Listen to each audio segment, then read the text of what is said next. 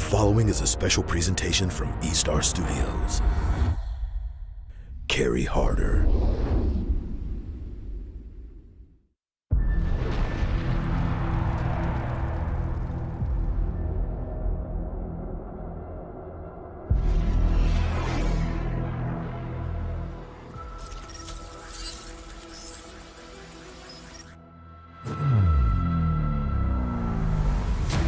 Are we alone? Or does other intelligence exist? Rise above anonymous. Make unknowable legendary. M4. Jakarta. Who are you? What do you want to become? The universe is yours. Are you ready to own the world?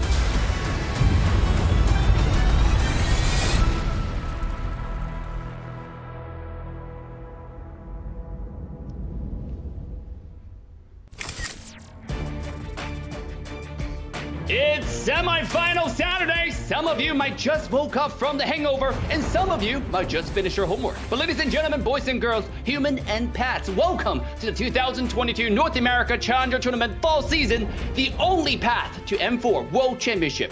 Today, we will decide your first team who's going to Vegas. I'm your host, Assassin Dave. With me on the caster desk today, the man who ate all the potatoes just to become the king of all of them, Mr. Private Dancer. Also on the caster desk today is the man who speaks English better than my English professors back in college, all the way from MPLPH, Mr. Nisu. How you guys doing today? Man, I've been waiting all week for tonight with 4 of NA's top teams, but better than that, I'm gonna be for the first time casting alongside that dashing man, Nisu. Hey, you've been waiting all week, man. I've been waiting all NACT. I've been watching it as much as I could, waking up early, supporting you guys, supporting the teams, and I love what's happened up to this point, and I can't wait to just watch and cast this the semifinals. And guys, wait is almost over. That's what we talked about. Now first, we're gonna remind you guys about how we got here to this exact point in NACT. We had over 100 teams who signed up to compete. Now among them, the top 64 teams then were selected based on the highest current season rank to battle in a brutal round of elimination. The remaining 32 teams then fought their way through another round of knockout stage to only 8 teams standing today. Now, we will book your first ever team in the first ever LAN event in North America with today's match, all the way to Las Vegas, Nevada. This is gonna be more exciting than ever before. And guys, your second team in the Squid Game Survivor will be decided tomorrow, so make sure to stay excited. Now, with that being said, we're gonna quickly go over the prize pool first. Private, why don't you go ahead and take us through the prize money? Yeah, it's going to be an amazing $30,000 prize pool. We can see here first place going to be walking away with $10,000 and 75,000 diamonds. Second place going to be coming away with $3,000 and 50,000 diamonds. And third place going to be walking away with $1,500 and 25,000 diamonds. And that is just a lot of cheese right there. The prize pool bigger than anything we've had in NA before as well. You can see there just a ton of like money and diamonds, especially with all the skins that we have coming away. That's an answer. You can see there 14,500 total dollars there and 730,000 diamonds. That's an answer to basically all your Starlight problems. Absolutely. Now, nice. So you have been here since the last NACT. You know what these teams are capable of. Run us through some of the bracket here. Yeah, I mean, it started out strong, like you guys mentioned. You know, the whole path to M4. I had my eye specifically on the Valley. I think a lot of people wondered how they would do, and I think they haven't disappointed up to this point. But also, you know, Team First Blood from their last run in the last previous NACT, the Simpsons kind of just upsetting the Ackerman the previous series, or the previous time that we had that. And now, you know, that's the thing. Is the Simpsons gonna upset again another team like Team First Blood? they're definitely in the realm of possibility for them. And at the same time, you know, later on we have the Valley and Vendetta. Does Vendetta have a Vendetta versus the Valley? You know, that's something we're gonna find out today. Do they have the V for Vendetta? Now, we're gonna take a look at today's schedules, the 2 exciting best out of 5 for your enjoyment, for your entertainment private. What are some of the things that viewers need to know before we start our first series? Well, of course, anybody who's been a fan of North America for a while here knows Team First Blood finalists for the last NACT. Unfortunately, last season, Simpsons had to sit out that tournament, but they have come back strong with a vengeance. An upset over Ackerman, possibly an upset over Team First Blood tonight. We'll see. But then finishing off the night with a bang, it's going to be fan favorites, the Valley taking on Vendetta, who have just been a powerhouse through this tournament and might have a few surprises in store for the Valley. Absolutely, and guys, we have the first match almost ready. Team First Blood taking on the Simpsons. Now, before we jump into the band draft, we're gonna go ahead and take a look who is playing tonight. Naisu, is there any players, obviously you're here for the last NACT as well, that you want to talk to the viewers about? Specifically for Team First Blood, I love roams. I love highlighting roam players, right? Joybodge just is a critical component for Team First Blood. Same thing with, you know, across the board actually, but Gina too. I think gold lane, being able to provide your gold lane I like to call it vacation mode in the early game to let them pop off later on. The same can be said across the board, right? When you have the Simpsons, Cole World has been doing outstanding so far, right? He's also has a huge hero pool that he's brought out so far in the tournament. And at the same time, you know, I know you've talked about this a little bit, Promise, right? In the XP lane. Yep. XP lane, it's kind of funny because they're like XP laners, they do things differently, their own little style. A lot of people see XP lane as boring, right? But I don't think it's boring at all. I think XP lane is really intricate in the way that they kind of control their lane and then progress into the game later on for their team.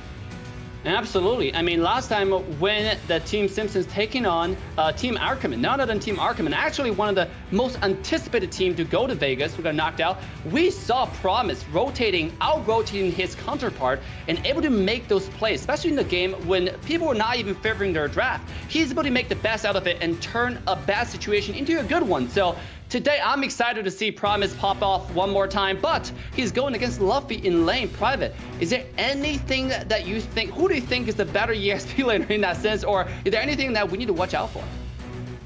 Well, with both of these, as far as management has been concerned, I know the Simpsons do have a new manager, which you can tell already. This has been an amazing Simpsons throughout this tournament. Did unfortunately get knocked down to the lower bracket, but their performance in the lower bracket has just been immense. We already talked about it. Taking on Ackerman, beating them down as well. A little bit of a frustrating start for Team First Blood. We do know that they were the favorites from last tournament, did go into the finals, did juggle around that mid position, but last week we saw a different Team First Blood, more synergy, more rotations, just able to find those kills as well. So I mean, it's anybody's game here right now, and I mean honestly, I can't even pick one out of these two.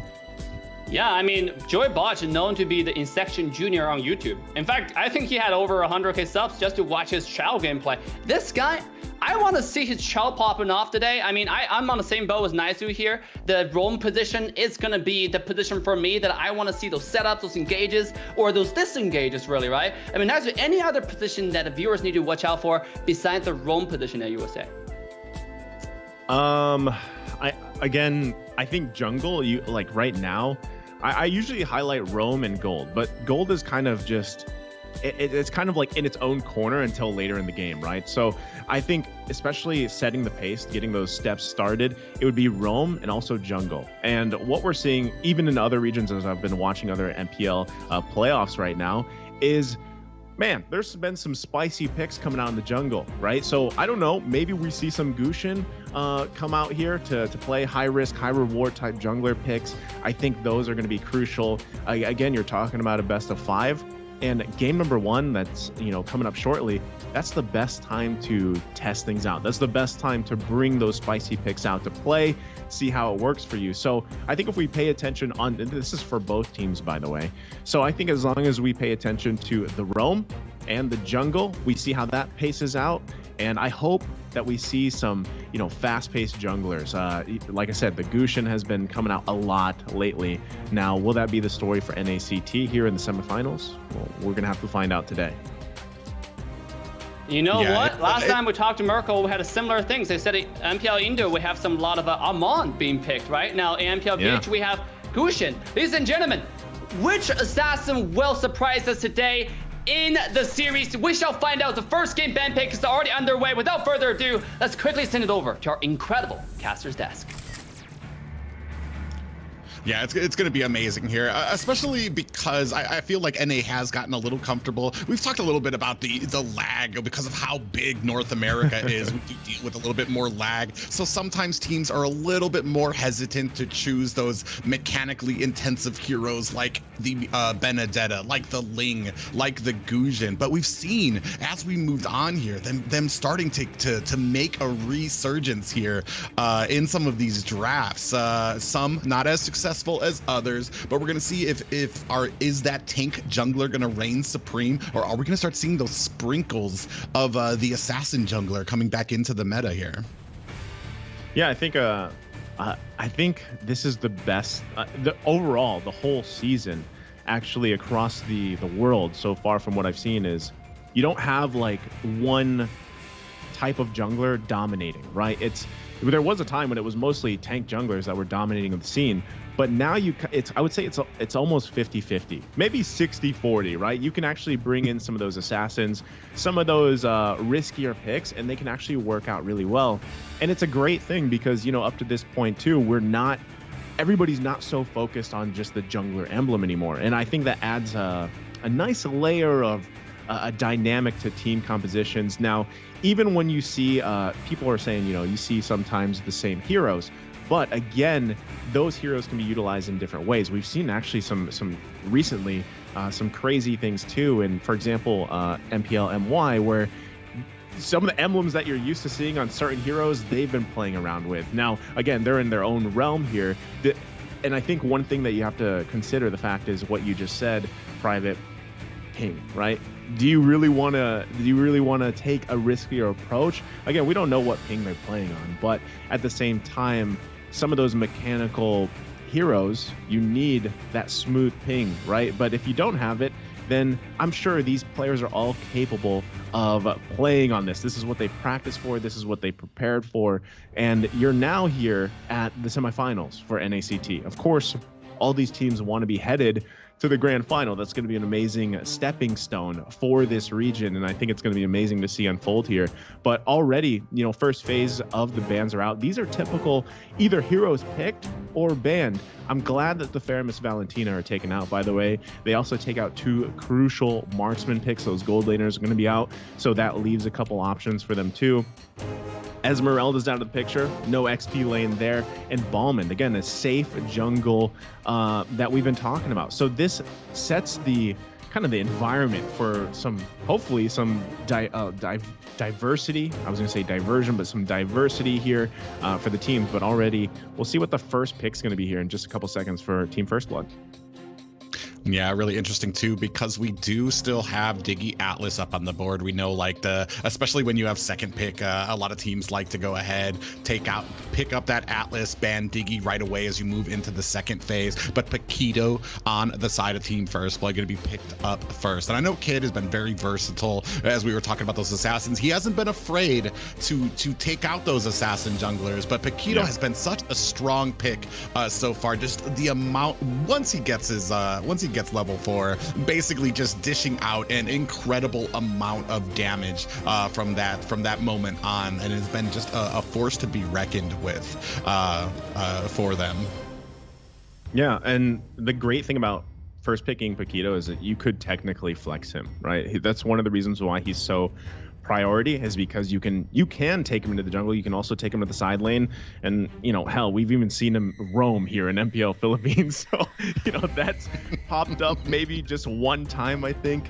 Not saying it's the best, by the way, but it can happen, right? So already there's the Grok paired with it, but before they lock in the next pick, having a Kai for the Simpsons, having that Lilia does already give you a lot to work with, right? I love that Lilia she's utilized in a lot of ways, but mostly it's the best way we see it is baiting out certain ultimates with the Black Shoes, being very aggressive early on. You have a ton of early game damage, and then allowing yourself to be that person, be that hero that pulls out as many ultimates as you can. You pop the Black Shoes to just juke people out a little bit, and then it gives your team the advantage if they've held on to their ultimate abilities and everything else. So and there you go, right? We have it rounded out here for the Simpsons in the first phase with a Melissa pick. And Melissa, I mean, she has been surging lately across the world, right? And for very much reasons, because her kit's amazing. Her damage is also amazing. Yeah, and incredible. And then with Melissa and the Akai, you've just got this composition right now that can upset the balance of an engagement for Team First Blood. Whether you have that heavy spin coming out during objectives to kind of pin down Paquito while you try to put the damage and get that retribution, or that go away from Melissa that's going to be able to kind of like clear a pathway and at least make sure that you have a little bit of an area, especially when you're going for objectives in those tight little spaces over there near the turtle, near the Lord, where she's going to be able to kind of push away the enemy team. So it's going to be very interesting to see how the side of Team First Blood is going to be able to engage with that. And we see the bans coming out here too as well. Farja and Atlas being taken off the board. I mean, we were wondering about Atlas, but I mean, not prioritizing him. They are going to go ahead and take him off the board. Diggy's still available, but does that really kind of play a role here into what you want to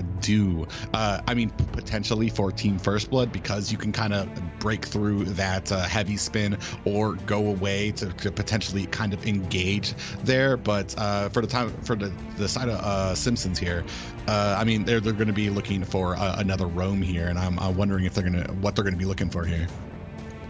Yeah, that's why we see, the last bans could be targeted towards another roam pick.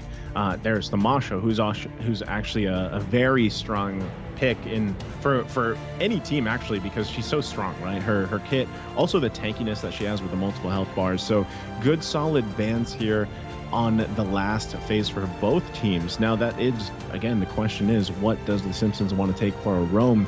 Because they're going to be going against, like we highlighted before this, was Joybodge, right? So there's a lot of options still available to them. Is the Diggy gonna pop up? That I'm not sure. Where exactly, Team First Blood would place that, or what else, maybe even the Simpsons, right? Because at this point, in a couple seconds, we're gonna know what they lock in here. But for the Simpsons specifically, these three picks, they definitely need to round it out.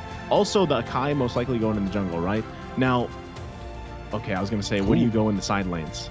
This is the next thing, right? Phoveus has been quite dominant. And I think we've actually seen Phoveus as well in the mid lane. I know it's not going to pop up here because Lilia's here, but another hero that just performs so well in a variety of roles and situations. Now, again, it still leaves up to the table. What does the Simpsons want to round that out with, especially for the roam? Because your options, I mean, Atlas has been dominating, that's taken out, but here we go, next phase for Team First Blood, Private. Yeah, and this is going to be interesting too with that Phoveus pickup, especially with Paquito probably being the main target of that. Usually if you have Wan on your team, at the very least, you're able to disengage from your team to kind of lead that Phoveus away. You're going to have Paquito here, potentially going to be the front runner for this damage right in the mix. So that's going to mean that Promise is just going to be dunking on the entire team right there in the center. And if you want to get him away from them, you're going to have to disengage engages the Paquito. So that's going to be very interesting. They do go ahead, pick up this Lunox and Uranus, especially with Esmeralda off the table. Uranus going to have a great time being able to cut those lanes, being able to kind of dominate and then get back to his team for some of these early objective fights. And then, of course, Lunox to be able to kind of shred down those tanks as we get into the later game. And I feel like as far as scaling goes into the late game, Lunox just can't be beat. Yeah, she hurts, right? That's what I like to call Big Damn. But like here we go. It's rounded out. Now we see both team compositions here. The Simpsons lock into Matilda. Great option as a roam, provides a lot of mobility. That's the thing though. Like if you look at the Simpsons, they have a lot of mobility, right? Just having the guiding wind available to them alone is going to really help out positioning, because one thing you really do have to worry about with Team First Blood having, you know, all the tools that they have, specifically to Irithyll. Whenever Irithyll is picked, usually has that Electroflash to the Sprint combo, and you're going to have to work around that. You're going to have to be the ones to disengage whenever they pull their trigger, which is going to be the combination of, you know, the wall setup and the wild charge. Yeah, it's going to be interesting. But ladies and gentlemen, we are moving on to game one. Team First Blood taking on the Simpsons. This inaugural match here right now between the finalists from last season and the people that upset the Actors here. So there's a lot. Yeah, and already with them starting out, you know, I gotta say, it's gonna be interesting to see how it plays out. Yeah, you already see Luffy just completely ignoring the boundaries of this jungle. He's just already basically in the base of the Simpsons, trying to get his farm there, already cutting. So he's going to start making, he's going to have that farm. And if he's inside the base, he's going to be getting tons more farm and able to kind of help out at these objectives. And we're starting to see how these rotations can kind of formulate and form around here. Yeah, I mean, you know, this is what I was talking about, aggression, right? But there might be a setup here as they were going to rotate down to the bottom, but they just disengaged from that. This is what I'm talking about, though, right? Team First Blood setting pace is going to be crucial for them, especially when you have, I mean, across the board, actually, the same can be said already on the top side, though. Yeah, Simpson, or Promise in a little bit of trouble here. He's not going to be able to get away there. It's an easy cleanup for Team First Blood. They caught him slipping inside that, inside the enemy base, or inside the enemy jungle there. And Luffy, not too concerned about Damien. Just still taking things away, not even bothered by the fact that Matilda was up there, and actually might be in a little bit of trouble here. So we do have a 3v1 potentially. Joybaj coming in, does set that wall down. They are going to have to disengage here as Fallen and the West in to kind of stay off that. Now I'll be putting on some damage.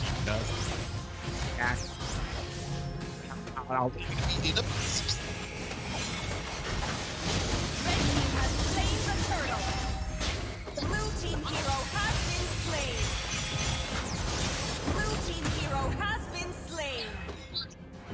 down, but nice flicker to see there. It is a 1 right now in favor of.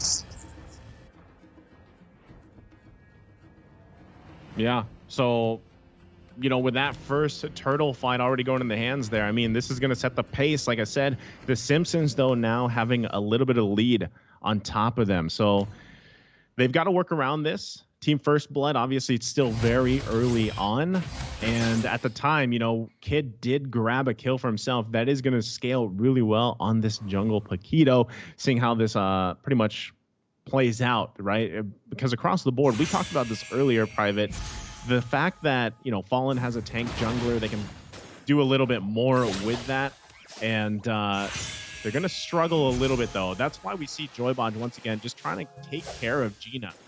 In the bottom side. Both roams are actually going to be focusing on that and doing that here. Yeah, and right now, I mean, a 1-2 game, they just under 1,000 gold lead for the Simpsons, already starting to take a little bit there against Team First Blood. But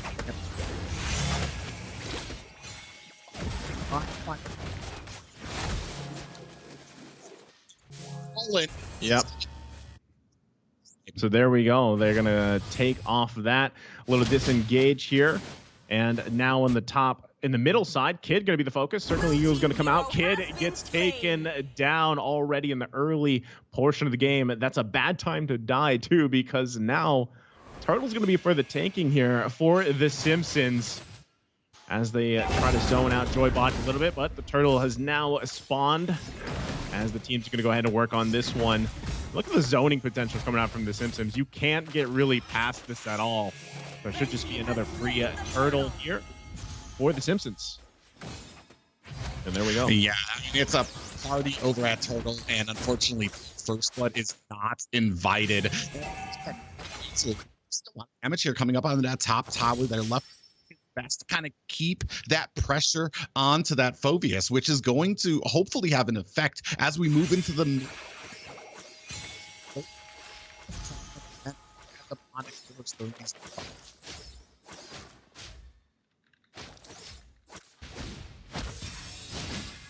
Yeah, exactly. So here we go.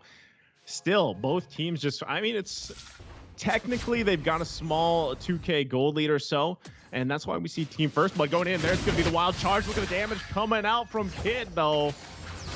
Nate had the black things available. They're pumping out quite a bit of damage. Gina trying to follow up on there. No one goes down in that engage, though, at all.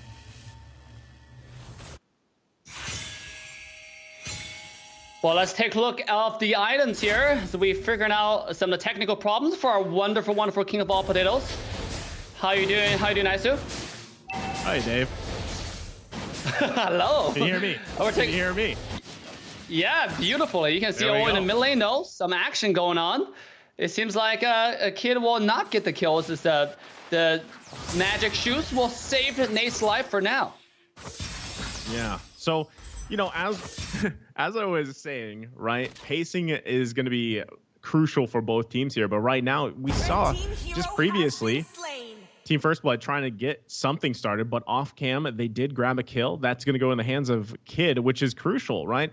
Meanwhile, Luffy just doing Uranus things here in the top side. Yeah. I mean, what's the benefit of, like, talk to me about the benefit, the pros and cons of doing that, right? Obviously, it gives your team the advantage, the lane prior, so you can go to the turtle, but it also cuts away a lot of experience from your team. Yeah. But here we go. The Demonic Force comes out. And Promise jumping in and out, though, doing quite a bit of damage. Not deadly enough, not lethal enough to actually make anything happen. I mean, on the bottom side, Cole has already taken the first tier 1 tower away from the opposition. Here we go. Kid jumps in, finding a lot of damage onto Methelda, and he will take him down. As one kill has already go to Team First Blood. Now comes to the full clash. So Turtle's going down very, very low. Promise in his zone as much as he can. As Turtle will be taken away by the Akai. A beautiful heavy spin will put Gina onto the wall. Will be taken down shortly after. A nice execution from the entire Team Simpsons will make sure to get objectives and some kills in return to trade. Oh, they're still going. Kid might get taken down, and he does. Promise able to clean that kill up. So the Simpsons came out huge there, right? I mean, they got a nice, comfortable gold lead. On top of that, they got a couple of crucial kills plus the turtle. So right now, that snowball effect we were talking about during the draft can definitely start to happen. It's already happening, actually. And they managed to get their first turret. They might grab another one here on the top side. You see everybody making their way up here, Dave. Yeah, it's a 3-1. Here is Nate trying to soak up the minion wave as much as he can before he defends this 3-1 tower defense. Turn leg's not going to happen. Fallen jumps in, just trade a little bit of HP here, and will quickly dash away thanks to support on the Methelda. Meanwhile, in the mid lane, we might see a little bit of trade on the tower here. Yeah, I think this is the best thing that Team First Blood can do. Grab turrets where they can. They definitely need some space to work with. They might even they might try to take this buff. Not sure if they're going to be able to. Fallen did have the retribution, but looking to make a play. Here we go. Demonic Force one more time on the Kid. Will be pulled back, and one more kill. Going to Promise right here. Will turn him into a killing spree right now. 3 kills in a row. Joybots, wherever low, have to use the ball charge to get himself to safety, but there's one more dash for Promise to take away another kill. This guy's absolutely dominating. Meanwhile, towards the mid lane is Team Simpsons taking down another tower in return, putting themselves in a 5,000 goal lead 8 minutes into the game. Man, Promise was just waiting for that. He was just waiting for the wild charge so he could proc that last demonic force, able to grab him the kill there. He's thick right now, right? He's 4-1-2 on this Phoveus. And I mean, that's the great thing. Fallen doesn't actually have to worry about being that front line all the time because he already knows Promise is there. Damien's doing the same thing. And now this is a clear signal for them to just go ahead and take the first Lord of the game as they do. So now, hey, Team First Blood's on the backside here. They've got to just allow themselves to farm up a little bit, especially for Gina, right? Gina really hasn't been able to do too much just yet, but time will tell because still, it is only the first Lord, right? They might get some more turrets out of that, some more space, but Team First Blood definitely could hang on to this. As we just saw too, there's the Berserker's Fury being picked up by Gina. So that might help. But again, you have to get past this massive front line of the Simpsons. Yeah, Akai, Mathilda, and you have Promise. I want to take a look at items right here. Oh, before the items here, Joybot might find himself between a little bit of pickle here. We're able to just walk away thanks to the fact that he is a very mobile rock. Now the little wall there was just to push away the Lord a little bit, delaying the inevitable as the Lord will now charge onto the tier 2 tower down to the mid lane. Look at HP though, Joybot will have to force to use ultimate just to get away, but a flame shot says no! A beautiful execution from Promise will make sure that one goes down. As now it's Simpsons Hurricane just brutally running through the base of Team First Blood. There's no survivor still standing now between the base and the first victory of the night. Ladies and gentlemen, this is it. Team Simpsons will take the first win. Man, so I don't know what the record is for the fastest game in NACT this season, but that was, I was like, a regular Lord probably going to convert into some turrets, or some space. Well, it won them the game. So wasn't expecting that. Wow. Yep. I think it was 10 and a half minutes. Yeah, nice. I was about to hand it to you to talk about how they want to execute this Lord, but then they just to the heck with it. We're just going to shove it down and call it an end. That's game one. It's actually a little bit anticlimactic, but also show you how prepared Simpsons really is coming to tonight's series. They want to get out of this. They want to go to the last final match tomorrow. Yeah, I mean, and it's kind of crazy because there was a moment there, and there wasn't a lot of moments because it was only 10 and a half minutes, but there was a time where even Kid had quite a bit of kills. He had gold, he had damage. There was some setups from Joybot, but unfortunately, things just really quickly got out of hand. And the Simpsons just know how to. That's the thing. They are a team that knows how to capitalize when they have a lead, and that's what we saw here, right? I mean, look at the damage difference, right? It's half, right? It's massive, basically. Even the gold there at the end, about an 8K gold lead ahead, 8 or 9K, and a lot of this, I mean, you even saw it. Promise with that last kill, the finesse flame shot from down under, basically. Ooh. Able to grab himself another kill. The guy was thick. Like I said, he was massive, and it was just actually all the members that were just pulling all their weight for the entire team. And I mean, we see here in the highlights now, early on, this is where Promise already started, right? This is where that snowball effect started for him, and he was just slam dunking on everybody. Yeah, he was absolutely unstoppable. This guy, I think it was just a brilliant draft, right? To get that Phoveus. And also from TFV side, we talk about Phoveus being one of the most popular bands actually in the entire MPL when we pick someone like Poquito, right? We pick 1-1, because you just don't want to deal with that, right? The amount of counterplay Phoveus can do, and you see the amount of damage he does to a character like Poquito is just absolutely insane. I wouldn't say this is a solo carry, but look at that play, the executions. The amount of force is unstoppable in this match. You're absolutely right. Yeah. I think he well-deserved MVP in this particular series. Which is again funny because even before we got into the draft, remember I mentioned a lot of people see XP lane as boring. Well, that game was not boring at all for the XP lane. Whereas Luffy was just trying to do typical Uranus things, but unfortunately for him, here you have Phoveus just dunking on your whole team. How do you really counterplay that? How do you work around that? Someone that's so proactive as Promise was there, that was a big problem for them. So again, like you mentioned, Dave, it was a great draft. Honestly, even for Team First Blood, it could have been a good draft, but things just quickly got out of hand, and a lot of that had to do with those early objective fights where Promise was scaling really well. He got a ton of kills, and then at that point, Fallen didn't even have to worry about anything. Actually, he didn't even really have to heavy spin anything. He was just farming up, doing his thing, because he knew that he had Damon and Damian there to help them out, to help them out, set things up. So that's the difference there. Now again, game 2 ahead of us. What does Team First Blood want to adjust here going into that draft? Well, just like you pointed out, their draft is not particularly bad. It's just that for the EXP lane, like, we already give Promise so much credit, but this is just exactly what it was, unfortunately, right? Like, Promise literally just come in at the most opportune time and find the most opportune ultimate, right? Like, just jumping in with that Demonic Force, and he always slay the backline or your jungler. If you're able to force other side, like, jungler away, you get so much advantage for your entire team to move around. And guys, we heard the second game ban draft is already underway, so without further ado, so let's quickly jump into the second game ban pick. Yeah, and I want to see, right? I want to see exactly how things are changed here. We do have a flip of sides, and again, that gives the priority up to the Simpsons. What do they want to take here? At the same time, I think they could do very similar bans, but they are going to take out Melissa, so Melissa's not going to be played here. Valentina is going to be the ban from Team First Blood.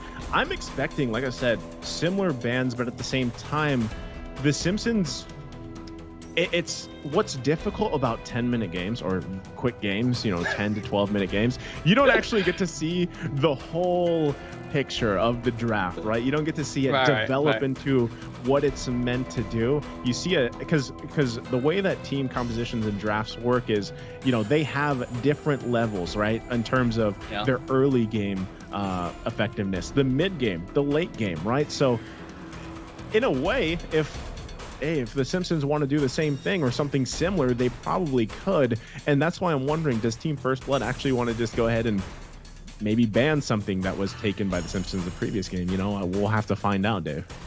There we go. You mentioned something that they were going to ban. Here we go, Akai, taken away. Now, that's something that last game that Team Simpson had success with the heavy spin, a little bit of engagement. Obviously, Akai overall is just such a beefy frontline. Coupling with Mathilda, it can be too deadly, right? Mathilda, with the soaring ego, with the circling ego, and go to right, and then follow up with the Kai with the heavy spin, put you on the wall, you cannot move, and you're like, what just happened? And also the ultimate cannot be canceled, right? Once the circling ego is targeted onto you, Mathilda's going with you no matter what. If you really don't have a team at the time to support you, it's game over. So right here we have that banned away. Promise being banned away as well, leaving quite a bit of marksman on the line. You see Melissa being first banned, which they have one of the highest win rate character in the entire NACT so far, and Claude being available as well. So do you think any team gonna start off with a marksman pick? I would be surprised if it comes out, but we've seen it before, actually. Again, we've actually seen gold laners being prioritized, and sometimes it works, sometimes it doesn't, right? It's kind of, it's again playing with a little bit of that risk factor. Now, if you have someone, for example, that is very comfortable on that hero, specifically even Cole World, if they are 100% confident that they're willing to take that first pick marksman, that 1-1 that is open, hey, why not? Yep. Take it, lock it in, and roll with it, because and there it is, right? This is, 1-1 is just a great hero in herself, that this is okay. Like, it is safe. Again, gold lane doesn't have to be anything massive in the early game. This is what I'm talking about, right? You can build around this and just hope that mid game, late game, she gets to pop off, right? So I think this is a solid first pick. What I'm really interested in is, what does Team First Blood want to take for the first two? They're actually going to take the Lilia, and we'll see what their second pick is here, Dave. Yeah, Grok is still available. That's one of the highest win rate tanks available in NCT as well. Now, that might be something to take. If they take Lilia and Grok, the early game for TIB is looking humongous right now. And then one thing that I want to actually add on top of 1-1, after the last patch when the nerf came out, a lot of people were like, okay, 1-1 might be dead because now you can only ult the person that you get the passive on. But actually, just kind of forget about why 1-1 is so formidable. This character, late game's mobility is insane. The only marksman who do not buy boots ever right? Like, you just don't need it. Your auto attack jump actually make you move faster than any other character in the entire game. I mean, it's absurd. So I'm expecting Phoveus, maybe a Phoveus pick out. Ooh, we do have Poquito instead of Grok, which will leave Grok back to Simpsons' hand. This is looking kind of spicy here, Naisu. Yeah, you know, previous game, they had the Grok Team First Blood. For the Simpsons, and we actually saw some good setups, right? From like I said, early on from Joybot, we saw some good setups, but they just didn't have the follow-up needed. And again, it was the power of what I talked about in the first draft, where you have that black shoes, you can bait out so much if your placement, your timing is really good. So this could be a flip-flop of what happened in game one, possibly just in those interactions alone, right? Black shoes can be played around with so well here, and at the same time, again, Paquito is a great jungle if they do decide to place that there. We actually saw Kid getting to the point where he needed to be, but you know, unfortunately, like I said, things just fell out of hands. It slipped out of their hands here. So this is great, right? They are going to be taking the Phoveus here. They do have the Lilia. So they're kind of like, hey, you know what? We kind of like what you guys did in game one. Maybe we can do it better. And so first phase of both teams are done. We do see the Simpsons also taking the Pharsa here. Safe choice, very mobile, has tons of damage, can play very well against the Lilia, and just kind of be there for the team. Now, again, that's the thing, right? How do you round this out for both teams?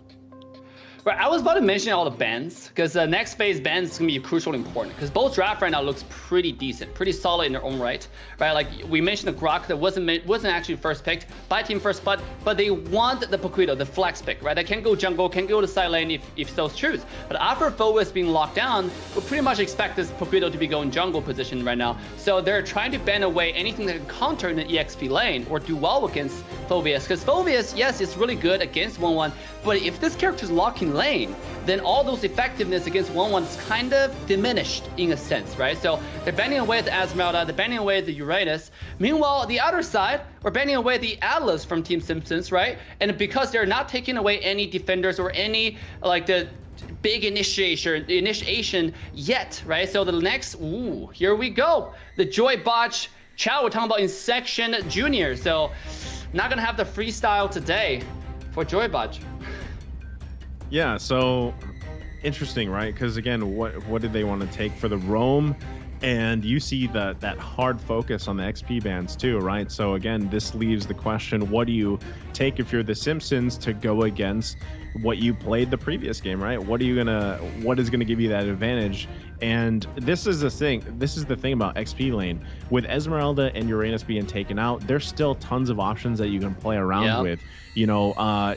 And again, this is very team dependent on XP laners, because we've seen the likes of even Lapu being played in the XP lane. We have seen Masha still open, which is a great option too if you want to take it there, because not only does that provide a pretty safe laning phase, but also you're a huge threat later on. We're going to see a Barrett's pop up here, most likely just going to be a solid. Okay, there's the Masha. The Barrett's is the solid jungle pick. And again, this is a story of a very solid front line. You have the multiple health bars of Masha to worry about too. So you're going to want to make sure that if you're Team First Blood, you have those answers for all this thickness in the front, right? All these meatballs that you're going to have to deal with in the front from the Simpsons, because they've got two great damage dealers too. And 1-1 isn't going to be that great early on unless, you know, the placements are well and you can get those early crossbow of Tangs off. But that damage is going to be massive already with the Pharsa. So again, if you're Team First Blood, you want to be able to handle just everything that the Simpsons are throwing at you. Is what they have a good start? Could be, right? It's going to depend on this roam. And there you go, Matilda. Matilda. The thing right now that I'm seeing from TFB is it's real squishy, right? Yes, if you can build kind of tanky on Luffy or on the Phoveus. Yes, you can even build semi-tankier on Paquito, but then you're missing a lot of heavy early game burst damage, which you heavily rely on to snowball. So like right now, they're actually kind of stuck between a rock and a hard place in a way. You mentioned the beefy frontline, the heavy meatballs from Team Simpson. I don't think that can be easily shredded away. Even Irithel, I mean, look at Irithel, it's a good character against like what, a 1-1 in a way, right? But then other than 1-1, there's no other good characters that Irithel can do really well in the early game until all the way until late game, to be honest. After Irithel maybe get all the items, maybe you will see like significant damage. But before then, by that time, if Team Simpson played their card right, the meatball might be too big of meatball, right? It becomes just like impenetrable, you know? So with that being said, ladies and gentlemen, we're stepping into game 2. Make sure to like, subscribe, and turn the bell on to all notification bells.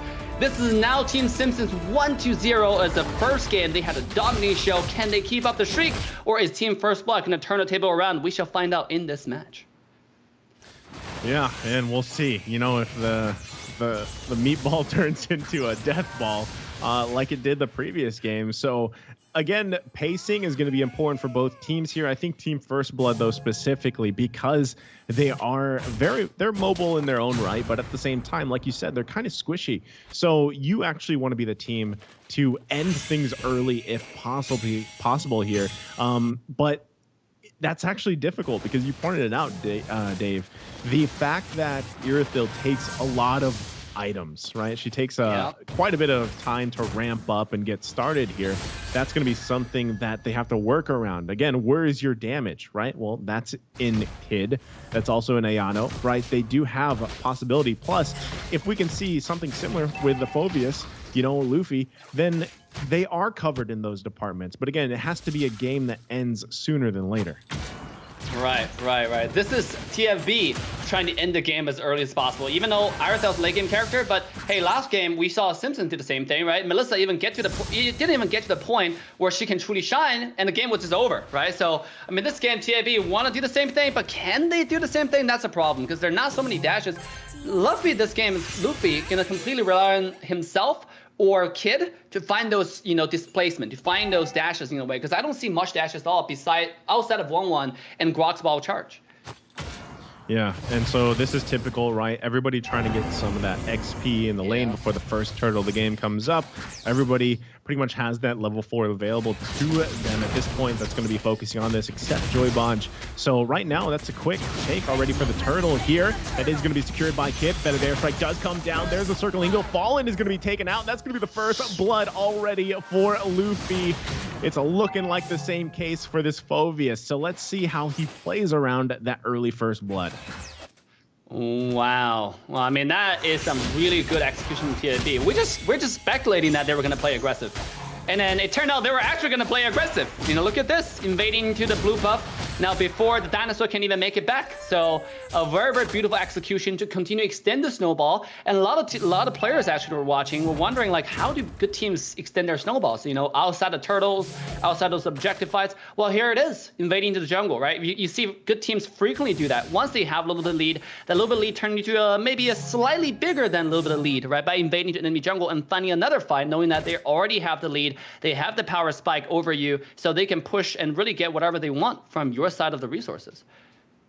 Yeah, and you know, with that being said, you know, counter jungling or getting into the enemy's jungle is crucial for a lot of these teams, but specifically for Kid, because he is playing a Paquito jungle. And again, you want to continue this momentum that you have. Now it is only 1 kill, it's only a first blood, it's only 3 minutes in, but already here, look at the damage he has. Fallen, taking quite a bit. Demonic Force gonna come out here, but it is a big dinosaur. But in the mid lane, Damien gonna be the one to fall here. Black Shoe's going to be popped, but they're happy with that kill. Also, on the bottom side, Daytona's welcome to come into the wall. Fallen, regenning quite a bit of health. Can they grab that kill? Kid. Luffy falls here. Kid in trouble. Gets taken down to Team First Blood, getting punished on the bottom side. Yeah, Team First Blood. I understand they have this urge to start the snowball fast, but it's at this desperate times when we really have to calm down and relax and take a step back. Just now diving onto the bottom tier 1 was uncalled for, really. I mean, we talk about how you don't have much dashes to use the Demonic Force, right, on Phobius. And nonetheless, they still forced it. They still went under the tower to try to jump around, but on top side, oh, here we go. Yeah, Cold World gonna get punished, like you mentioned. You know, you got to be careful what you're using that Demonic Force on, but they are gonna secure another turtle here.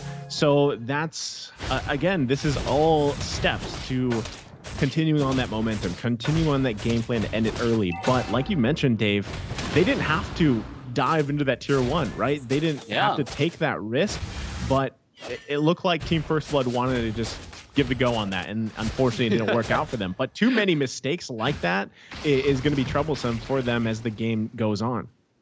Yeah, absolutely. Remember the meatball topic that we had, right? I mean, this meat shield is not going to get thinner, right? It's going to get bigger and bigger. Speaking of meat shield, here we go, Fallen taking a beating here in the middle. Yep.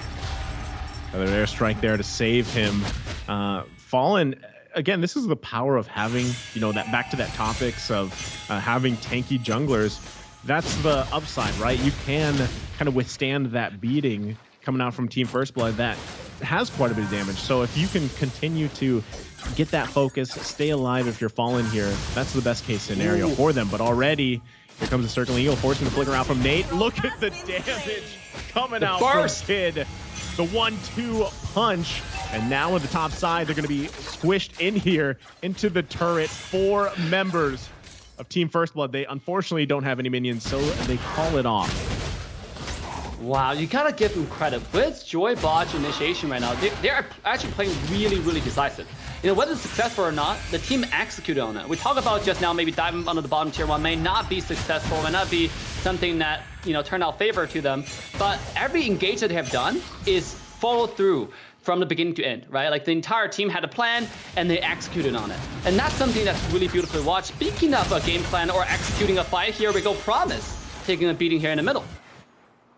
Yeah, luckily, Promise. So this is what we're talking about, though, right? Promise is going to have multiple health bars, and it will scale really well. Again, as the game goes on, that's going to be a problem for Team First Blood because, at that point, who do you focus on, right? You got Fallen that's quite tanky, Damien, Promise eventually will be quite tanky. But the best thing that's happening right now for Team First Blood, aside from Gina going down here off map, is they are going to be grabbing another turtle, right? So they're able to grab that. They do give up cross-map play, though. The turret is taken out. That's going to be the first one for the Simpsons. So they're trading objectives here.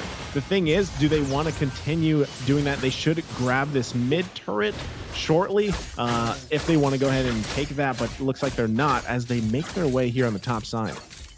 Yeah, I'm really interested in item development right now to see if Gina has gotten those items. Let's see. You have Windtalker, you have Berserker Free. Are the 2 core items being finished on this Skilling Behemoth? On 1-1, she's not falling behind. She has 2 core items as well, even though she's 700 gold behind. But those gold differences not going to make a difference in the long haul. It's mainly like how many full items do you have are really going to determine, are you going to make a difference? Are you going to be a 5 facilitator or a decider? Are you going to shred the health bar or just like chip away the health bar? Speaking of shredding the health bar, bottom lane, easy takedown from the entire side of TFB, and they're going to take the tower to trade the objective as well, as we mentioned. So they are doing really well. Despite the first game disadvantage, they're not pulling any punches here, Naisu. Literally not pulling any punches, right? Kid now going to force the flicker out. Turret should be taken here. It's just hits away. There you go. They grabbed that one, so they got the turret advantage now too. Team First Blood, again, doing a great job here, playing around the momentum that they have. It is only it's a small gold lead that they have, right? The Simpsons obviously aren't out of the game just yet. What they need to do, though, the Simpsons specifically, they need to find a pick. Now, again, who are you going to pick off here, right? Kid is kind of troublesome. Ayano's going to be hard to catch because of black shoes. So you have to be able to find the setup, and the only one to do that right now is going to be Damien with a proper wild charge. And unless something amazing happens with, having a Barrett's jungle. But you know how hard it is to set up a Daytona's Welcome on a Barrett's jungle? Yeah. It's very difficult, right? So you can see them looking for moments here, even with the Thunderclap.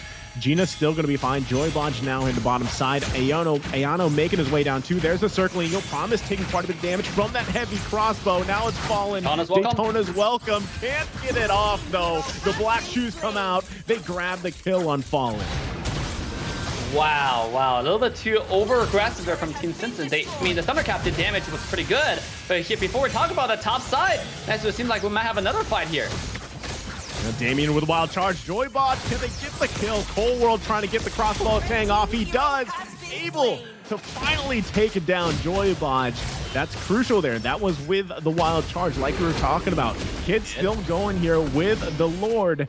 Do they want to continue? Can they actually keep this from happening? Promise, though. Kid falls. They don't have a jungler, but Luffy. It's Nate that actually secures the Lord here, not even fallen.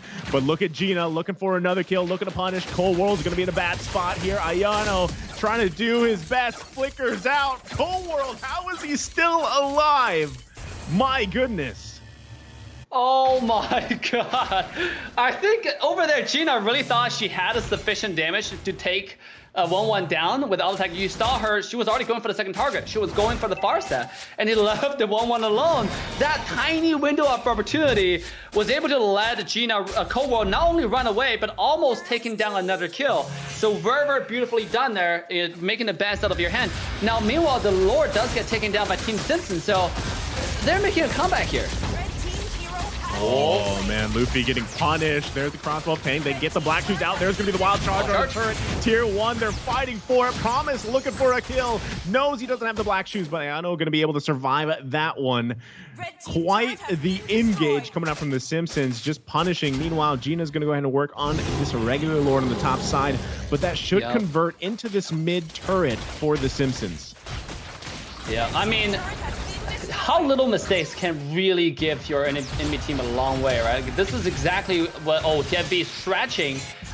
Team Simpsons stretching their advantages with a little mistake that TFB made. I mean, with that Lord, you saw how low Kid was when he first started it, right? He could have just taken a breather, get a little bit of health back, clear a little bit of small camp in the jungle, you know, just try to get some health back before we'll go back to the Lord. And his low health bar really put him in the back feed there for the fight to begin, because then the entire set of Simpsons, oh, this jungle's low, let's go, just dive him up. And that's exactly what happened. You know, so like going forward, can Team First Blood actually keep up this aggression? At this point, the meatball effect is already in play. I mean, I see those items coming in. Yeah, and they're going to be making a play here on Damien, trying to do the best, but the backup is there. Demonic Force going to be committed here. Here comes Fallen with the Daytona's welcome, looking to set this one up. You also have Nate making his way to the mid lane, looking to set up the feathered airstrike. It's only a matter of time. Demonic Force does come out. Nice stun there. They do manage to disengage. Nate didn't have the feathered airstrike available, but able to keep the team alive. But look at the top side. Promise making his way, looking to find with the thunder clap, able to find Kid. That's gonna be a kill. There's the feathered airstrike, pushing them further back here. Team First Blood now losing space on the map, gonna be also losing their blue buff. Yeah, the entire gold deficit is now be even up. You know, I'm interested to see the items now, to be honest. Like the deep, oh, here we go, wall charge up before the item. Damon with a wild charge, but didn't have the follow-up available. Everybody else was on the back side. Now it's Gina pushing. Cold World gonna be in trouble, still gonna be alive, but finally getting taken down. Here comes the circling Eagle. Nate gonna be in trouble. Feathered airstrike, not gonna be enough here. Gina taking quite a bit of damage, does not want to get hit again by that Lord. Able to grab 2 kills so far. Lord's gonna be up here. Promise is hunting for Gina, looking for the thunder clap. There's the wind chant though. Now it's Promise that made the mistake. Smelled blood, unfortunately could not get the kill. Overextends, and now the Lord up for the taking here for Team First Blood. Do they want to go ahead and push Fallen and Damien back? Certainly with a committed. Everybody going towards Fallen. Even if he eats somebody up, it's not going to be enough. Killing spree for Gina, and that's going to be a Lord going in the hands of Team First Blood. Oh my god, it's like a shark smelling blood. By the way, that's a myth. You know, I was watching a YouTube video how far shark can smell blood, but that was literally shark smelling blood, right? The Promise going from the other side of the map, chasing into all the way close to your base just to get the Irithel there. But beautiful, beautiful timing on the wind chant, as you pointed out, to save his life, to turn the whole fight around. To be honest, if Irithel died there, to be honest, it could have been the whole fight going to Team Simpsons' pocket. They can then move on to the Lord and maybe just walk away with the game. But now the whole table has been completely shifted around again, 180 degrees. Yeah, I mean, it's those small decisions that you talked about, Dave. So already, tier 2 turret in the top side going to be taken. They've got to deal with this Lord here in the bottom lane, but you're just going to see turret after turret converted here. Meanwhile, Promise quite low. Do they grab the kill? It's Gina that does grab it. The Lord finally goes down here, but Promise is out of the picture. And Team First Blood looking to assault the base, crack it open of the Simpsons. Look at Iona getting the black shoes out, able to provide a distraction. There's going to be the wild charge, still holding on to the turret, but look at Demonic Force in the backside. Looking for Cole. Into the fountain he goes. And he's able to grab the kill. And a worthy sacrifice from Luffy here. Now looking to end it. Team First Blood able to get the 2 out of 3 turrets. They're going to be working on the crystal here, and that's going to be as they even it out 1-1. Team First Blood taking game 2. Oh my goodness. The snowball we talked about, right? You correctly pointed out, they cracked the meatball. That actually just turned around everybody's expectations. You know, a lot of people after a draft was finished was saying that Team Simpson has the better draft. From the face value of it, it seems like they have the front line, they have the initiation of the wild charge. They should have the territorial advantage going to any like objective fight in a way. But TFB, the better macro in this game was shown at a full display. Really, right? You have Kid finding those flanks, finding those like shutdown, especially with a Joybot on the third clone Eco onto the far side every time. Because it cracked open the backline, which is the main damage dealer from mid-game to, I guess it's throughout the entire game really, before 1-1 really come online, they were able to just shut down the entire side, the stacking effect, the snowball effect, or should I say the meat shield effect. Because if your backline is dead, then what's the front line for, right? What's all the tankiness for? So that very good job from Joybot there on the Circle Eagle from the Mathilda, coupling with Kid, just beautiful synergy. I mean, I guess that's why they named themselves the same thing, right? Joy Kid, Joy Bodge. It's really good synergy. Yeah, synergy definitely showing there, and the whole meatball metaphor, right? It's unfortunately for them, they weren't able to capitalize on the very tanky lineup that they had, the front line, I should say. There was moments where we saw Cole World actually pull some amazing things off, even Nate, but unfortunately, that kind of that fast pace, that momentum-based team composition that Team First Blood went with just worked in their favor. Look at how much damage they had, right? I mean, it was a massive at one point. And, like you said too, eventually Gina was just going to get to the point where they're online, right? They have the items that they need. And it's a lot easier to just be an Irithyll, pop sprint, and just auto attack, right? With a heavy crossbow. Yeah. The damage is there. And it's hard to escape that because when you have an Irithyll against you, as much as possible, when the heavy crossbow and the sprint is popped, you want to disengage. But that's so hard to do when Joybodge is also playing the Matilda, because it allows Gina to reposition and get back into a position where she can just unload on you even if you disengage. So that's what we saw there. And at some point, you just had too much damage to work with. And, we're going to see here in the highlights, Dave. Yeah, dude, that Circling Eagle just plays such a crucial role here. And this is the dive. They kept on finding those trades. Even though on the top side they lost the tower for Team First Blood, but they're able to find the trade on the bottom side and then turn it all around into their own favor, into their own advantage. Here we go, Joybot. This is where you don't want to Circle Eagle onto a 1-1 who try to proc the weakness points. And this is the thing I was talking about, right? TFB get punished because Kiss started the Lord with 1 HP, and Promise is finding those crucial thunderclap to turn the fight all around.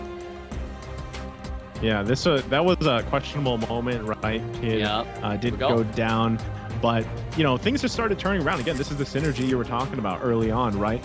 And we saw them just playing really well. They made mistakes too, don't get me wrong. Team First Blood made a couple mistakes, like we mentioned with Kid. They're deciding to take on that Lord, but they still managed it very well. They knew their assignment, right? They knew the game plan, and 15 minute game is still, I don't want to say it's super fast, but it's still a quickish game, right? In terms of they didn't allow that scaling to happen for the Simpsons, because I feel like if that would have been a 20+ minute game, it would have been a little bit more difficult, because then you have a harder time getting those tanks down, getting to Cole World, getting to Nate. I mean, it could have happened differently, but thankfully for them, they were able to end the game at the 15-minute mark, and now they've evened the score to 1-1 here. Again, I got to say, in terms of the best of fives, especially in the semifinals, you want to see these games go the distance. You want to see it played out to the fullest. You want to see these teams, how they change things up from game to game. Again, this time we saw it was Team First Blood. It's like, hey, we liked some of those heroes that you played with previous game. We'll take them this game, right? Yeah. So, with that being said, it's now 1-1 across the board, completely even in the best out of 5.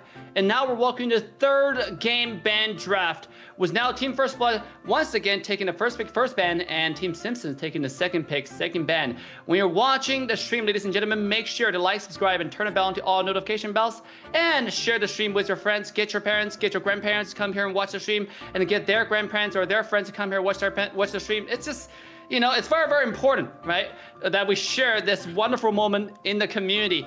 Now, the first ban is coming out. We do have Valentina as well as 1-1 being taken out from Team Simpsons.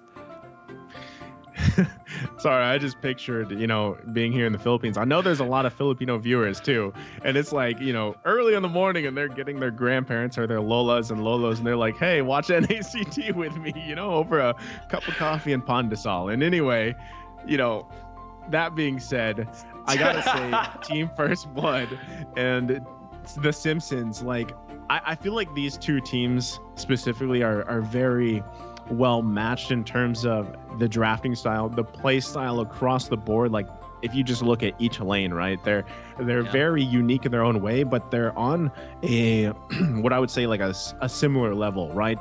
Because and that's to be said about some of the weaknesses that I see too. Both teams make mistakes in terms of positioning and in terms of some of the decision making that they're making on those objectives, specifically Lords, right? So what I want to see again for game number 3, and I think we're going to see a similar banning phase, right, which just opens the doors again, is what do you want to prioritize? Now, was that 1-1 priority valuable? You know, was it a good choice? Again, I still think it was, because 1-1 is one of those heroes that is a safe first priority pick, but still, you got to be able to play around it. Now, I think they would have been better off if they didn't have a Barrett's, right? If they didn't have a Barrett's jungle. Something a little more proactive. Maybe even they went in that route of not necessarily assassin jungle, but something that can be a little more proactive and not just be that third beefy boy, right, for the team. So I want to see how they play around that. There's the Claude ban coming out. I'm wondering too if we're going to see another maybe it's a Roam ban coming out from the Simpsons here. Yeah, I think you're so absolutely correct on that, because last game we mentioned this meatball metaphor, right? Talking about how beefy the front line really is. At the same time, it's at a cost of losing damage, right? And also, you know, with Barrett, as you mentioned, it's the decent pick all around, but in that particular case, it's going against the Paquito jungle, which is really mobile, so it's really hard for you to get the Daytona's wall come in, and we see him pulling off once or twice. But I think the most important takeaway from the last match is that both teams make a lot of mistakes, you know, and they, in a third game, can they correct and fine tune some of the mistakes and really play together? Last match, if Team Simpsons was like, you know, play more together with their mid lane, where Nate wasn't caught off so much, right? Because the far side was being caught off with Circle and Eagle over and over again, right? So if he's able to play with the team a little bit more and the team rotate to objective a little bit more tightly together, maybe far side can be more effective in that game. So are we going to see those being corrected in this match? Now let's see Melissa's on the table, and with 1-1 and Claude being taken away, we might see that being one of the first picks, including Grok. Ooh, that was fast. that was a fast lock in here from the Simpsons. I was wondering too, Dave. I was like, you know, priority pick for Team First Blood. I wasn't expecting the Ballman. So that kind of caught me off guard, and then like right away, boom, here comes the Lily and Paquito, right? The response from the Simpsons. So again, those are great options. Balmond is also a lot of the times Balmond is, I feel like, one of the safest jungle picks that you can have. Just with the lethal counter retribution combination should allow you to really contest those objectives throughout the entirety of the game. Even if you're the only one there, like your team's not there, it's actually easy for Ballmans just to roll up and be like, all right, thanks for the objective. They steal it from you, right? So on top of that, though, Team First Blood taking the Matilda early on, along with the Esmeralda. Those are great options here, Dave. Yeah, I was this is where it's interesting because Grok is still on the table, and then obviously Team Simpsons has the first pick in the next phase. So I think this will be most likely banned away because it's just so strong in early game, especially on top of a Lilia. It can just straight up destroy the early game. And then just a Lilia alone, this is actually exactly what TFB did to Simpsons in the last game, right? With the first Lilia and Poquito pick. So we might see some reverse snowballing, right? Irothel and Bruno just heavily focus on those marksmen that can't do well against Melissa. I mean, Dairos is not being banned. And also, we know it can be taken away. It's a 100-0 kind of matchup against Esmeralda. Is that something that Team Simpsons considering in the next phase? Obviously, you don't have to pick it if it's not banned. You can save it until last pick and just really secure the Grok. But you also don't have to do that either because Mathilda is something that already being locked in by TFB. So you really don't have to contest anything. No. I gotta say, going into this phase for Simpsons, they have a lot of choices. They really have a lot of choices here. Yeah, I think there's the Dairoth ban, by the way. So that would have been a great option. I think it's also a solid ban to allow the Esmeralda the best lane possible, right? So, what do you want to take for a roam for the Simpsons, right? The Atlas was taken out. There's no Matilda available to you. There's still quite a few picks that you can go with, but, at this point, again, do we see the Simpsons go with a very... what was the term you used last time? Squishy, right? Squishy lineup, because the thing is it can work for a lot of teams. If you just go with a fast-paced, momentum-based lineup, it could work. But still, you want to be able to take care of the Melissa. There's the Grok, like you mentioned. I think that's probably your best option right now, because still you can do a lot of work, like we've been saying for the past 2 games with the Lilia, and now you have a Grok. The hardest part about Grok is, so far, with just these 3 picks from TFB, is finding the appropriate wild charges, finding those setups, because again, anytime a Matilda is on the field, it's that the amount of mobility, not only in herself as a hero, but also that she provides for the team, is something that you have to consider. And Grok is he's so setup reliant that if you don't land the wild charge or you whiff it, what do you do? What is your use, right? Here's a wall, and that's about it. It's tough, so you got to be on point with the wild charges.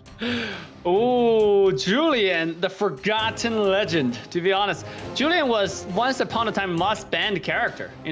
Ever since they nerfed the cooldown from 7 seconds to 10 seconds in the early stages, this character just fall off the god tier, level, right? It's been barely picked and now finally shown up. I still think it's one of the strongest mid lane choices because you only level 3 to unlock all your skills compared to any other character. You unlock the entire combo, the entire burst damage, right? If you land the chain combo, if you land anything else, it can be devastating. And we have Beatrix as well.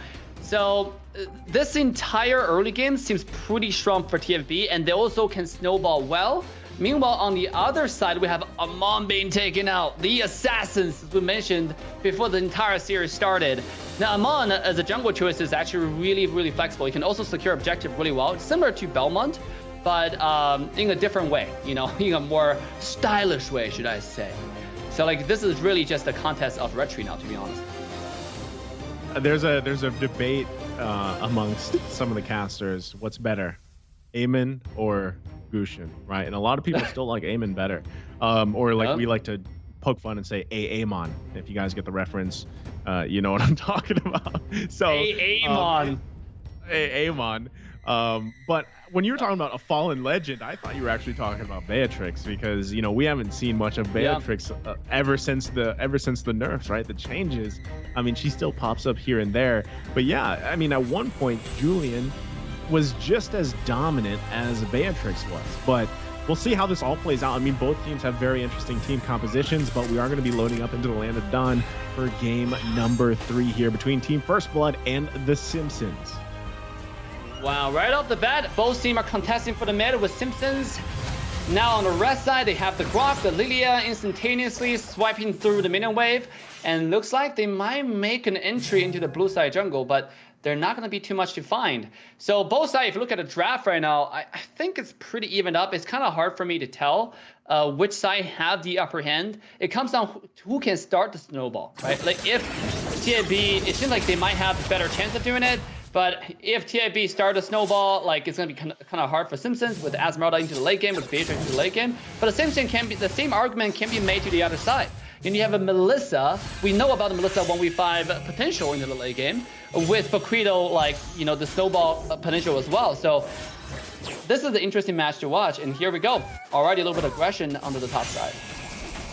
Yeah, I mean, I think with both these team compositions, we don't see a pre-first turtle pickoff early on. They just want, at this point, want to be able to grab those level 4s, unlock those ultimates, and then really contest that first turtle. Now that's where I feel like the Simpsons are going to have a little bit a harder time or their work cut out for them, because again, you're going against Kid on this Ballman, has the jungle emblem, has the lethal counter retribution combination.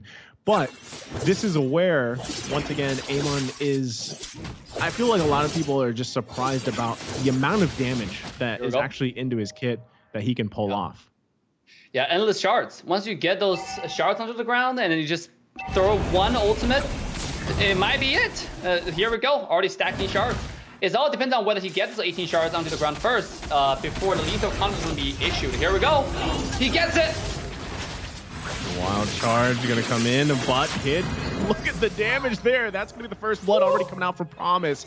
Able to secure the first blood of the game, start the momentum, but here comes Luffy, forcing out the flicker. Can they grab a kill? Joybotch quite low too. Nate popping the black shoes, able to zone them out a little bit here, but look at Gina lining up the shot, can't land it. That's gonna be a disengage for now, but first blood going over to the Simpsons here. Yeah, Simpson Verver, well done. Even with the lethal counter securing the objective, but on the bottom side, it's a marksman on marksman violence. You know, it seems like trade off on skills, and both sides lose similar amount of HP, but power dive. Tons of members from the Simpsons focusing on Gina. Oh, there's no flicker, wild charge. Damien able to land a kill himself, and he says that's how you start on the Grok. So able to secure the kill there. They're happy with it. And again, this is something you really want to focus on, but look at that. They're going to be trading their own resources for that. And we'll see how that plays out for them. Oh, a little bit of trade-off, vertical jungling. But again, pretty peaceful, to be honest. So far, it's only 1,000 goal lead to Team Simpsons. And you know what else is in the lead? We're actually going to give you guys the lead by giving you a little bit of magic dust. Ladies and gentlemen, if you're watching the stream right now, a code will be displayed. Make sure to use the code right now with the redemption link in description to redeem your free magic dust. Do not hesitate. Only the first 50 users will get this magic dust. So make sure to redeem it right now. Open up your app and start getting those free stuff. Oh, here we go on the bottom side though. Crow will have to pop the ultimate just to keep himself alive. Yeah, they're going to go ahead and then get a lot of that extra gold from the turret. They're going to be happy that Gina needs that too, right? Especially after going down just a little bit ago there. Needs all the extra gold that Gina can get. And you're going to see the focus, again, a lot on those gold lanes to try to set them up for success. But across the map on the top side, Team First Blood beelining it to this turtle. They should be able to grab this without much contest, but everybody making their way. It might reset as well. Here comes Damien looking for the wild charge, does land it. Can they grab the kill? Kid does fall. Ayano going to be the next focus. There's the flicker in. Promise able to get that one. Now Joybotch going to be in trouble here, but Damien charging up, able to grab the kill. It's a 3-4. It's actually just 3 down here. It's not going to be a trade at all. The Simpsons are just in a dominating place right now. They're also going to be grabbing the turtle here. And this is on the, I would say, the shoulders of Damien. Like we were talking about in the draft, how do you utilize the Grok? And honestly, he's been landing those wild charges. He's been landing those walls for them. Now Cole Ward on the bottom side. Gina thought it was a 1v1. Fortunately, it wasn't, because here came Nate. Yeah, to tilt the balance and find the kill. But ladies and gentlemen, you know what's more exciting? We got the King of Potato returning from the Potato Land to joining guys back under the caster's desk. So without further ado, I'm going to welcome back my good friend, Private Dancer. Hey, what's going on, ladies and gentlemen? And what a dominating game to return at right now. Simpsons 0-7 with an almost 3K gold lead on Team First Blood right now, NASA. Welcome back. Good to have you back, man. And shout out to Dave too. Now, yeah, welcome to the dominating game. It's the Simpsons show right now, literally. And so they're going to be grabbing another turret. I mean, they've got the space, they've got the advantage, they've got kills on all the right people too. And at this point, I mean, Team First Blood, they're going to be on the defense for a while because look at the damage output already. Nate going into the turret, still holding on to the black shoes, doesn't need to commit it just yet. Kid looking to force it out, though, as he does. Colward there to help him out, too, but they're going to push Kid back. But everybody else coming. There's the circling eagle into enemy territory. Joybod's going to get punished for that. Pulling the trigger a little bit too early. Now Luffy going to be the focus. Fallen can't get the kill just yet, so they only grab one. But now looking to assault the mid lane here. Turret going to be the next objective that they take, and they just continue this snowball, this dominance effects for the Simpsons. Yeah, and that's kind of the problem when you're so far behind and you need to make something happen. Joybot's trying to latch on to somebody, but the rest of the team just not in a position to take advantage of it. They are trying to get maybe contest this Purple Lord a little bit. You see them trying to stake up a decent position right now. Yep, there's Joybot circling the eagle again. I'm not sure why, but Joybot pulling the trigger for a circling eagle out of place. There's Damien whiffing the wild charge, not able to get it, but Gina going to be the focus here, forcing the flicker in response. So interesting there. Damien, again, he's landed multiple wild charges. That one able to just force some flickers out. So that's actually great. They're also able to grab another objective. Big items being picked up here too for the Simpsons as the scaling snowball continues. Yeah, and you can already see they're so far ahead here. We see that Melissa already does have that Berserker's Fury and the Wind Talker, so she's gonna be like, oh my god. And down goes Joybaj again. And this is just the problem when you're so far behind, especially with a team like the Simpsons, who can keep on that aggression, who can keep on pressing the matter. They're not gonna give you that opening, and you're basically waiting for them to make a mistake. And when you're at that point, I mean, you're just basically praying to those Mobile Legends gods for something to happen during your base defense if you're Team First Blood. Yeah, it's a tough situation to be in, and they're actually going to be looking to still hold on to this tier 2 if they can, but they just don't have the fighting power to actually contest right now. You're talking about an 8K gold lead for the Simpsons. Ugh, that's really hard, but already Joybaj actually going to go in with the circling eel, looking to focus on Cole here, but look at that, the get away from me. They're able to grab the kill. Ayano taking that one, so they put him on the board here, but look at Promise making his way. Kid's gonna be the focus here. Can he grab the kill? That's a killing spree for Promise, and now they're just unleashing on Team First Blood. They're like, you know what, you got a kill, well, we got 2, we're happy with it. Yeah, and I mean, they came in, they had a plan. I mean, it's not even about execution right now because Team First Blood, Joybaj is coming in. He came in with Kid. They tried to latch on.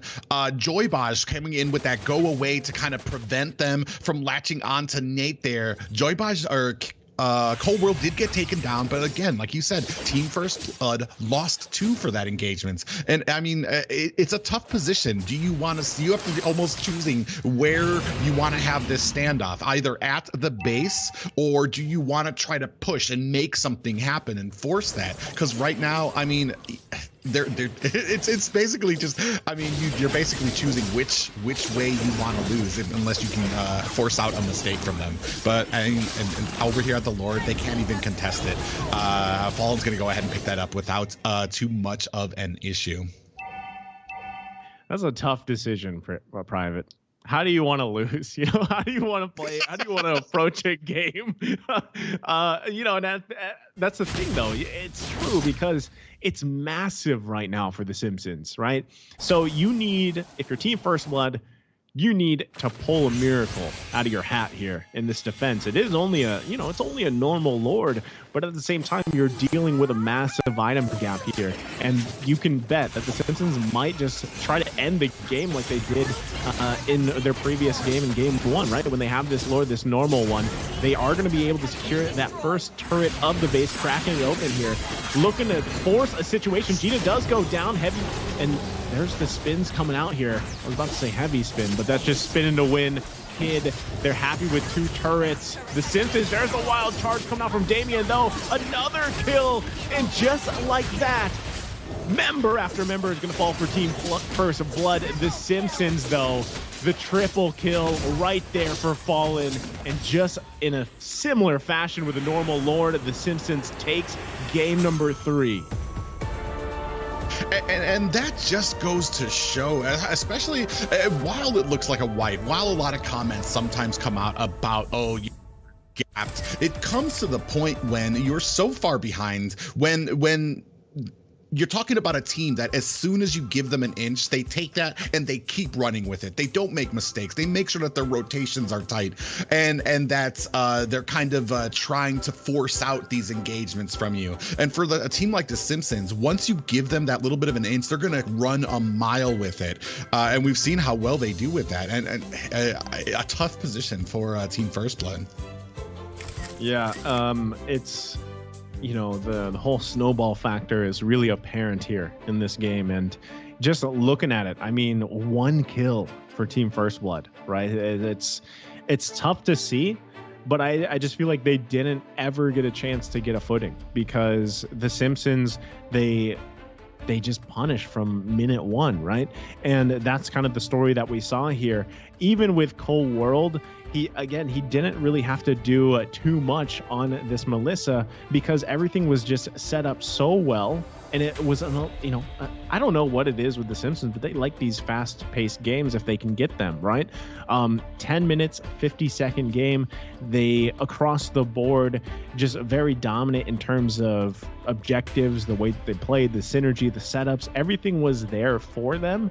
And I gotta say, I gotta call it out, Team First Blood. It looks like Joybodge was just trying to force anything that he could.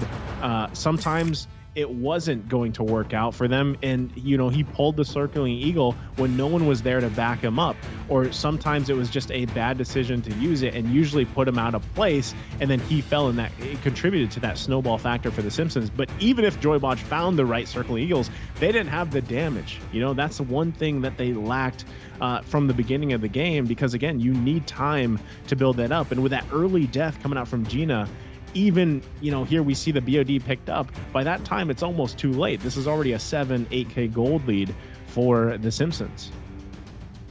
Yeah, the execution on the side of the Simpsons has just been amazing, especially for this game where you have that Balmond in the early.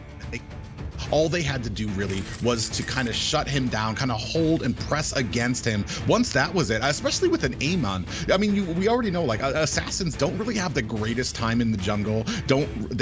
When you're taking on a jungle, when you're talking about, when you're taking on the Balmond with a jungle emblem, we already know a Balmond clears probably one of the fastest clearers right now. But then going against an Amon, it just kind of shows. The Simpsons, there was one point where it was just 4 members of the Simpsons, which allowed Amon to be able to solo the Lord by himself, while only 4 members were able to kind of push out the rest of Team First Blood.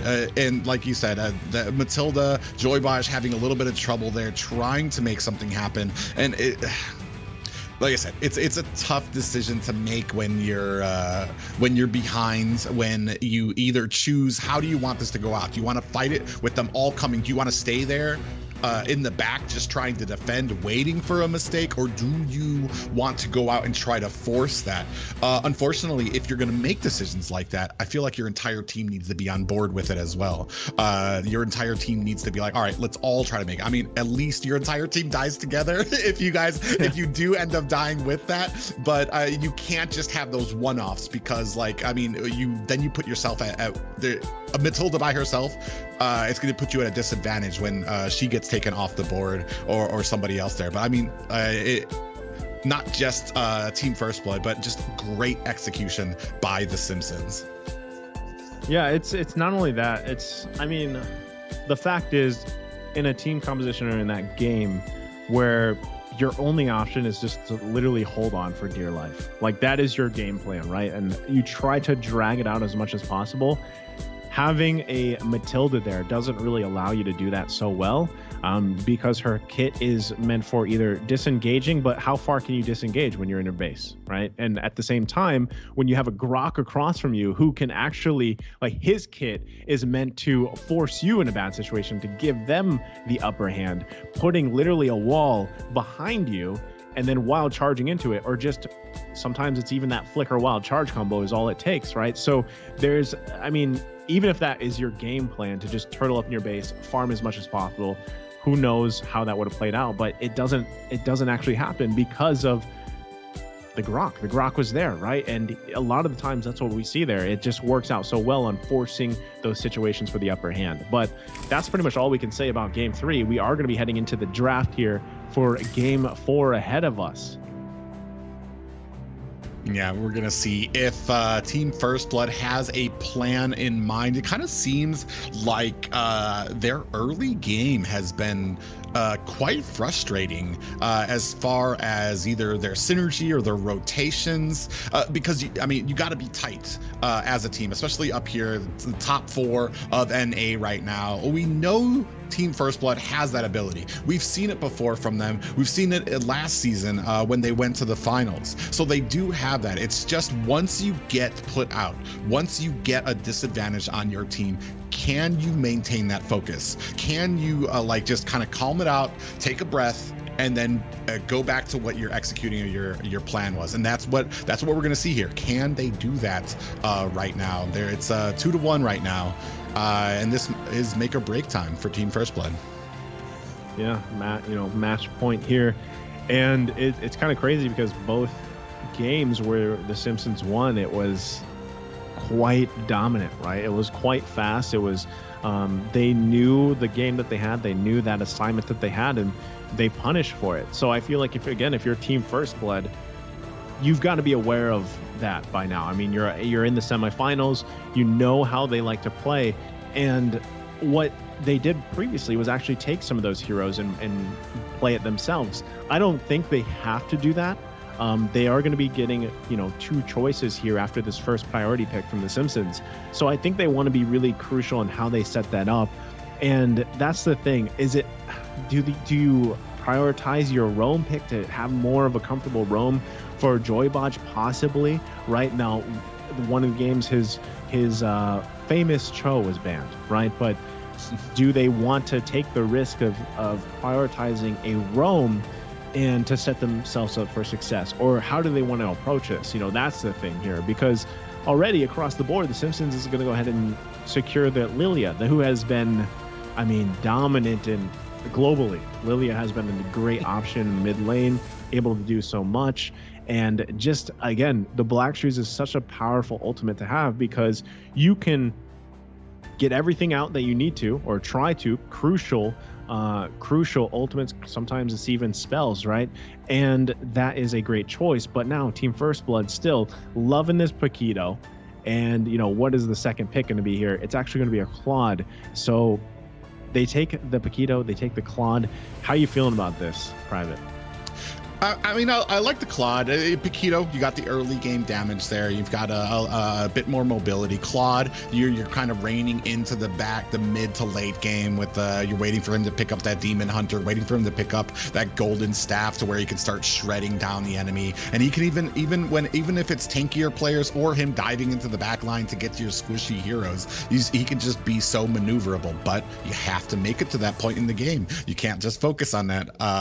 Last game, I feel like that's kind of the problem to me. I'm not the greatest lover of a support roam, just because I feel like when you do get behind, your support, because you want that support roam, you want to have kind of tankiness in front of it, because your support's not going to be able to fill that role. He's and maybe not even have the sets that you want. So if you're behind, that support has no job, especially if your team's getting dunked on. There's not much that they can do. So maybe something with a bit more sets here for them. We do see that Diggy is picked up by the side of the Simpsons, kind of like a counter to a potential Atlas pick. But Luffy going to go ahead and pick up the Esmeralda, a dominating force in that XP lane, and hopefully able to go ahead and cut lanes and join the team faster when it comes to those objectives.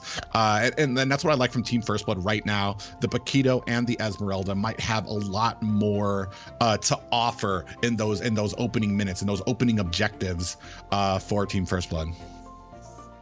Yeah, I'm kind of thinking about this Diggy pick too, because yes, it was an anticipation, for an Atlas pick that's still left open. But at the same time, Diggy's just great at being annoying, right? I mean, like that's one thing that can work really well for any team that drafts Diggy, especially if you can annoy the enemy jungler, right? But at the same time, Time's Journey is just it's also a great ultimate to have, right? And if you're stacking that with, we don't know what the last 2 picks are just yet, but just having a Time Journey alone is going to allow you to have a better time in these objective-based fights later on, because again, you still have to worry about Blazing Duet, right? The speed of Claude. When Claude gets to that point, usually I would say like a 2-item Claude is pretty deadly at that point, right? In comparison to an Irithil, well, she needs, I feel like Irithil, I think Dave even said this, she almost needs like full item build, right? To a point where she's just like that heavy crossbow is just those big numbers that pop up when you're playing Irithil, and it just feels so good to be critting like that. That's Irithil. Whereas Claude is like this slow burn, but when he gets 2 items, Blazing Duet can be really scary. But because you have a Diggy there to help you out, I know it's just a little bit of protection when that Time Journey is popped. It still is very valuable to work with, right? And again, I want to see how they round those last 2 picks out for the Simpsons. But Team First Blood, if they can get if they can get on the right foot, especially with a Paquito, and allowing Claude to just go ahead and hopefully have a safe early game, that could be that first step that they need, right? So we're already, interesting ban too. The Angela ban is there, coming out from the Simpsons. Also the Matilda. Yeah, that is pretty interesting. I mean, I see it. The Angela, the old school seasons past Angela and Esmeralda combo, and honestly, she kind of combos with anybody on that team right now, the Paquito, Claude, or Esmeralda. The interesting thing about the Diggy pick here is Paquito. Early game, I feel like Paquito crushes Diggy. He doesn't have that big a life HP there. Not only that, but Time's Journey is something that Luffy is going to be like a buffet at with an Esmeralda. Going to come in there, absorb all those shields, absorb all of that health that he's going to be getting back there. So it's going to be very interesting to see how they're going to utilize this Diggy, because I feel like there's a lot of targets on Diggy right now that could potentially take him out of the game before, or reverse or counter his usefulness to the team. And I think we were talking about it before, Guzhin coming in here. It's something that you've been saying you've seen a lot of overseas, and we're going to see how well Team First Blood is. Basically, they're pulling everything out right now. They are definitely going to be trying 110% here. Do not want to go home early. Yeah, that's why I had the reaction I did. I wanted to see it played here today specifically, and I love this, right? I feel like Team First Blood is a very rounded out draft. They also taken this Grok as a last pick here. So it's the Simpsons. I mean, they've got a Vendetta. They've also got a Dairoth there to help them with that matchup against the Esmeralda. I think it's, across the board, Simpsons have a good lane matchups. Also, the Diggy is the question mark here. How will they utilize that? How will that work for them? And even I believe, that's a jungle Benedetta. So same thing. How does a jungle Benedetta do against a Guzhin, right? How is that going to play out? Especially when we get to objectives, man? That I feel like this is just going to be crazy team fights, crazy clashes. But again, Team First Blood, because they have that Grok, because they have everything else, their setups are going to be amazing. And whereas Simpsons, they're going to be looking to push and pull, and really work around, especially that Time Journey that they have, Private. Yeah, mobility being on the side of the Simpsons, but I mean, little else as far as that composition. They've got the burst damage, and they've got something to kind of carry them into the late, into that early game. As you said, good lane matchups here, but is that going to be enough against the composition that is well-rounded, has the tankiness, has the damage, has that late game carry potential in it? We're about to find out as we are moving on to game 4, the Simpsons taking on Team First Blood, and hoping that Team First Blood can go ahead and take this to a game 5. Yeah, I'd love to see it go the distance. Hopefully it does. Again, Team First Blood is going to want to be able to set the pace, but at the same time, if they take it to the late game, I think they'll be okay, right? With everything that they have drafted, especially the way that Claude should scale into the game, the setups that you get from Joybodge. And again, speaking off, previous game, I think Joybodge will have an easier time finding those setups, whereas, if you accidentally pull the trigger too early on that Grok instead of like a Matilda, you're not going to be as, it's not as punishable, I would say, where you have a little more leeway to work with. So I think that's going to be crucial for Team First Blood if they really do want to take this to a game 5. And at the same time, just give Gina the vacation mode that Gina deserves, right? We already see both roams just planning themselves up there, because the same can be said for Cold World. You need to be able to just allow Cold World to farm up as much as possible. Irithyll needs a little bit more time, like we mentioned. So I think here, as the first turtle of the game is going to be popping up here, you're going to see exactly how these skirmishes play out, how these things set up here, but already in the bottom side. Oh, yeah, they came in there. Yano does get taken out as he latched on the promise. And so they do punish the Gusion for that early invade, take them all the way back to the tower. And it's going to set them up for a great position here for this first turtle. We do see a little bit of a 2v2 here. Joybodge kind of lurking around the corner, but it does look like this. Oh, Kid able to steal that away. The Retry Fu on him at maximum effect here. So he's going to go ahead and snatch that up for Team First Blood. It's kind of funny too, because this whole time we were thinking, Gusion was going to be in the jungle, right? But Gusion's in the mid lane, and typically we've just seen him jungling. So, with Kid just walking up there, even though that it did go down, able to grab the turtle. Here we go. Yeah, and Cold World coming here, trying to put on a little bit of a defense here. Yano in a little bit of trouble, does get taken out by Nate. So it is a 2-0 game here in favor of the Simpsons, even though Team First Blood did find themselves able to kind of make up for it with their turtle grab, but still having a little problem in the laning phase of this game. Yeah, so, I guess this is up for debate. Like, how do people feel about mid Gusion, right, in the current setup that he is and with the changes that he had? Because honestly, the biggest success that I've seen him is in the jungle. But again, you kind of, because the thing is if you get too behind on Gusion, you have a hard time, but already top time. Yeah.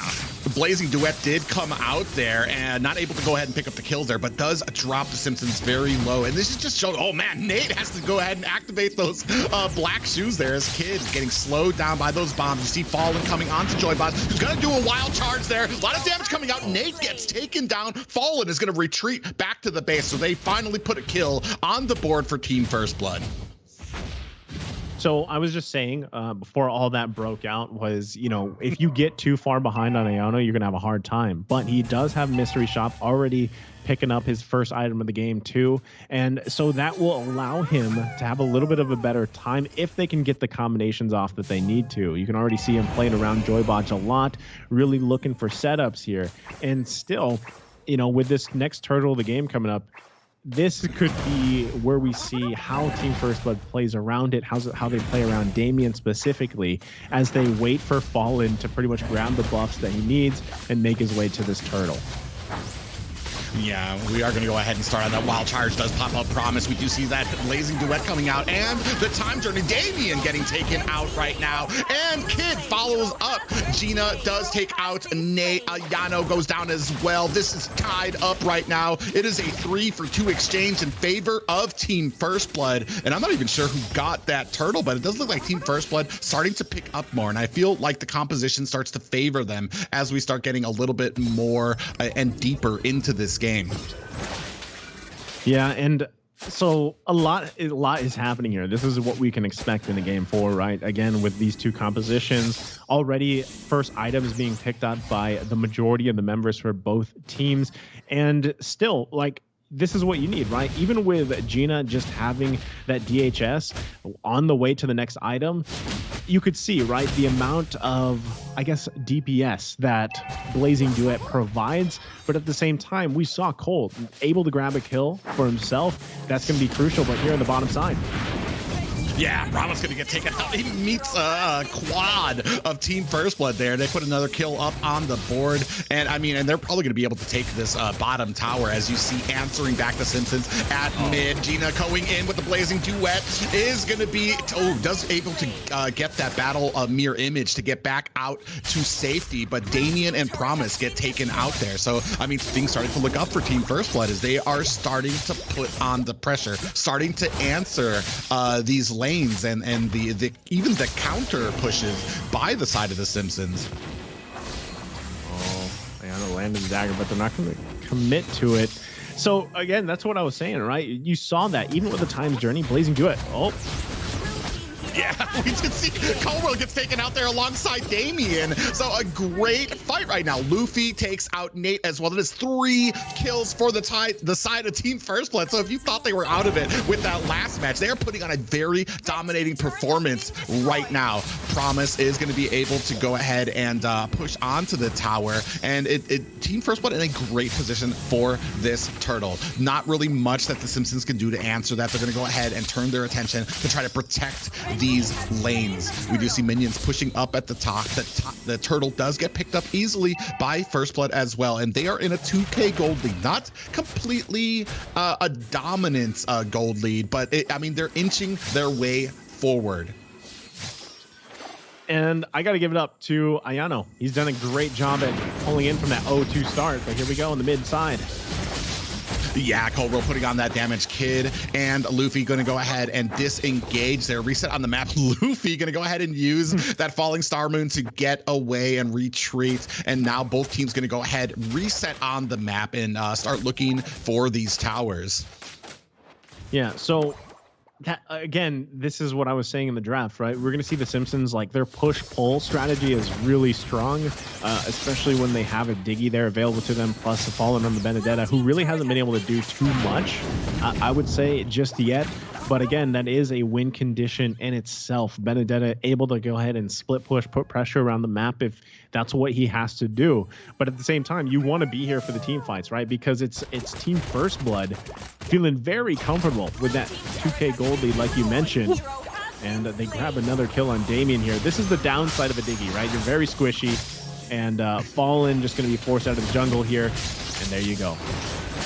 Yeah, Joy Buzz does miss that wild charge. Black Shoes has been activated, but Nate gets taken down anyway. The damage from Kid and that Gujin just too much for them to manage. And you were talking about the squishiness of this team. There is nobody to really tank this damage. And if you aren't pressing, if you aren't taking advantage of that damage, oh my God, Luffy gets taken out by Promise down at this bottom lane. But here comes Kid and Joy Buzz going to try to counter this. Promise just wants this tower. I'm not sure if he's going to be able to get it. Putting on the damage does get cleaned up by Kid.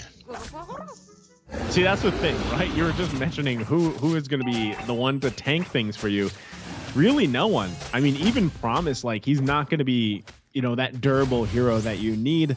He's kind of just there to shred Team First Blood, and hopefully they have damage in Cole later on, because everything else is just kind of a push-pull, disengaged type hero, flashy, you know, with falling on this Vendetta. But that can work as well. It's just, again, allowing yourself to get the amount of items and gold on the proper heroes, which is Cole. Like, Cole World, as soon as he has, you know, 3-4 items, that is going to be a big threat for Team First Blood.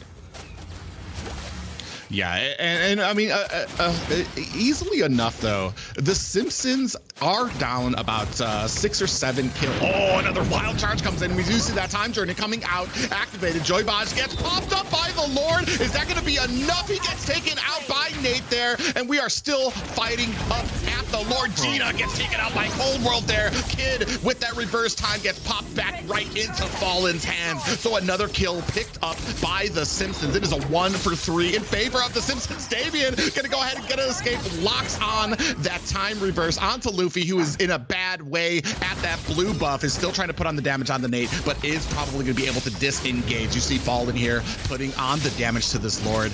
Luffy has taken, is gonna try to harass as best he can, but there's nothing he can do. Getting juked by Nate's black boots there. Promise coming in, trying to put on the damage. I don't think that Team First Blood is going to be able to get this Fallen, picking up that Lord. And now the Simpsons in a great position. Joybot's gonna have to use that flicker to get out of the way. The damage raining down onto him. In comes Gina God mode with Gushin as well. Are they gonna be able to pick up a kill? Nate goes down. Damien goes down as well, and they are in the chase, even though getting the Lord, putting behind 2 kills now. Our Team First Blood. Whew, that was an intense couple of minutes. I mean, from the early skirmish in the jungle up to the Lord, and you know, the whole time I'm thinking the Simpsons should just pull back after they got the Lord. You know, I'm saying go back. But they pulled the trigger. They got punished a little bit, but overall they were able to get a couple of kills too. So that is big. Now they can play around with this Lord. Again, this is what you see, a very slippery team composition for the Simpsons, and that's what Team First Blood's having a trouble dealing with a little bit, right? And all the while, Cold World still building up here. Fallen, though, is going to get the attention of everybody. Yeah, unfortunately here, Fallen just so slippery on that Vendetta, is able to kind of get away from 3 of them, allowing his team to go ahead and get that top mid turret as well. Promise might be in a little bit of trouble here. Cold World's coming to the rescue, putting on the damage there as well. And we are down to inhibitors for the side of Team First Blood. Just an amazing job by the Simpsons to turn this around just when they needed to, even without somebody to tank all that damage. Their rotations, the mobility, being able to put that damage onto the towers is really giving Team First Blood a run for their money when it comes to the macro of this game. The tables have turned, Private, right? I mean, the gold is in favor of the Simpsons now, but even with that being said, all it is going to take for Team First Blood is a great setup from them, and that's Joybot once again, right? They have great tools to deal with, but you're talking about the setup from Team First Blood and the disengage factor for the Simpsons, but they're going for it. Yeah, Gina comes in with that blazing duet. Luffy is on the chase right now, trying to take out Damien, and Luffy taking a heap of damage here. Here comes the time journey, but still down goes Damien. Cold World able to take down Luffy as well there, so it is a 1-for-1 trade. But up at the top, you see Dyroff with that split push. The team has finally caught on. Is he going to be able to take down that tower? It doesn't look like it. Gina noticed it in time to go ahead and save it. Oh no, but that it looks like that minion's going to be able to take it down. He does. Promises on the escape right now. In comes Fallen, dancing with that Vendetta, is going to be able to find himself an escape. A great play there, especially, unfortunately, for the side of Team First Blood, focusing on Promise and allowing that minion to still put the boots to that top tower. Promise. Just, I mean, so like the top side pressure, it wasn't even the Vendetta that we thought, you know, Fallen wasn't the one to do that. It was Promise. And now this is going to set the Lord fight up as we see both teams crashing down for it. Yeah, we see the blazing duet coming up on the top. Meanwhile, Promise does get taken down here. This might be in a little bit of trouble here for this Lord. We are trying to buy for it. Fallen able to pick up that Lord. Are they going to be able to get away? Kid gets taken down. Ayano gets taken down. This is bad news for Team First Blood, as they are going to have to disengage. It looks like Joybot's in a little bit of trouble here. Is going to be able to get away. Sneaking by is that giant croc, but he's going to get pulled back. Oh, Fallen gets yanked by his own speed boost there and gets pulled away from the grok. Luffy doing the best he can to try to stave off the pressure of 3 members. Not sure if he's going to be able to do it. He does activate that sprint, gets taken out and cleaned up by Nate. But we have a Luminous Lord marching his way through the top lane. And can Team First Blood hold back for this defense? Oh man, I can't even Joybot survive that, but yeah, they have their work cut out for him here as just a Lord. They got to deal with it. They should be fine. Gina still has the blazing duet, can help clear things out if they need to, but they're punching it in. Yeah, they are. You're seeing, I mean, a great defense for the side of Team First Blood.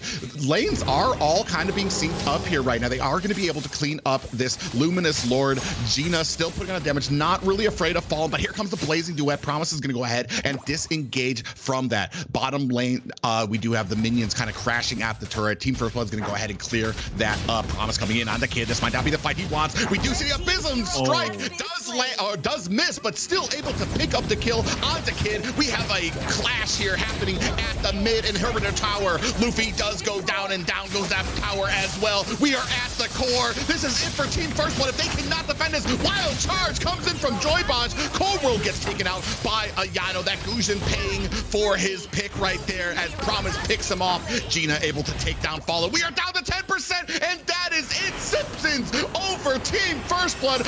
Another upset in favor of the Simpsons to clean up this match quite well. My goodness, the Simpsons. Like, who would have thought, who would have thought they were like upsetting team after team here after not being able to participate in the previous NACT. And my goodness, able to play from, again, you got to remember, the gold lead was in favor of Team First Blood, and they were able to turn things around here just time after time. And it wasn't, actually, I want to say it was kind of Fancy Feet, because that's what their team composition was. It was literally Fancy Feet, right? Like, Fallen so slippery, like we said. I mean, even Promise, like Dairoth, he feels like he's so slow when you play him, but when you can land some of those setups up, and a lot of that is complemented on the Flicker Abysm Strike combination, and he was actually landing a lot of those. And yeah, they didn't have, any main quote unquote tank or front line that they had. It was just the lineup that they have, the fancy moves and grooves, as I like to say, and it just helped them turn the table here, win the game. And 15 minutes, almost 16 minutes, it was a great showing of working from that deficit that you have, utilizing that team composition you have, and knowing what that is, and then able to punish Team First Blood when they were clearly, missing things or out of place. Because, we were even saying earlier on, Private, like Ayano had a rough start, but it was able to kind of crawl back into the game. But unfortunately, Team First Blood seemed a little bit disconnected on the calls, on the moments, the setups that they needed to really counterplay with what the Simpsons had in their favor, which was, again, the Fancy Feet.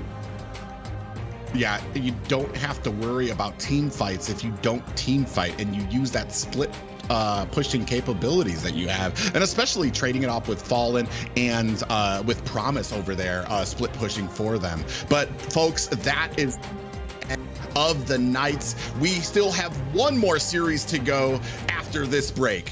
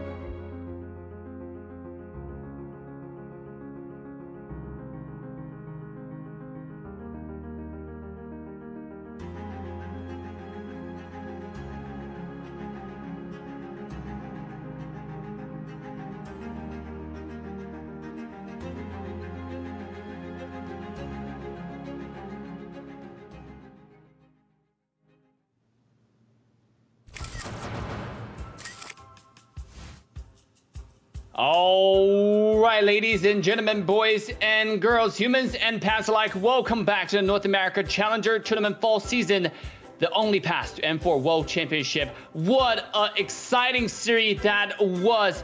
Our final team, actually tonight, that was eliminated, the first team that was eliminated tonight, Team First Blood, will also welcome Team Simpsons to the grand finals of the loser bracket. They will take on the losers of the match that you all came here to watch.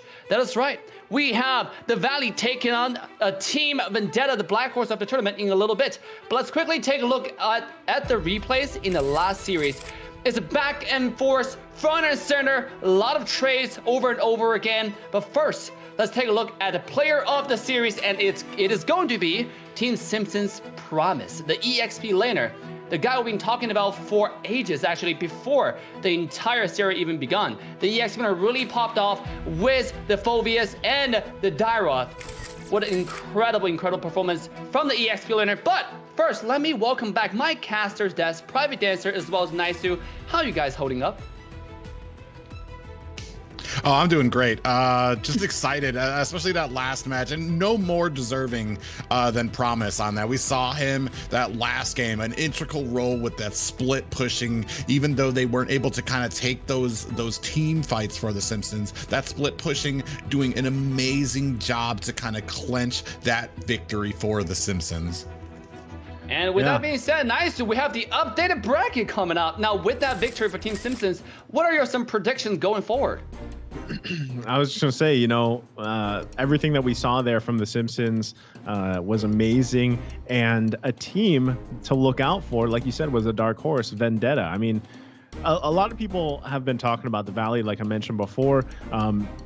A team, a superstar team in its own right. But Vendetta, man, I mean, if you look at their journey up to this point, up to this matchup, they've also been quite dominant, right? And I feel like the Valley has to be very careful in this matchup. I think even with their star power of, individual skill and prowess, Vendetta, you can look at their stats, you can look at the games that they've had, and the same can be said for them. I mean, it's a team that you really have to respect. And some of the names are familiar for people. I mean, even myself, casting NACT now, this is my third time, this is my third season being involved, and there's familiar names here. And, seeing how they played in previous NACT tournaments, now that they're under this Vendetta banner, I can't wait to see them go head-to-head against the Valley, because, again, there's been so much talk about the Valley, and if they can be the ones to possibly, represent North America. So can't wait to watch this matchup. Absolutely. I'm already hooked, and I hope you guys sitting at home or wherever you are hooked as well, just like our very next giveaway to all of our viewers at home. Yes, we're giving away the Franco Blazing Axe skin. Only the first 30 users with the link in description and the code showing on screen down below right now can redeem it. So do not wait right now and use your phone, your devices with the code on screen to redeem your favorite Franco skin. This is actually one of my favorite series in the entire Mobile Legends collection, to be honest. The Midwest style, the cowboy, it's really cool, Private. Yeah, I was gonna say that too. It's been one of probably my favorite ones. The Claude, you have the Esmeralda skins as well. That blazing Western theme from them has been probably a lot of people's favorites for those skins. But only the first 30 users can claim that, so you're gonna have to have fast hands. Yeah, that's absolutely. That's not many. Yep, only 30. The first 30 will get it. And here we go. We're gonna take a look at the rosters. Now, you're already familiar with the Valley, but Vendetta, just like Naisu was correctly pointing out, there are some faces that you guys might already heard of, right, Naisu? Yeah, the one that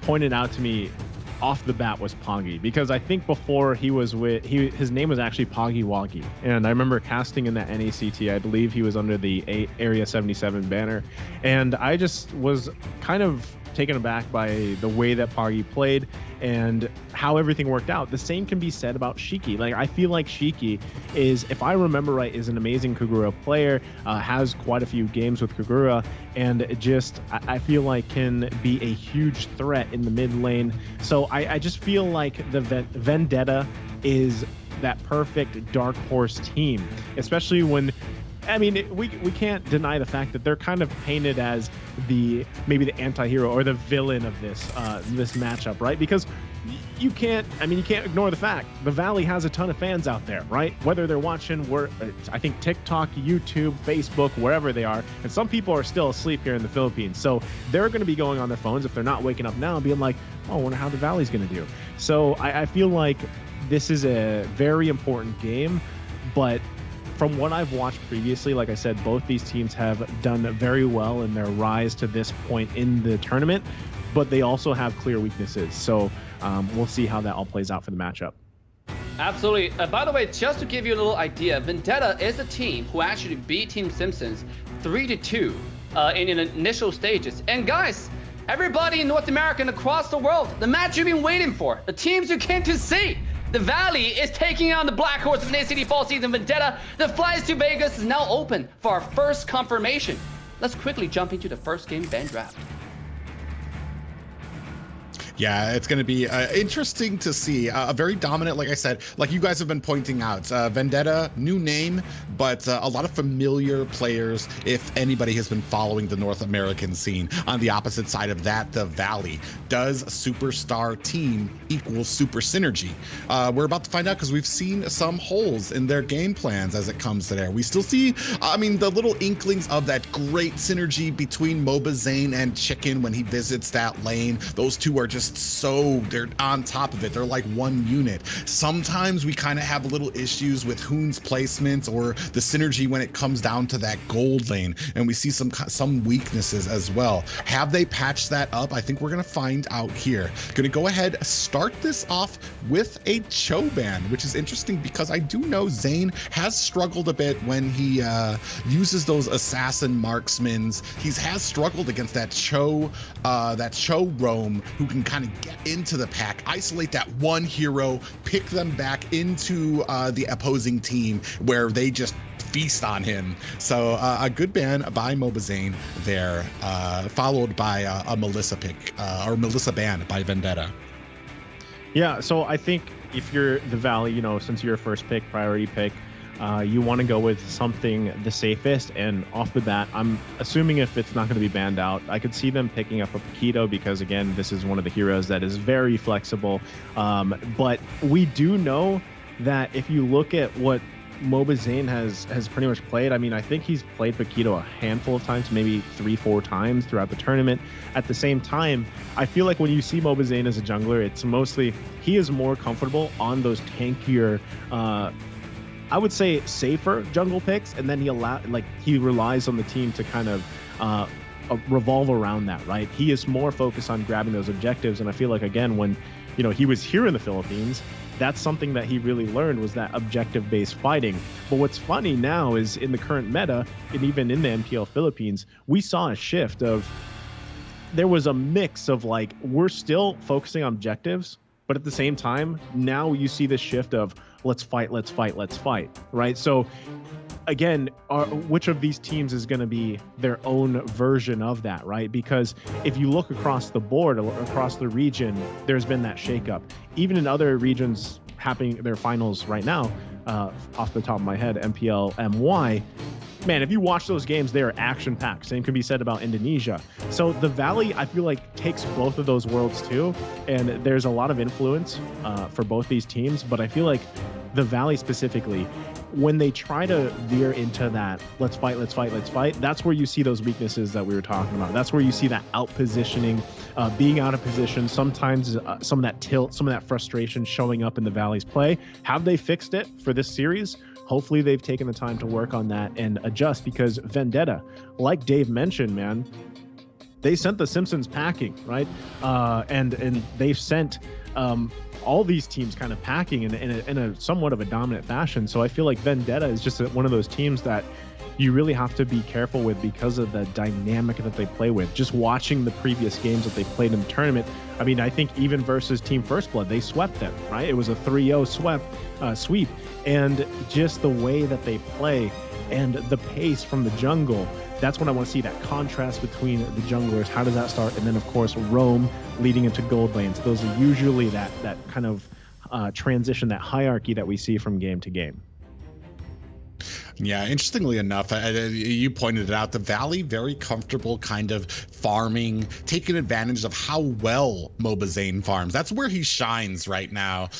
He's got a lot of skills, but like you said, did learn in the Philippines. Tank meta was a little stronger when it came to that, and he's learned to kind of farm his way up the Valley, kind of waiting around for that 6 to 7 minute mark before they actually just start snowballing and taking advantage of their composition. So maybe a game plan for Vendetta, see if they have that aggression, if they can put on the pressure early game, take advantage of possibly a little gap in the synergy from the Valley.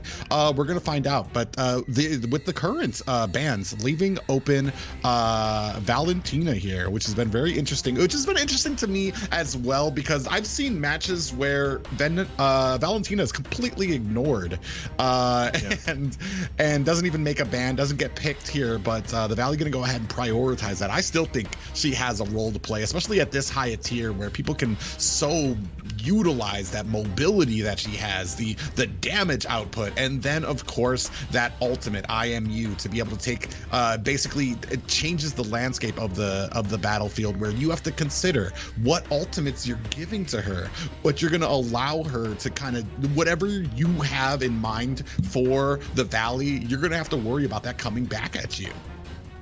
Well, they've already got to worry about that feathered airstrike coming back out of them, right? Because I think if, looking at the stat sheet here, again, thank you for this. Private, you do an amazing job putting all this together. But the thing is like, I'm pretty sure Mainhoon has played Valentina once, and when he did, he got MVP. He had like a perfect game. I don't even think he died at all. So on top of that, you round this out with a Faramis, right? You can actually interchange these two, by the way. You could play a Faramis mid. You could have a Valentina roam if you really wanted to. You could interchange them in any way that you want, that we've seen other teams do. Now, I'm assuming this is going to be Hoon on the Valentina. We'll see, though, how that plays out.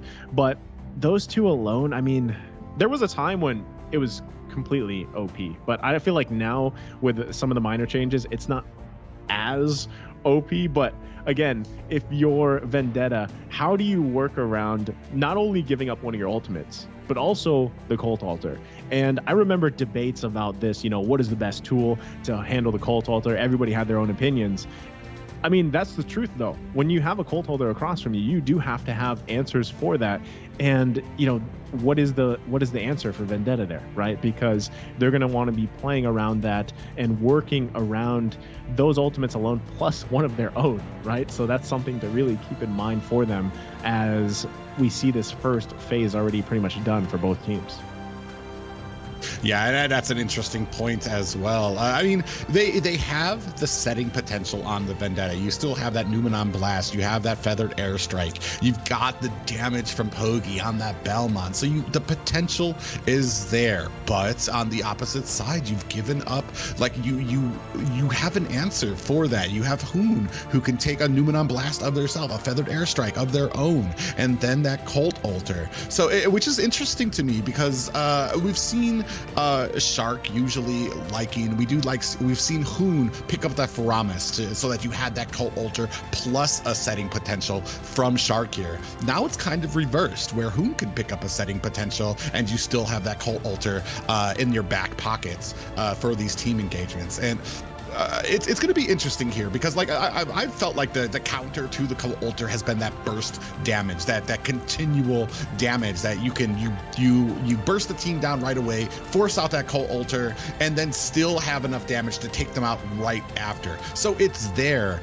But like you said, there are some picks that demand an answer. For Ramus, Valentina, they demand an answer from the side of Vendetta. So just like if you have an Atlas, you need to have a Diggy and a Kai, something that counters it, that there's an answer for when it comes to these setting potential from them. We do see that Yuzong getting taken out, which is really interesting because he has made a resurgence resurgence here in NA when there is a Faramis pick, just because the Faramis closes up that hole from Yuzong where he can use that Black Dragon, have that Cult Altar ready as he dives in, where most teams are able to burst him down before he gets that regen. A great read by the side of Vendetta there as well, since Chicken hadn't picked yet, and definitely looking to kind of close the hole of somebody being able to dive that back line into Shiki.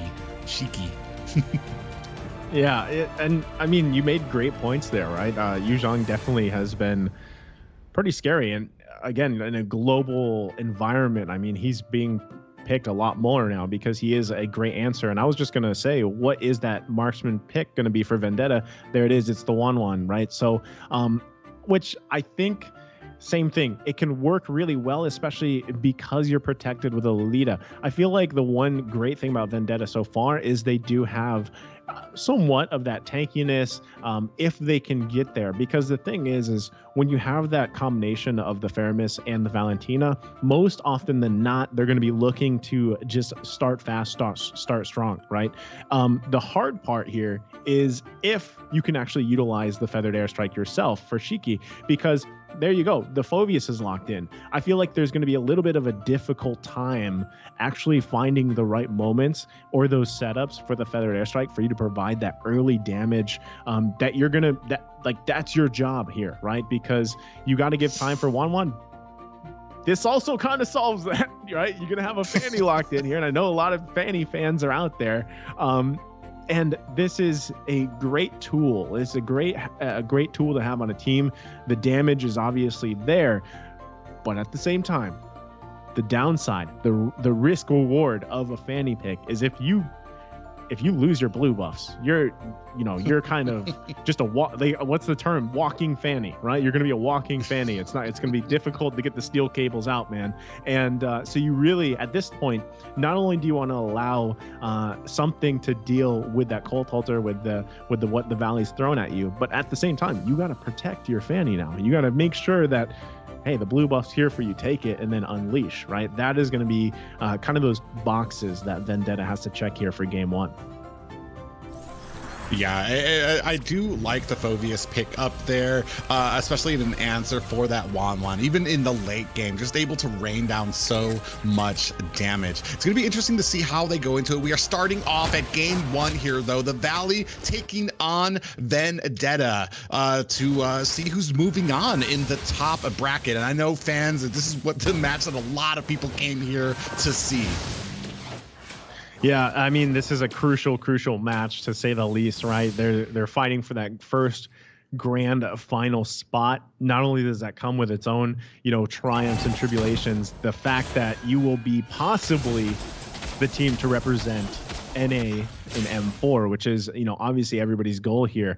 And to say too that, you're a champion of the NACT. This is where it all starts, up here. And at the same time, you can say too, whatever team does get defeated here, at least they have another shot, right? At least there's a potential there to crawl back into the grand final. But still, I think a lot can be said for teams that fight in the upper brackets, the upper bracket semifinals. They have a lot going for them. And at the same time, it does show just how the game plan, how strong they can be with whatever composition they're playing with, because honestly, the Valley, they've showed, I don't want to say a different team comp or style each time, but for the most part, they've shown something that their play style is very, you could call it out. This is the Valley, right? And a lot of people, that's what they like to see. So that's what I want to see from Vendetta personally, because the Valley has coasted up to this point. Now I want to see Vendetta to actually kind of be that roadblock for the Valley. Like, you got to get over us and see how that outplays here. Yeah, and it's going to be a roadblock indeed, especially as we move into this first turtle. Both teams kind of like you were saying, the Valley does have a very great flexibility with this current meta. They are able to use just a maximum amount of characters. We do see that Feathered Airstrike being used to kind of push back Phoveus, so he's not going to be here for this fight. Pogi trying to get lined up here. Is he going to be able to capture this turtle? Takes it on. We see the Cult Ultra coming out, but the damage. Here comes the Feathered Airstrike of their own from Hoon is going to be able to save his player there, and Basic gets cleaned up by Yuri there. So a great pickup by there. 1-1. Both teams at an even point here right now, but that turtle did go over to the side of Vendetta. You see Super Shark coming up to this, is not going to be able to catch the Fanny at this point. I love it. I love that, you know, Poggy captured, like you said, the turtle's like playing Pokemon here, right? Is able to grab that turtle, secure it for the team. You know, Basic did grab a kill. I believe that was the 1v1 fight on the top side, took out Yuna, but then Yuri able to come and get a kill. That is going to be crucial though, because again, you want these early kills on this Fanny as much as possible to set that kind of jungle pace going against, you know, MOBA Zane here, because they're both actually going to be packing damage early on mid game. But again, if Yuri's able to grab that early setup, that's going to be beneficial for them.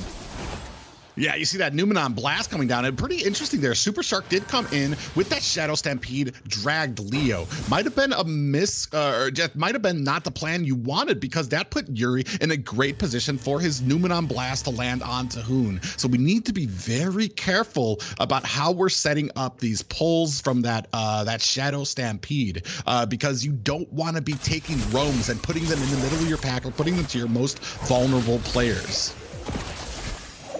Hold up. I just realized too. See, this is my morning brain working here. Yuri's not even jungling, right? Like, when have we seen this with Fanny? I mean, also rolling, just what lane is he in? He's playing XP. Is that XP Fanny? Yes. It's an XP Fanny. Okay, hold on. Numenon Blast bamboo set up here. Cult Ultra comes out, but down comes the Feathered Airstrike. Basic gets taken down by Yuri there, followed by Pokey getting taken out as well. They might be in a little bit of trouble here. Here comes the Demonic Force onto Leo. Does catch a kill for Fried Chicken. This is going to open up a great position for the side of the Valley, but up at the top, you do see Yuna and Yuri able to go ahead and answer that, counter it with a turret of their own. So I almost want to say that this kind of goes in the favor of Vendetta, since they have opened up that map but cost themselves a death and a turtle. So has this happened? This must have happened before with Yuri. I think maybe he's played XP Fanny before. I'm just not used to seeing it myself, right?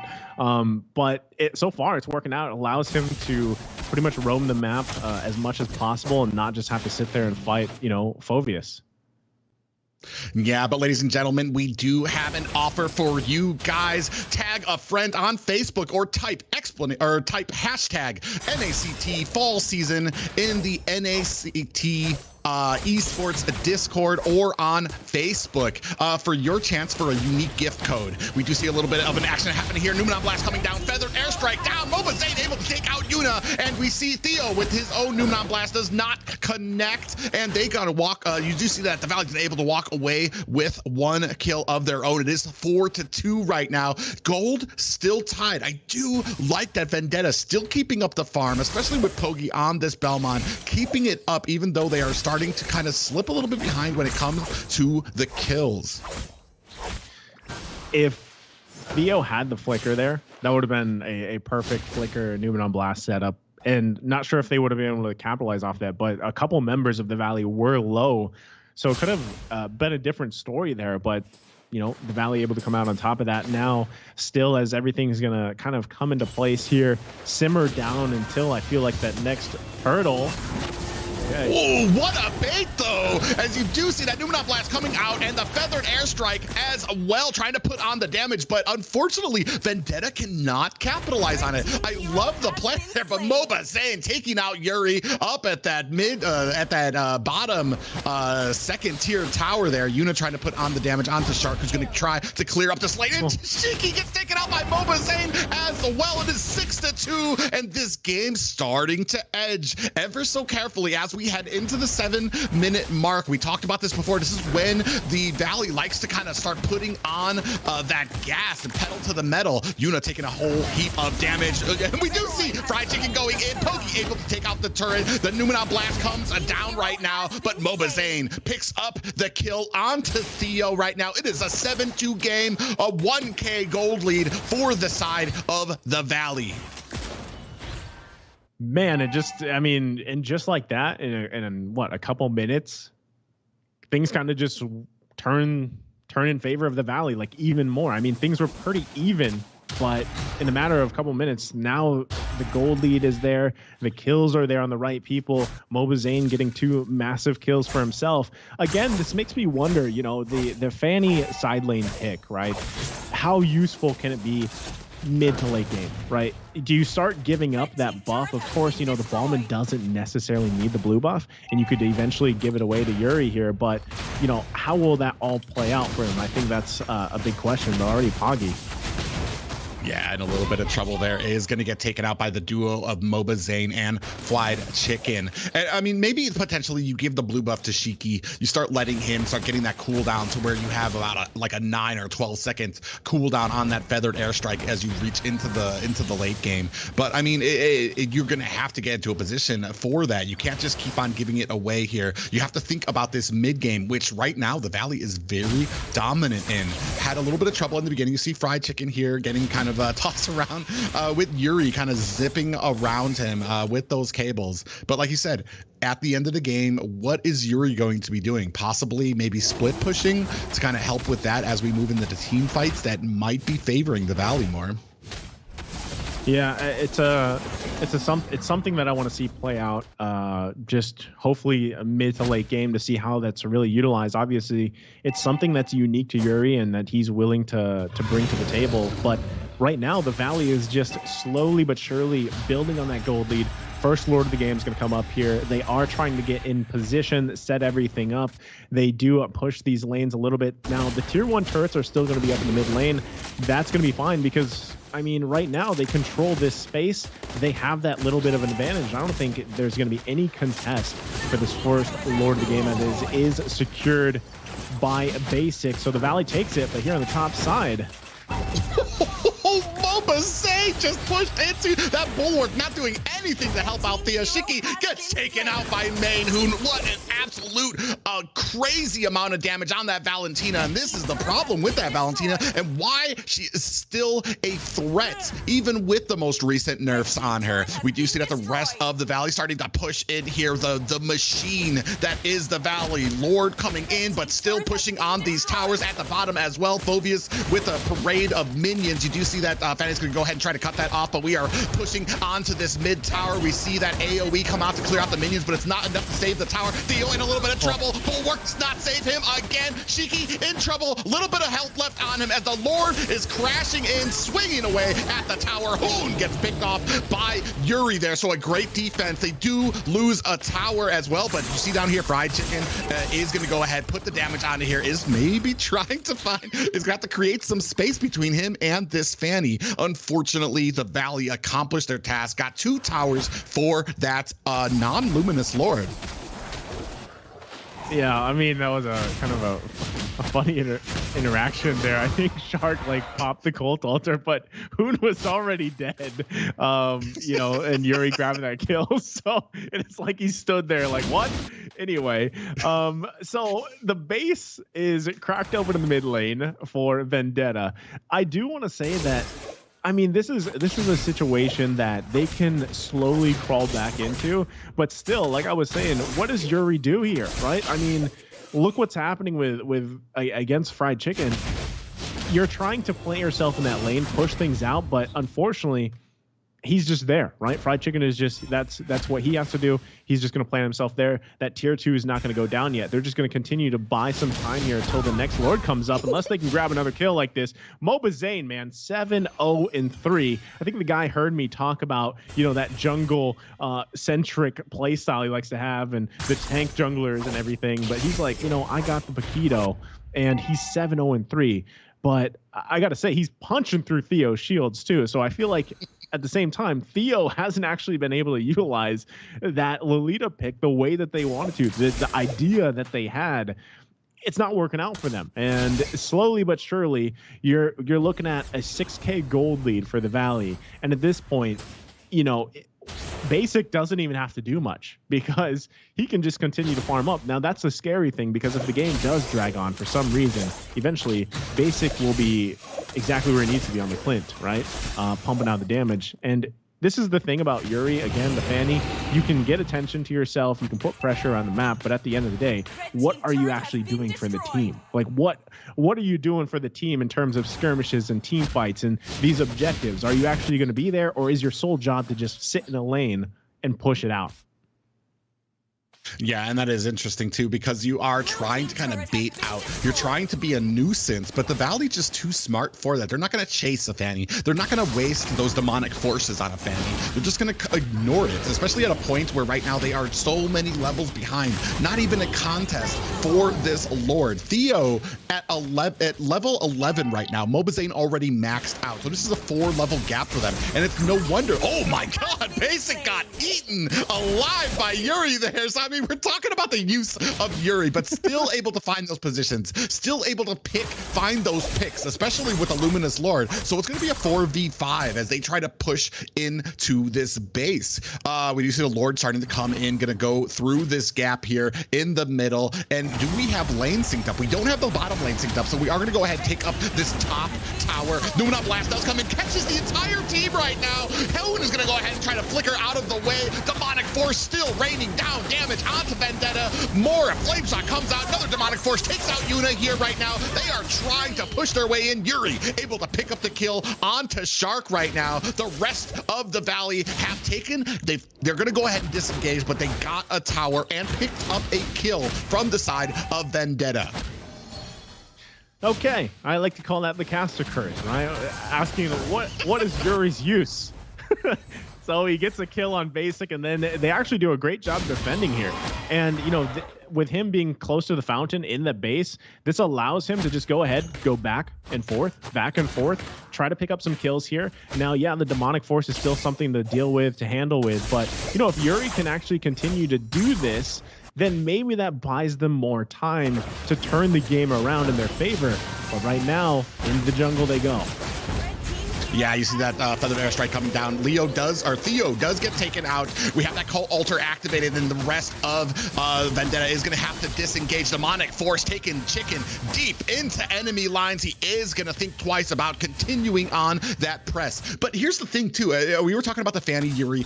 As you get into the base defenses, I think this is where Yuri's actually going to shine. Like you were just saying, he gets those cables, able to come in and kind of like to blast through the entire team. When he runs out of energy, get back to the base, fill up. He doesn't even need the blue buff, so he's going to be able to do that just like he has a blue buff while he's defending base. Oh man, you do see a Feathered Airstrike coming out now. Zane able to pick off Shiki right now. Yuna does take down Mobazane, so it's a 1-for-1 trade. Still 15-6 right now. We have minions crashing down at the bottom, but is this the fight that you want? Demonic Force coming and pressing in right now. We do see that the Cult Ultra comes out right now. More Demonic Force. Numina Blast coming in, does land on 2 members. Shark goes down to Yuna, and Basic getting taken out as well. That is 3 kills. Fried Chicken deep into enemy lines. This was a mistake. He does not want that damage. Gets taken down. That is only Hoon left on the side of the Valley. So, I mean, they do put a decent amount of damage onto that bottom tower. However, still in the lead. I think that's the comfort that the Valley is in. They're very comfortable being able to dive onto it, but it might be a mistake for them as they do all get killed out. They're not worried about the gold lead right now, but this is going to open it up for Vendetta. Pogi does have this Lord, and we do see a Numina Blast coming down. A 2 Numina Blast out there, but you do see Theo getting popped up. Feather Airstrike coming down. Pogi able to pick up that Lord Cheeky taking down Shark, and Hoon goes down as well. This is a problem for the Valley. That is 4 members of the Valley taken out right now. Fly Chicken is back up, but they have to answer these minions coming up. You see the Luminous Lord has started on its travel at the bottom lane, and the Vendetta right now in a great position has closed the gap and now taken the gold lead from the Valley. We see the parade of them coming in. That is 1 tower for the cost of this Lord, already a great value. Numenon Blast coming in. Here comes the Demonic Force, followed by a Feathered Airstrike. Is this going to be enough for Chicken? Still with that Demonic Force, he's trying his hardest. Yuri takes him out there as well. Basic catches the full front of that crossbow of Tang, but down goes Yuna. That huge damage from the Clint, able to go ahead and clean that up nicely. And it does look like the Valley going to go ahead and try to take out this Lord, hopefully before just, and definitely that damage from Basic, who has now come online, able to clean up that Lord before it takes the bottom inhibitor. Wow. That was, I mean, single-handedly, Yuri is just kind of carrying Vendetta, right? Doing a lot of the work here and buying the time. I guess, again, going back to the question, what does a side lane Fanny offer your team? If you get a game like this, this is exactly what you can do. And a game where the Valley should have won this at this point, Yuri is stopping that from happening, right? And that's something that they're gonna have to work around. How do you deal with that? Look, like I mean, even Super Shark here already getting chunked really low. And anytime you're trying to find positioning, anytime you're trying to get some vision, you have a lot to deal with. So again, I think this comes down to that next Lord fight. You're still going to see Yuri putting pressure on the side lanes, especially with those turrets as much as possible. They want to at least get 1 down, if not 2. But again, it all comes down to the next big objective. And I do have to say that the Valley is still in a position to actually contest it, to fight it. But with that being said, you still have to fight against Poggy.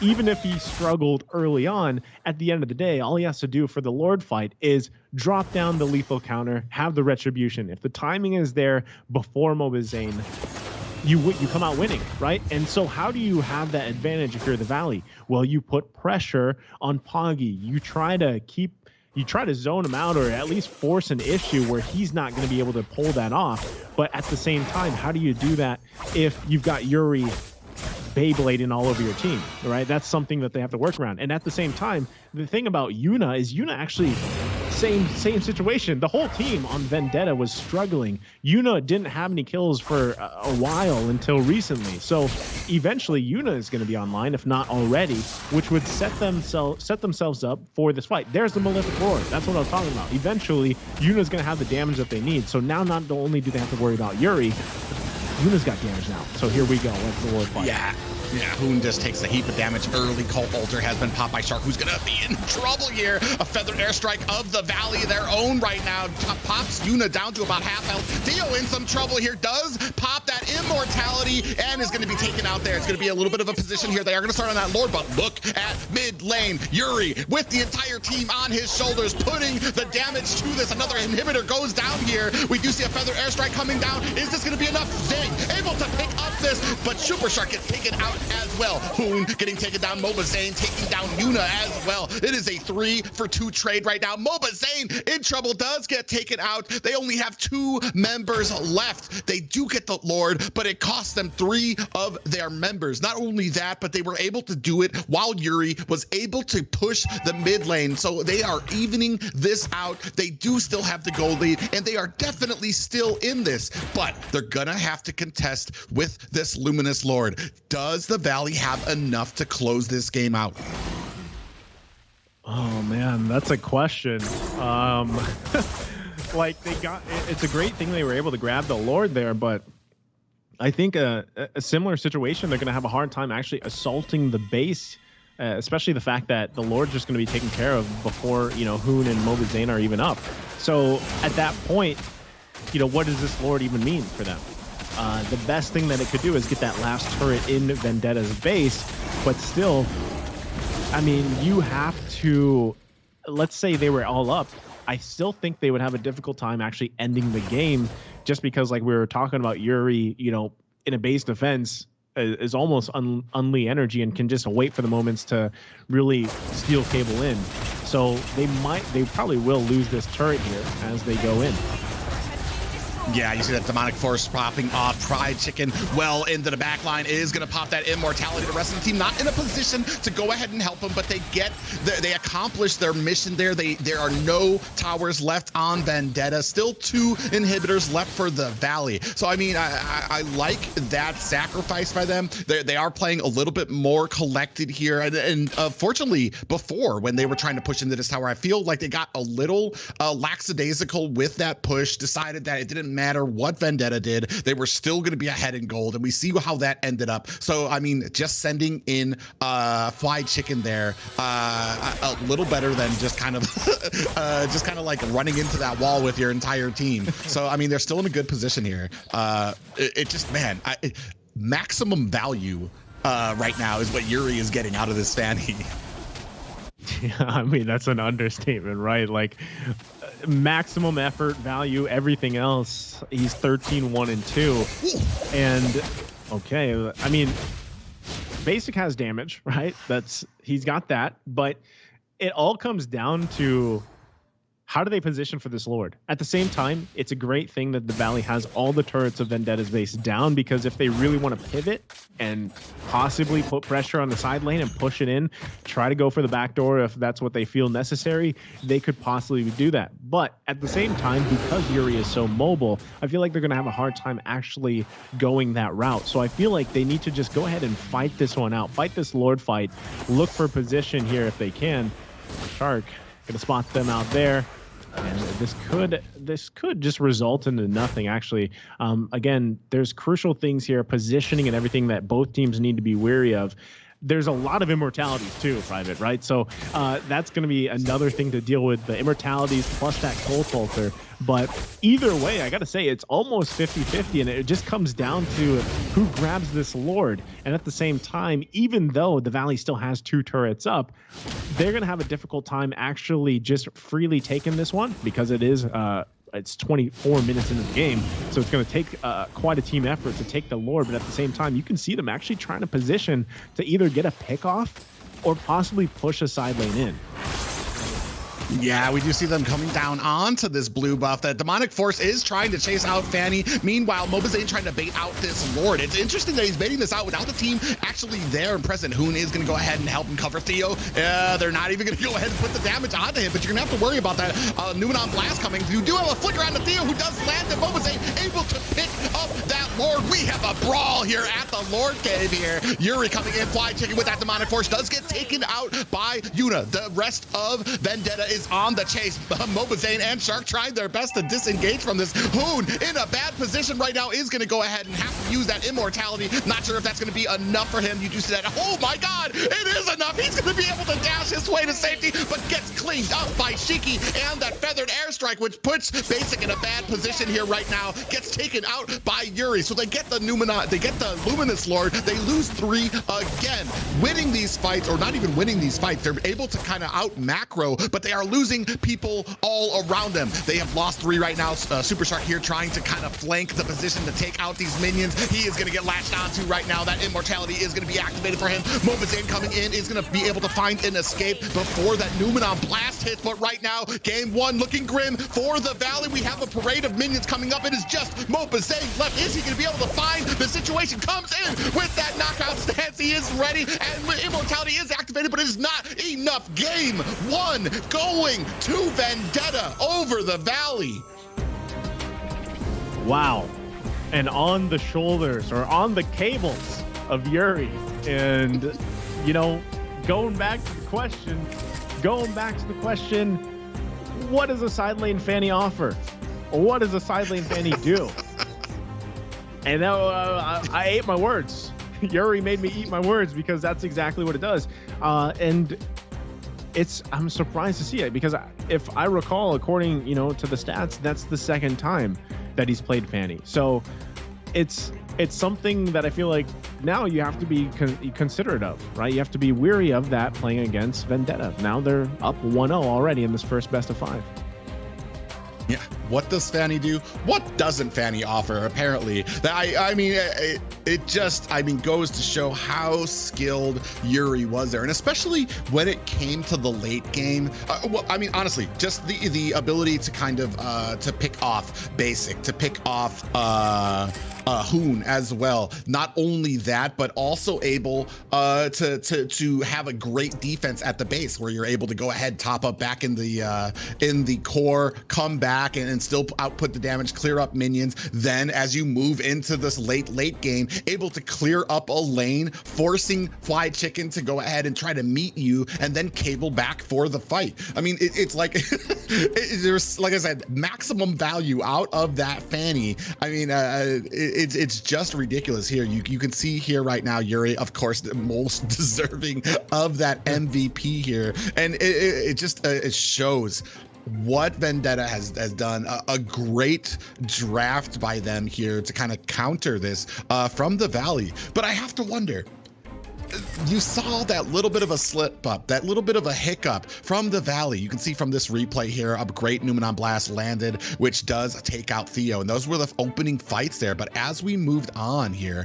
had a little bit of trouble. Look at the entire team got caught in that Numenon Blast, forcing out that Colt Altar. And then the rest of the team is going to have to disengage from that. Another unfortunate problem there. Mobazane comes in, is able to kind of clean up the kills on there, but always an answer from Vendetta there. Pogi especially able to pick up that Lord, and this was basically the problem with all of the Lord fights.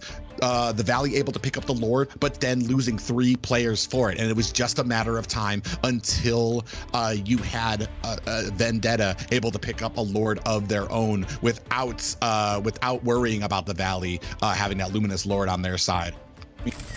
Yeah, and just an amazing game played by them. Like we saw there in the highlights, Theo had a very rough game. I mean, he was 0-4, but at like 12 minutes or whichever that was that the Valley was like pushing into the base, it was Theo with the Numenon Blast that actually allowed that base defense to happen, and then allowed Yuri to like go back and forth, and then just eventually that was kind of that pivot point for them to turn things over and slowly but surely get back into the game. I mean, it was a long game, right? But you got to remember that base assault was like 12, 13 minutes in. It could have very well ended there. But even though Theo was 0-4, he was getting punished the majority of the game. It was that one Numenon Blast that really turned the tides for them, set things up for them, and allowed things to happen. Because again, you saw too later on in the highlights, they weren't even worried about Yuna, because Yuna was kind of just free hitting, like literally hopping around to the Wan, able to get the hits off. But it was Yuri that they were so worried about, because how do you catch Yuri? Even if you get a couple shots off, you get a couple hits off, Yuri would go half health.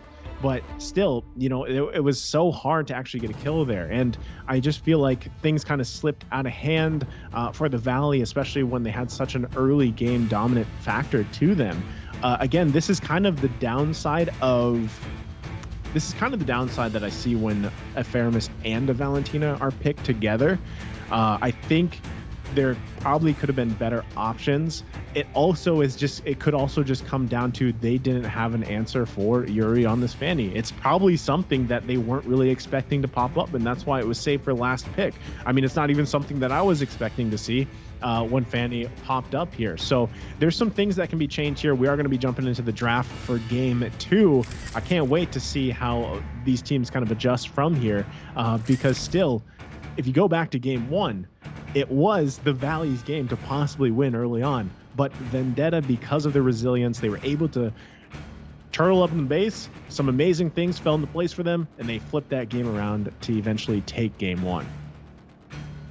Yeah, you said it before too. You had commented on it that the Valley has a great swath of picks and compositions that they can go with at this meta, and you have to be able to match them and go outside of that and be very flexible to the dimensions that they can. And that's exactly what they did. They had a very flexible outside pick that you don't see very often, that made us believers in this side lane, this XP lane Fanny. So I mean, a great first game, kind of setting the tone for Vendetta, letting the Valley know that they have plans. They have just their compositions, their hero pools.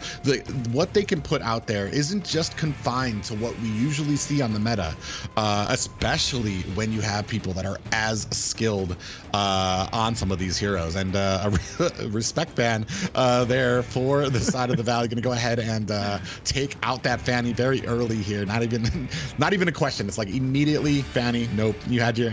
It was a great first game, but yeah, they don't want that to happen anymore. Lilia's going to be taken out here as well. It's been pretty much the same bans that we've seen before. Pretty interesting that you allow the Valentina the first game, but now you're going to ban it out as Vendetta is. So I mean, still they see it as a problem, but definitely had a something in mind to deal with it, which is interesting to me. We talked about that. If you're going to leave out Valentina, have a plan for it. And so they absolutely still consider it a threat and going to ban that out. But the first game, they already had something in mind, which is just amazing to me. And it's this is what I wanted to see. The Valley getting pushed back to their limits, and definitely going to have to take this game. To you're gonna have to put 110%. This is not gonna be a slouch match for the Valley. Yeah. So I was wondering if they would go ahead and ban out the Faramis just to, even that. I like to say even that playing field. So Valentina, Faramis both are not going to be there. I think also Vendetta just went with the Valentina because they don't want to. That's something that every team has to consciously think about when there's a Valentina on the other side. What heroes are we picking? What ultimates are we giving up? Right. So I feel like they don't want to deal with that. Right. So already first pick is going to be the Claude here for Vendetta, a great choice to start off with. I feel like it's also comfortable, but I still feel like Vendetta probably has something up their sleeve that isn't just that side lane Fanny that they could go with. Yeah, it's going to be interesting how they move into the second game. The Valley. It almost kind of rang out as kind of, I don't want to say sloppy, but there was a fight where they lost everybody but Hoon, where I thought that they had kind of all charged into the, to get that last inhibitor tower, very haphazardly. Which kind of turned it around for them. They got with the Vendetta able to pick up 4 kills and then kind of push in, and it kind of points to it being the Valley's game to kind of throw and lose there, maybe because they got a little confident, because man, at that point they were in a very dominant position. We were sitting here talking about how, like, what is this Fanny doing? Nothing. And that's all they needed was a little bit of an opening for it. We do see with the bans up, Fly Chicken and that's another thing too, you to mention it. Paquito, kind of flexible, does kind of look like it's going to be going on to Fly Chicken. Hoon's going to go ahead, pick up this Farja. So they've got that range. They've also got that melee distance damage, which is going to mean that no matter where you are on the map during these engagements, you're going to have damage coming at you. Yeah, and I think that's going to work out for them. I want to see what this third pick is before I round out that thought. But so far for Vendetta, I mean, they also pick up the Yuzhong, right? Which is a great choice. We were just talking about it in the previous draft. So I feel like that's a good option, especially to deal with Farsa, the Feathered Airstrikes looking to be set up in certain situations or areas around the map. You have a Yuzhong. You can also use it very well against whatever gold lane they decide to pick up here for the Valley. But same thing too, with Poggy picking up this Balmond. It's just a safe option. We'll see how they play around it. But there you go. The Valley is going to lock in Atlas, who has literally been banned for the entire evening. And he's finally going to get to play. The thing I love about Atlas is, yes, he is literally a setup-centric tank. I mean, most are, but Atlas specifically can pull off some of the most amazing setups, right, with the Fatal Links, if the placement is there. Now, the thing is, if you have this Atlas, and we've seen it before where they are kind of struggling to find setups, it doesn't matter who's playing it, right? If you're struggling to find the Fatal Links and follow-up is not there for the team, then that's where it falls off. But we're talking about the Valley here, who a lot of the times I want to say that they're in sync with each other, but there's clear points where they're not. right? There's clear points where like it seems like the communication is off for them. But when you have, again, an Atlas pick, you can pretty much count that there will be the appropriate follow-up there. But still at the same time, what I want to point out is there going to be chaos? Because that's what Yuzhong brings. Yuzhong plus a Claude, anytime you think of a Blazing Duet in the Black Dragon form, immediately players are like, panic. You know, they're like, oh, disperse. You know, run away, everything else. So I think that's something that they have to kind of worry about, but at the same time, this will really depend on what these last two picks for both teams are. Because right now, I'm really liking the fact that there is an Atlas on the table for the Valley, but I've seen it struggle time after time after time, and even some of the teams here in the Philippines, right, where it just looks like they're trying to force fatal links, because that's literally what you're trying to do. So last bans are going to be out here for the second phase. That Diggy does come out, the counter option for the Atlas, so they take that out, plus the Cho. And last two bans from Vendetta are aimed at the XP lane, right? No Esmeralda, no Uranus. So here's the thing: is while you brought it up, the synergy from the Valley, I feel like a lot of them they have this experience, not with each other per se, but they have experience in this game on the live scene, in championship games. So they know what needs to be done when they see a Fatal Links come out. But here's the thing: is who are you catching? Are we going to be catching Yuna? Are we going to be catching Yuri? Because on the potential that you do get Poggy, you do get Shiki, maybe you catch Theo, or maybe you catch all three of them. If you don't have Yuna, if you don't have Yuri, as soon as that Fatal Links comes out, you're going to have to worry about these two diving into your back lane, taking out that Farja, taking out whoever you have in there, taking out Basic there as well. And it's going to be a huge problem if you don't have a plan for that, if you aren't finding or capitalizing on maybe people out of position, especially when it comes, it's going to need to be a very careful game played by Yuna, played by Shiki on some of these characters to make sure that they aren't caught in that Fatal Links, and possibly for Shark to not take the bait of like maybe Pogi showing his face out there like, hey, go ahead, Fatal Links me, because I already have my backline ready to kind of dive into the back of yours and shred you. We do see these last ones picked up. Mobazane going to go ahead and pick up that Karina. Theo on the Grok. Some great and strong picks. We have seen Zane on this Karina, maybe not as much this season or through this tournament as much, but I do know he likes to play it. He's very comfortable on it, so it's gonna be very interesting to see how they capitalize with this as we're gonna move into game 2. That's funny that you say that, because I just, for some reason, I remember, I don't know if his opinion has changed, but for some reason I remember Zane being like, man, I hate Karina. I hate tank Karina. Like, I hate that meta. I hate playing it. This is, the previous meta before, where we are now. So maybe he's grown a liking to the Karina pick, but at the end of the day, we'll see how it all plays out. We saw both teams' team compositions. We know exactly how they need to play around that. And at the end of the day, my biggest question is this Brody pick from Basic. How will that play out for them? But ladies and gentlemen, welcome to the Land of Dawn. Game number 2 here with Vendetta and the Valley.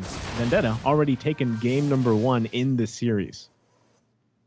Yeah, we're going to find out if that was an upset. Maybe it was that the Valley's game to lose, or have they kind of managed out? Have they found and are going to sharpen up their swords as we move into this second game here? I mean, both all over, you can already see a lot of aggression, just everybody showing themselves, not even wanting to give up this Lethal Wanderer right now. And it is going to be picked up by Mobazane, who's going to go ahead and retreat back to go ahead and try to get up this farm. But I mean, here's the thing too, they're not even putting a lot of pressure onto this gold lane. They're gonna go ahead and let Basic and Yuna do their own thing here. Kind of really, both of these teams have faith in their marksmen to kind of get farmed up and their anti-gank potential, which is gonna be very interesting to see as we're moving into this first minute. Yeah, at this point, you just want to expect both of them to go ahead and farm up. I don't think they're going to find these early kills here, but Mobazane doing exactly what he needs to, right? He's getting into the jungle of Vendetta, trying to grab as much XP as he can. But at the same time, I mean, Poggy is doing just fine farming up, right? Going to be doing the exact same thing as they set up and get ready for this first turtle. But here on the top side, it's going to be Yuna that's in trouble. Mobazane able to grab the kill, but goes down himself, giving the kill to Yuna. And also the turtle's going to be up here shortly. The upside of that, Basic does get a little bit extra gold.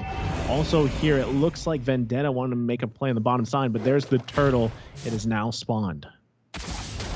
Yeah, I mean, oh man, another fight here at mid. And down comes the Feather Airstrike. Feather Airstrike going to come down. Shiki's fine. There you go. The Black Dragon form. That's a whole wombo combo and a half. 2 fall for the Valley. And now the turtle actually going to be the taking for Vendetta. Poggy going to work on that. The rest of the team trying to zone them out. The flicker comes out too.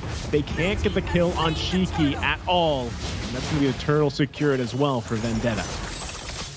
And what a dominating lead right now. Yuna is going to go ahead and use that. It is going to be a little bit of trouble. Basic coming in here is not going to be able to capitalize. As you see that flicker coming out from Yuna. I mean, just a dominating game here. 3-1 already. Starting to edge away. Only about a 500 gold lead for the side of Vendetta. But man, these team fights right now, they're finding the positions, they're finding the kills, and finding the zoning out for these objectives, especially with the Balmont on their side.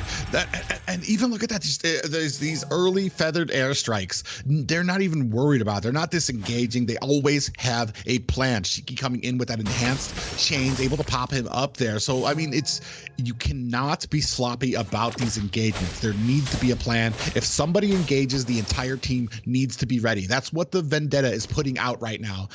For the Valley, letting them know that, like, you're not going to come in here with some lackadaisical engagements on us.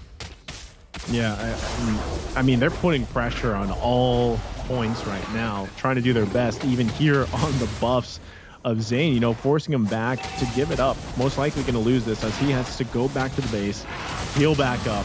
You know, Fried Chicken is there, but there's 4 members of Vendetta. I'm not sure if he's going to be able to do much. There's a flicker, the wild charge, everything coming out. Fried Chicken gonna fall here, so that is gonna be punishment on the bottom side. Not only that, but they took the blue buff from Zane.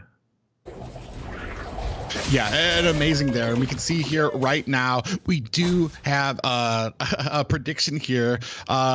Team Vendetta, they have the predictions. Team Vendetta, the viewers are just a tiny little bit, 6% up in the predictions right now after winning the first game. But we have another engagement here on Shark.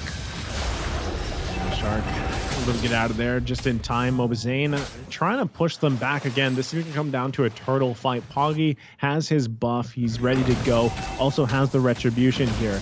They're in a better position to actually just go ahead and take this turtle unless Mobazane can do something about it. Wild charge does come out. Who grabs it? Of course, it's going to be Poggy securing it with a lethal counter. That retribution combination, that's hard to beat, honestly. Even if you're someone like Mobazane, it's a tough thing to handle. But look at the damage already. Shark taking quite a bit.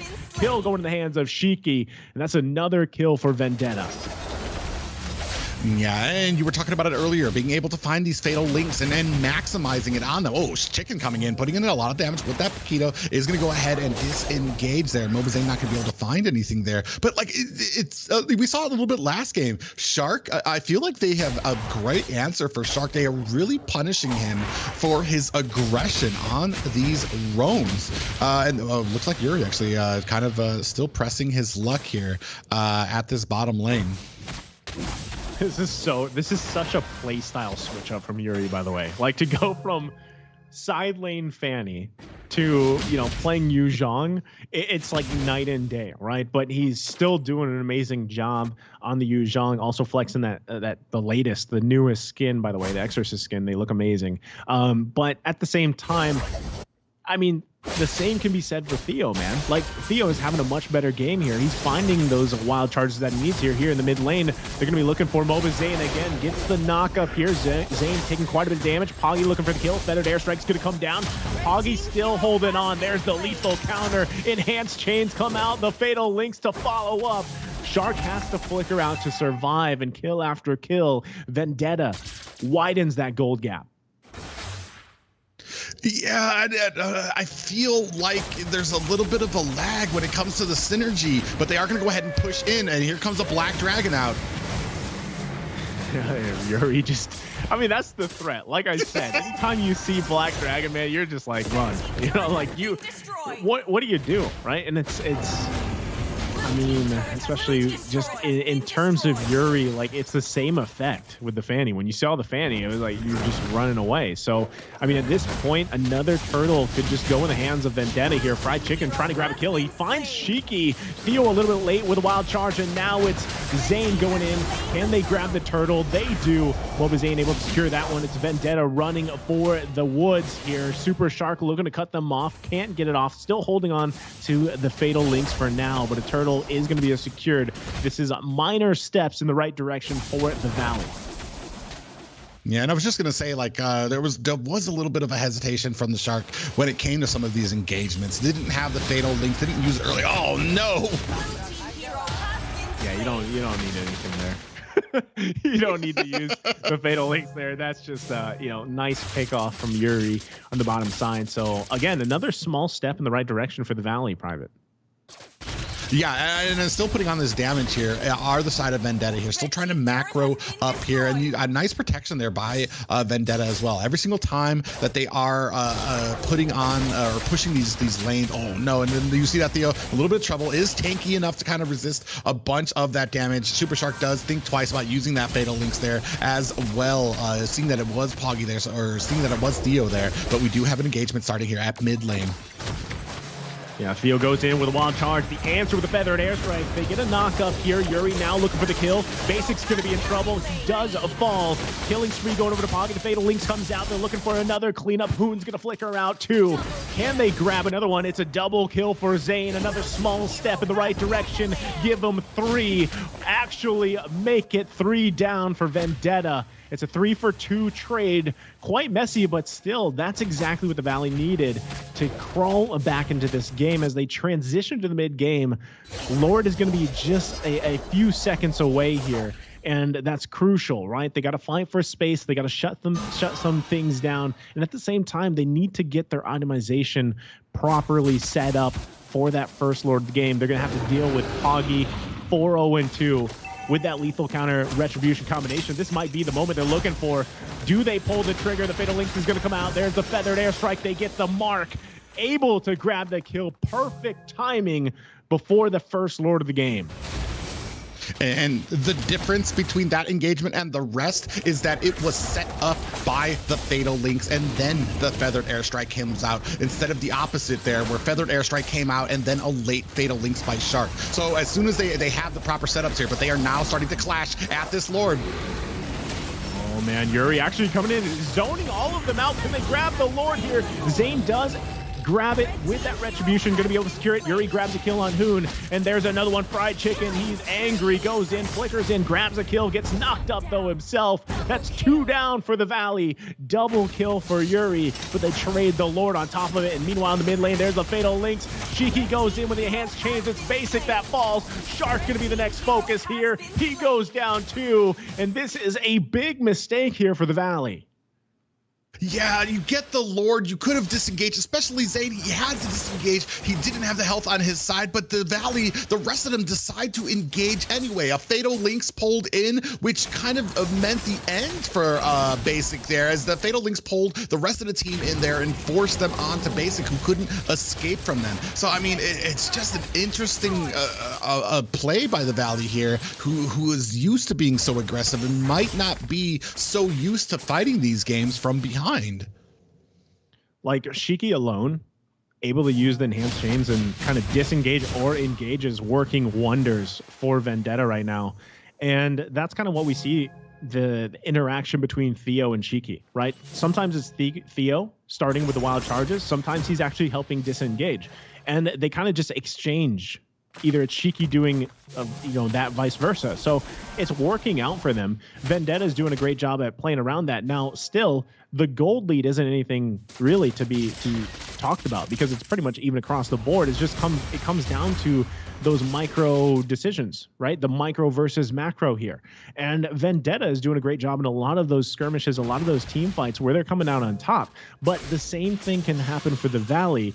And it all comes down to those minor decisions. But the big weakness here that I've seen so far from the Valley is the Basic isn't able to do what he needs to do here. There's another combination. Feathered Airstrike going to come down. Yuri popping the Black Dragon. He's going to be just fine, able to survive.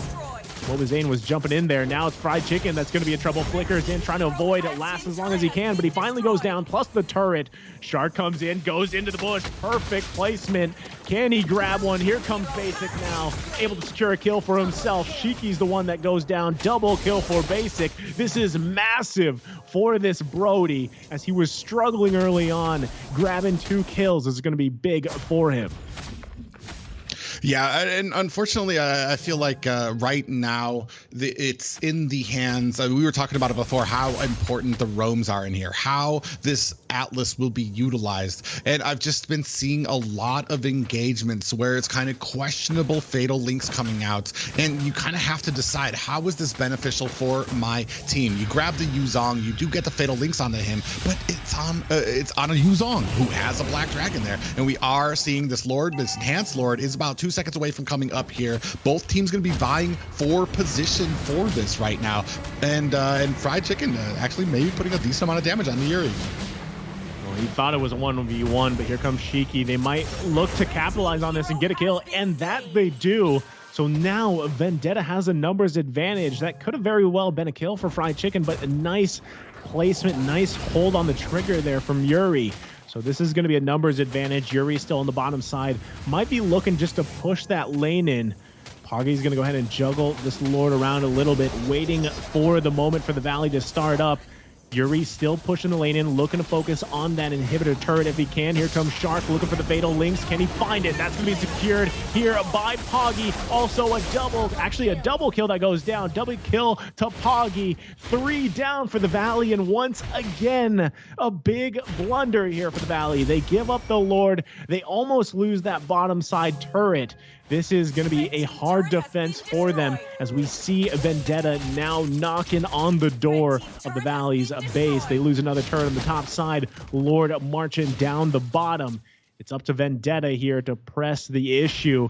They're still going to wait for Mobazane to come up. They should be able to defend this, and this is going to be crucial for Shark. Can he find the fatal links to set the team up for a defense? And yeah, and that's the story of this game. Can he find the correct fatal links for this? Because, and especially, is he going to be able to find it before we waste ults on this team? Because fatal links after you've used Feathered Airstrike, fatal links after you've used Torn Apart Memories. Here comes Shark separated right now, is more of a warning as you have this Lord crashing in that bottom.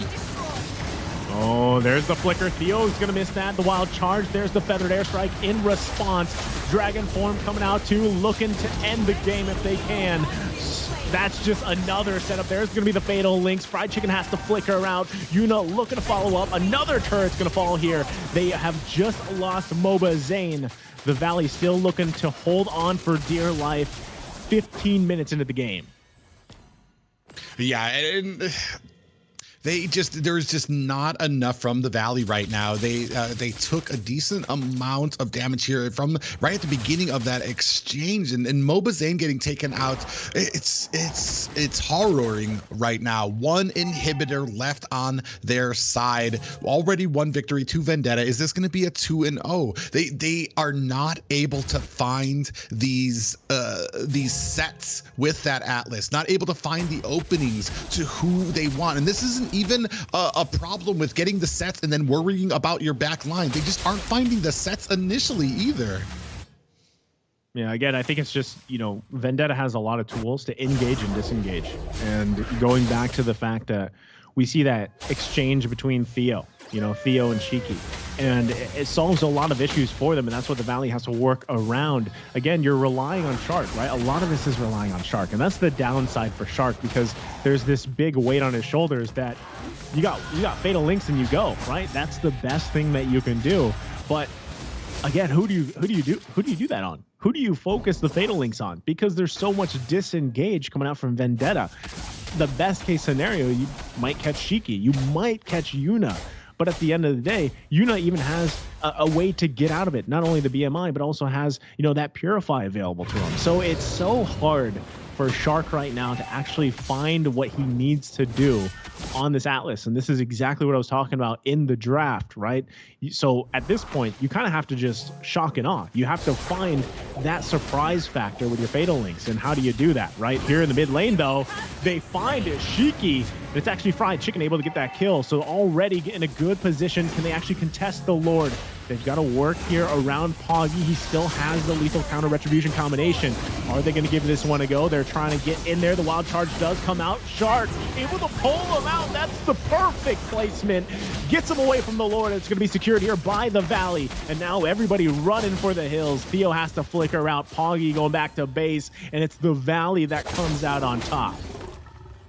Yeah, and a great positioning by them. I did feel like maybe that Fatal Links was going to be a little late, but just on time. Pogi had to disengage, had to dive out of that little Lord Nook, I'll call it, which gave the Valley enough time, separated him, and gave Mobazane enough time to come in with that retry, capture that. Not only that, but they are in a great position right now, more patient, did not force that fight, and did bass up. But we do have a wild charge coming in. Oh, man, that's the punishment right there. The wild charge plus the blade do it. There's the Fatal Links, though. They're going to be able to find that one. Theo's quite low. The killing spree for Basic. Able to grab a kill. It's going to be a 1-for-1 trade so far. They've got to take care of the Lord, though, still. They have to manage this one as they lost Theo. So now it's Vendetta with their backs against the wall here as the Valley is trying to capitalize on this Lord push. Going to grab the tier 2 turret. Now it's their turn to look at the base of Vendetta as we see them trying to defend here. Shiki there. Feathered Airstrike going to come down, trying to zone them out as much as possible. Lord finally goes down. And they're going to push them back just a little bit here. Flickering out for Basic. And right now, again, still it's neck and neck. I mean, even the gold lead, itemization and all, is quite even here, Private. Yeah, and even in holding Valley down to just one turret there, where any other team probably would have lost two and probably lost one of the inhibitors. A great job by Vendetta to kind of hold even a disadvantage to the most minimal advantage as possible there. Mobazane does put a lot of damage onto Theo there. It's just it's anybody's game. You were saying it's basically 50-50. Everything is even here, and it's just coming down to these engages. Yeah, I mean, it's whoever gets that set up first, right? And Vendetta, honestly, they have more options for it. Here you go, Fried Chicken, Immortality going to be popped already. He's going to be in danger. Can he stay alive, though, long enough? The team looking to back him up. Fried Chicken still alive for now, but not for long because Yuri grabs the kill here. So that's one down for the Valley. And now Vendetta could be looking to just assault the base the best they can here. Mobazane trying to get control of this blue buff, hit as much as possible, looking to secure the buff. Lord's going to be up in about 20 seconds, though. So Fried Chicken might be a little bit late to the party, but he's definitely going to make it for the next big objective fight. Let's see if they give the go signal here. Shark trying to get some information. Theo goes in with the wild charge. Poggy goes in too, forcing the flicker out from Hoon. That's actually going to be crucial. Now Mobazane going to be the focus. He is a little bit out of position here. Can they get the kill? Dodges, sidesteps, but there's the Fatal Links, the follow-up from Basic, able to punish Vendetta. Blazing Duet going to come out. Shiki's the one that falls, and now the Lord is up for the taking. Yeah, it's up and in a good position is Vendetta right now. Only down about a third health, but you see the rest of the Valley coming in here trying to contest it. Might have the numbers in their advantage. Mobazane just waiting in the corner. Who's going to be able to get that Lord first? Poggy holding onto it as well. Might be holding onto it too long. It's going to be secured by Mobazane. Able to get the Lord for the game. And now the chaos in the river. Immortality going to be popped here. Yuri going to be in trouble. Can't escape this one. The shutdown for Fried Chicken. And there you go. 2 fall for Vendetta. Yeah, to fall, and now obviously feeling a little bit more confident is the Valley here, but you cannot count Vendetta out of this. This is a pretty decently sized and powered Lord. We are at the about the 21-minute mark here, so it is going to be looming. It's going to be able to do a ton of damage here if Vendetta is not careful. Yeah, here comes the charge. One more hit. That turret's going to be taken care of. Feathered Airstrike comes down, trying to do their best. Theo with Wild Charge. Can't get away, though, from Basic. Yuri's still out of the picture, too. Fried Chicken and the Valley here. There's the 3-man Fatal Link. Shark has been waiting for the moment, and that helps them take the game here as they take game number 2, evening it out 1-1. It's amazing that Shark. Yeah, you're right. It just like felt like he was waiting for that opportunity to catch the Fatal Links on 3 of them. Not only that, but the team, the Valley, ready for that Fatal Links and able to clean them up so quickly. Oh, it's amazing. And this is what I expected from these two teams, from Vendetta, from the Valley.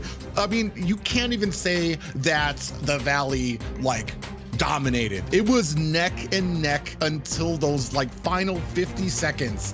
Mobazane coming in and being able to kind of his top tier retry game, able to out retry a Belmont. I mean, that's amazing. That speaks for the skill of Mobazane, especially when he's focused on that. Man, an amazing game there. And bravo to the Valley. First victory for them. Yeah. Hiding it to 101. I mean, there was clearly issues there for, Super Shark specifically early on, and it just kind of struggled for them.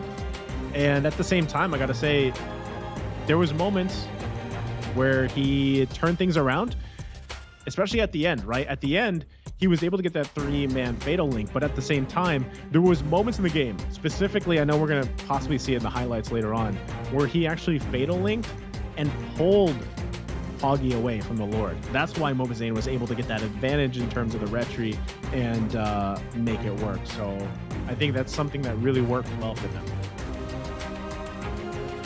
Yeah, and it's interesting. Just because, just a lot, you can see here, just the damage here.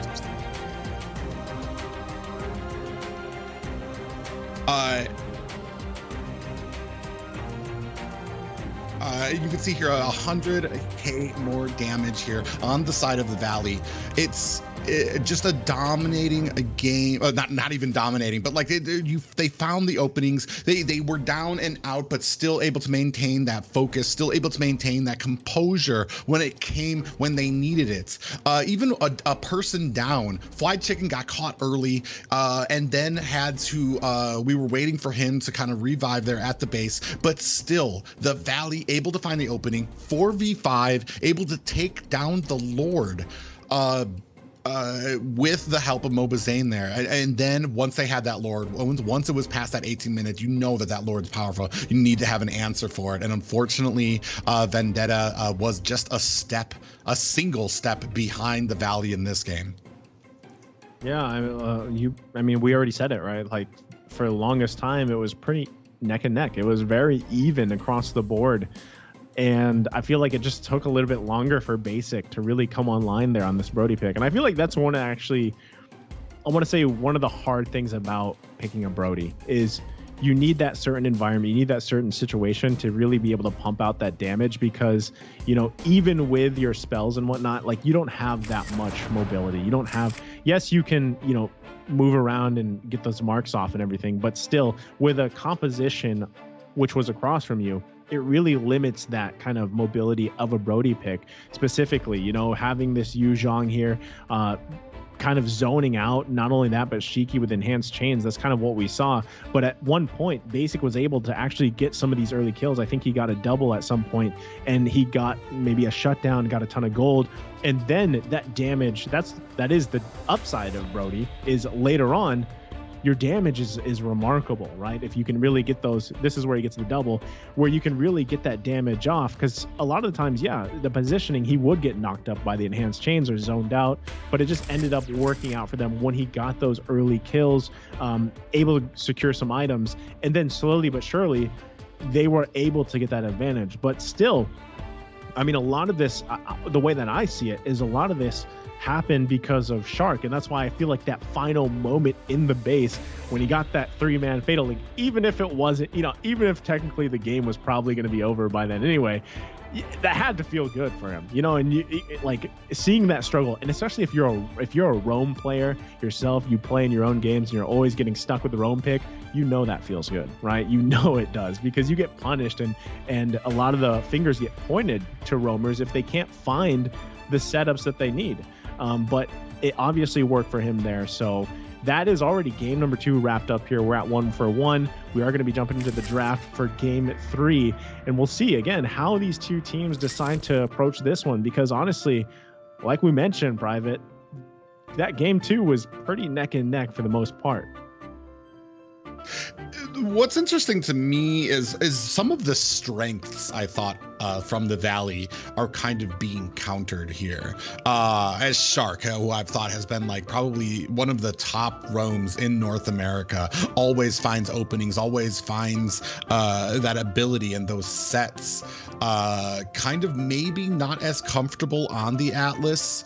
And probably something that was scouted out. The XP laner, Fly Chicken, has been a dominating position for the Valley. It's been one of those things that they've not had to worry about. They never have to worry about Fly Chicken because his lane is always good. Even when Mobazane comes up there to gank, the synergy between them is just so good that it's just never been a worry. And what I've seen in these last few games is that that Vendetta has an answer for that. They've been able to take Shark out of his comfort zone. They've been able to have these picks that kind of close down and find these opportunities on Fly Chicken where he's getting killed on a Paquito, where against a Yuzong, I mean, maybe not losing the laning phase, but as we move into these team fights, they're able to find these pickoffs from some of these possibly a little bit more loose and lackadaisical rotations by the Valley, and they're really taking advantage of that. And it's, man, what more could you ask for from the top bracket in this series, man? It's just these are such close games and such just a great show from both teams so far, and it's only 1-1. Yeah, like I said, I hope we go 5 games here, and I like that you pointed it out, because talking about Fried Chicken or any XP lane, honestly, any XP laners out there, it's one of those underrated roles, right? I feel like it's underrated because a lot of people just find XP kind of like in its own world. It's some people don't think it's action packed, or it's kind of boring or something. But honestly, there are players out there, and Fried Chicken's one of them, that actually brings this kind of spiciness flavor to the XP lane, and that's what you see from his play style. And yeah, you're right. Any team that can just be like, okay, our XP lane is good, and at the same time they know when to actually be there for the team fights, and they know when not to be there, right? And when to just push those lanes, put pressure around the map, and kind of serve that purpose. Any team that has that makes it so much easier, because then you have your other stuff that you have to worry about, right? And that's the thing that I honestly think that in a similar fashion, you can also say that about Yuri. Now, Yuri we haven't seen as much as Yuri, as much as we've seen Fried Chicken, right? A lot of people will say that, but the thing is the Fanny was cool, right? But also the Yu Zhang pick was great. I think that other things just have to fall into place for them. So going to the draft now, this is going back to the tables of Faramis versus Valentina, that whole situation, how that plays out. The double cult altar that we're probably most likely going to see, but it's also Vendetta that's going to be grabbing the Atlas here. And you actually mentioned, it's probably not a comfort pick for Super Shark to actually have that Atlas, because I think if, according to the stats, that was his first time bringing out for the tournament, right? The Atlas pick. So it is going to be interesting to see how maybe this is much more comfortable for him, the Grok, right? How he plays around that. But I still see the same kind of struggle happening here for Vendetta. Atlas, it can struggle, it can perform, it can shine, but I think it's better because in this situation, you have a cult altar to help you out, right? But your last picks, especially your gold lane, what do you take? They've got the Paquito there, but I think, again, you have to be able to check those boxes off for Vendetta, whereas if you look at the Valley, man, the Valley their first 3 picks, pretty solid, right? Pretty safe. I would say it's safe and it's solid. And it'll really come down to how they want to play around that, especially, again, going same situation. What's their gold lane going to be? Who is Basic going to play here? And I don't think this is a situation where we see him play Brody unless he really wants to possibly lock that in again. But either way, I still want to see if we flip-flop, right? If Theo is able to play this Atlas and have a more shining early game to set the team up, because I feel like that's what they need right now. Well, I mean, Theo has had at least 4 matches this tournament on Atlas, compared to Shark, who I believe that was probably his first time in this tournament. So in this tournament, at least, Theo has shown a lot more comfort on that Atlas, so it's something to watch out for, especially since, I mean, we don't really have a counter for it on the side of the Valley. I mean, you have that Cult Ultra that you're going to be popping out, but I mean, you have a Valentina as well on the side of Vendetta. So I almost want to say that like it's a Cult Ultra that's canceled out, because you if you have 2 Cult Ultras, I mean, you're basically just extending it for both teams. So it's gonna be very interesting to see how the Valley answer it, because like you said, that's one of those picks that needs a counter, that needs to have an answer for it, especially as you move out of the laning phase. Not even just out of the laning phase, because in the laning phase you can find those openings to kind of dive under tower, find the fatal links, and pull that laner back into your team. So it's going to be man, I don't fret for these compositions in this draft pick for the Valley, to see how they're gonna answer that. You see Yuri picking up that Dairoth in answer to kind of some of the other stronger picks that you see in that XP lane. The Uranus gets countered out by, well, I mean, Semi gets countered out just because of the damage that the burst damage that Dairoth can put out there. I still feel like Uranus, kind of, as you move into the mid and late game, his mobility allows him to still cut those lanes and still and to get away in a way that Dairoth just can't chase. So it's gonna be very interesting to see how they deal with it.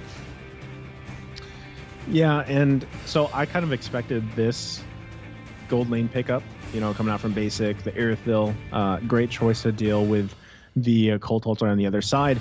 Also, I mean, I wasn't expecting the Ruby pick, but I think that can complement what they're going for here. Again, you have a lot of tools available to you to find those like owning your own engagements, not only with the Grok but the Ruby as well.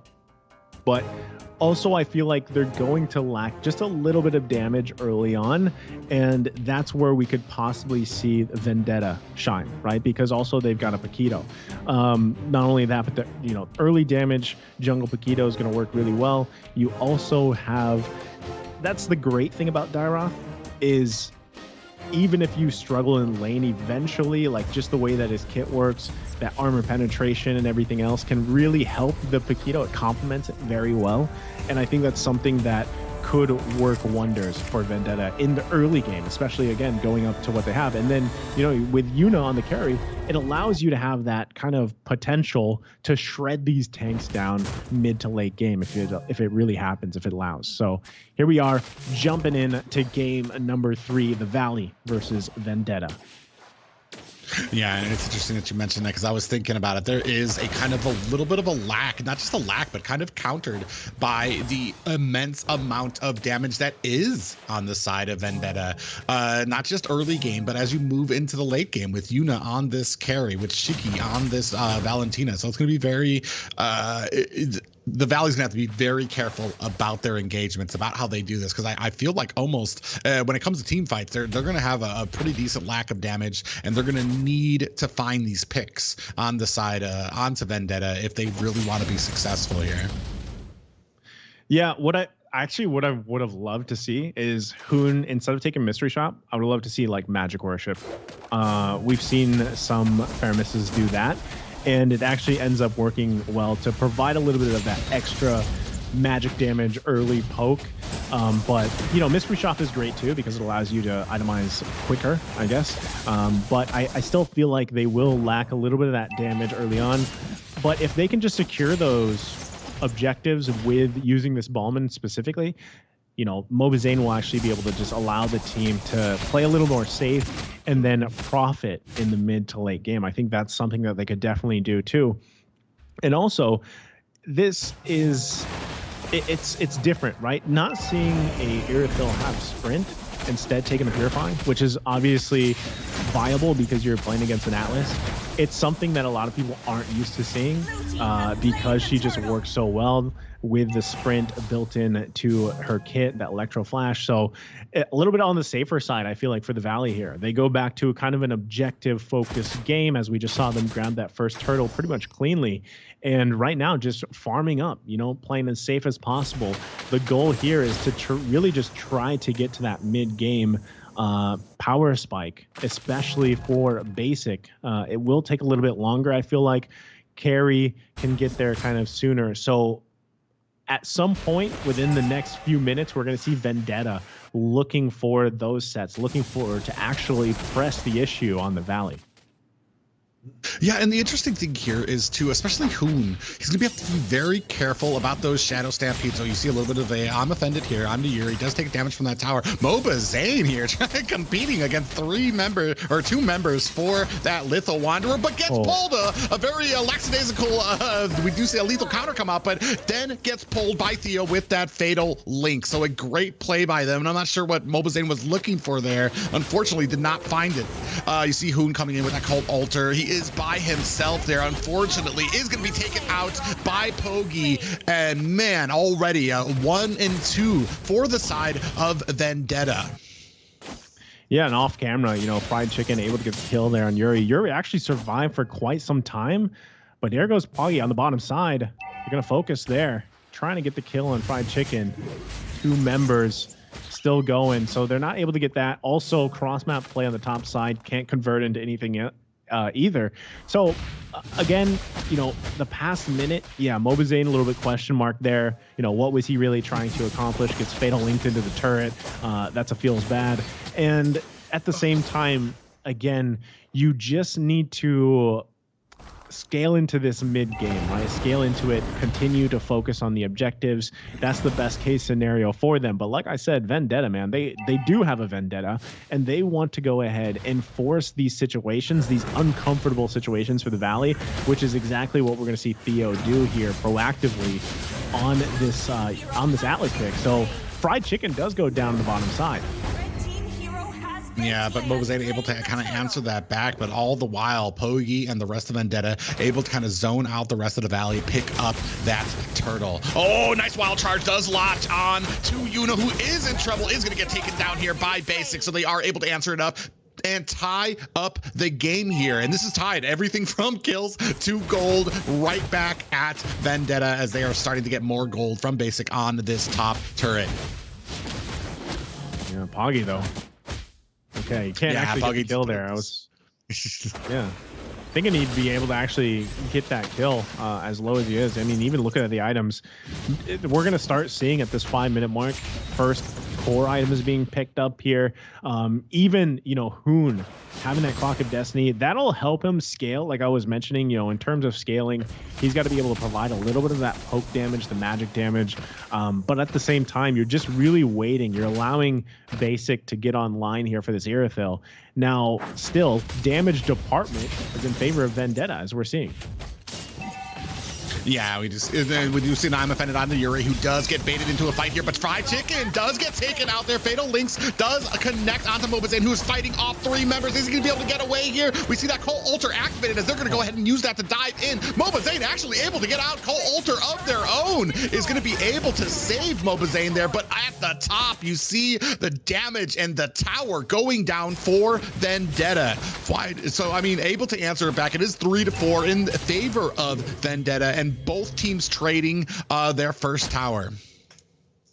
See, I feel like this one, Private's more calculated by both teams, right? But right into the bush they go. Yeah, you see that wild charge does pop them up, and then that Shadow Stampede pulling them, dropping them low, but not able to capitalize on what we were talking about earlier. They kind of lack a little bit of damage, especially in this early game, to be able to capitalize on there. Starting to try to put the pressure onto this. Their macro is top right now, opening it up for Mobazane to go ahead and start on this turtle. So, I mean, a great job by the Valley right now. Is going to be able to find that opening to get there, but a little bit, I was about to say an engagement there, but Theo thought twice about it, backing off there. Yeah, again, going back to my point, this one feels very calculated by both teams, right? Very objective based, not so much looking for fights, because the Valley knows that they are lacking some damage for now. You see Vendetta sometimes really trying to force those skirmishes or those fights, but it usually just ultimately ends up in dispersion, right? Disengage, basically. Right now, though, Yuri going to be the focus here. Here comes Shiki.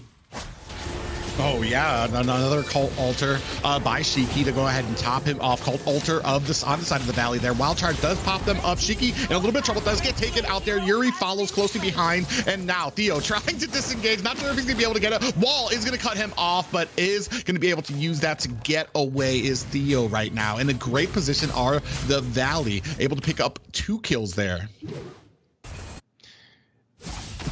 So going, I mean, that's the thing, right? If the Valley is finding picks here and there, that's actually great for them, because I mean, this early on, it should be Vendetta that's finding those early kills, those skirmishes that are in their favor. But at this point, you know, they've given up some key objectives that they really haven't been able to contest. That's why that first Lord of the game is going to be so kind of crucial for them. You can see already Shiki trying to get that Cult Altar as he does set up for it, because in 30 seconds, it's going to be up here. Now, the question is, are they in position itemization wise, damage department wise, to actually contest it?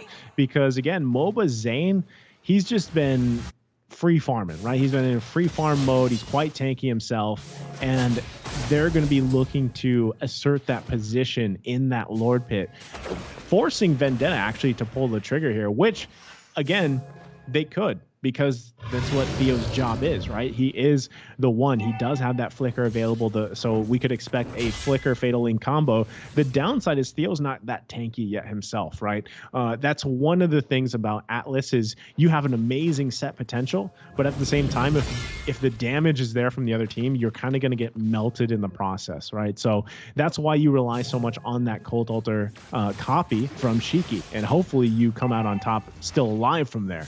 So as we see them kind of just push and pull between this Lord, we've got also both XP laners pushing on the top side, trying to put some pressure there. And right now, it's just going to be a 4v4 here for the first Lord of the game. Yeah, and starting to kind of flank around, are going to go ahead and start pushing these lanes here, which is interesting. Looks like both teams are kind of baiting it out, looking who's going to draw it in. Balmond is picking up a decent amount of damage from Pogi there. Theo not able to find the stun onto them. Is going to go ahead and back off, and they know that they're in this bush waiting to kind of find a good position. And it looks like both of them are going to go ahead and reset on the map. Oh, but it looks like we're already going to go ahead and start on here. We do see the Cult Altar already wasted by Hoon, so this is going to be a little bit of trouble here as we start this Lord. Is this a fight you really want? You don't have the Cult Altar anymore. You are a player down, so it's essentially a 4v5, and they have a Cult Altar of their own right now. So it's going to be very interesting. We do see the pop up there. Cult Altar has been wasted, or has been used right now. Superstar coming in here right now, trying to put on the damage. We see this Lord is down to about 25% health. Superstar able to pick up the kill onto Theo right now. Pogi picks up this first Lord, but it looks like the rest of Vendetta is on the run, and Mobazane and them not able to go ahead and pick up those kills. But at the bottom here, you see Yuna getting taken out as well. Kind of shades of last game when the Valley was picking up these Lords, but losing 2 or 3 players in those skirmishes. Yeah, and they still got Yuri down there. So I'm not sure why he stayed there. You know, he should have tried to disengage, but you know, they lose a couple members. Yeah, like you mentioned, they grabbed the Lord, but at what cost, right? I mean, it's great to get it, but it's just going to be taken care of. It is only a normal one. They're going to lose turret after turret here. So right now, Vendetta backs against the wall. There's the 2K gold lead as well for the Valley. And so now they have this small momentum, and Basic is sitting pretty on 3-0-2, right? And he doesn't have to do too much, honestly, because right now, whether it's Hoon or it's Fried Chicken or Shark, they're finding actually the angles they need to find the setups, right? That's what the Valley is doing. And at the same time, even when they took out Hoon before that fight, it still ended up working out in their favor. Like Hoon got back in time and helped turn that tide, right? Because as you saw, Theo took a ton of damage before the light fight. And yes, Poggy has it too, as he goes for Mobazane. Yeah, Mobazane gonna be taken out here. Fly Chicken gonna expend that flicker to get away from the other fight. But exactly what I was saying. Oh, Theo in trouble, wild charge, just a bamboozlement into that bush, and getting taken out there. Does a Theo? They are still continuing the press on here. Super Shark putting on the pressure on Tashiki as you see this middle lane being pushed in right now, and they are gonna go ahead, reset on the map. Still 74 seconds left on this Lord though, and the problem is that it almost kind of is a false sense of security when you take out Hoon and think you have the advantage. I even got duped out because I was like, it's a 4v5. No, it's not, because Hoon, the passive on that Faramis means that he's going to be up right away, still able to come back in and use that Cold Altar. Oh, Shark is in a little bit of trouble here. He's going to have to use that Wild Charge to get away. Yeah, so that's the thing. Again, going back to Vendetta here specifically, right? They have great damage. They have great toolkits here. I think they just need to buy some more time. They also not only need to buy some more time to let Yuna catch up, because Yuna's been struggling this game.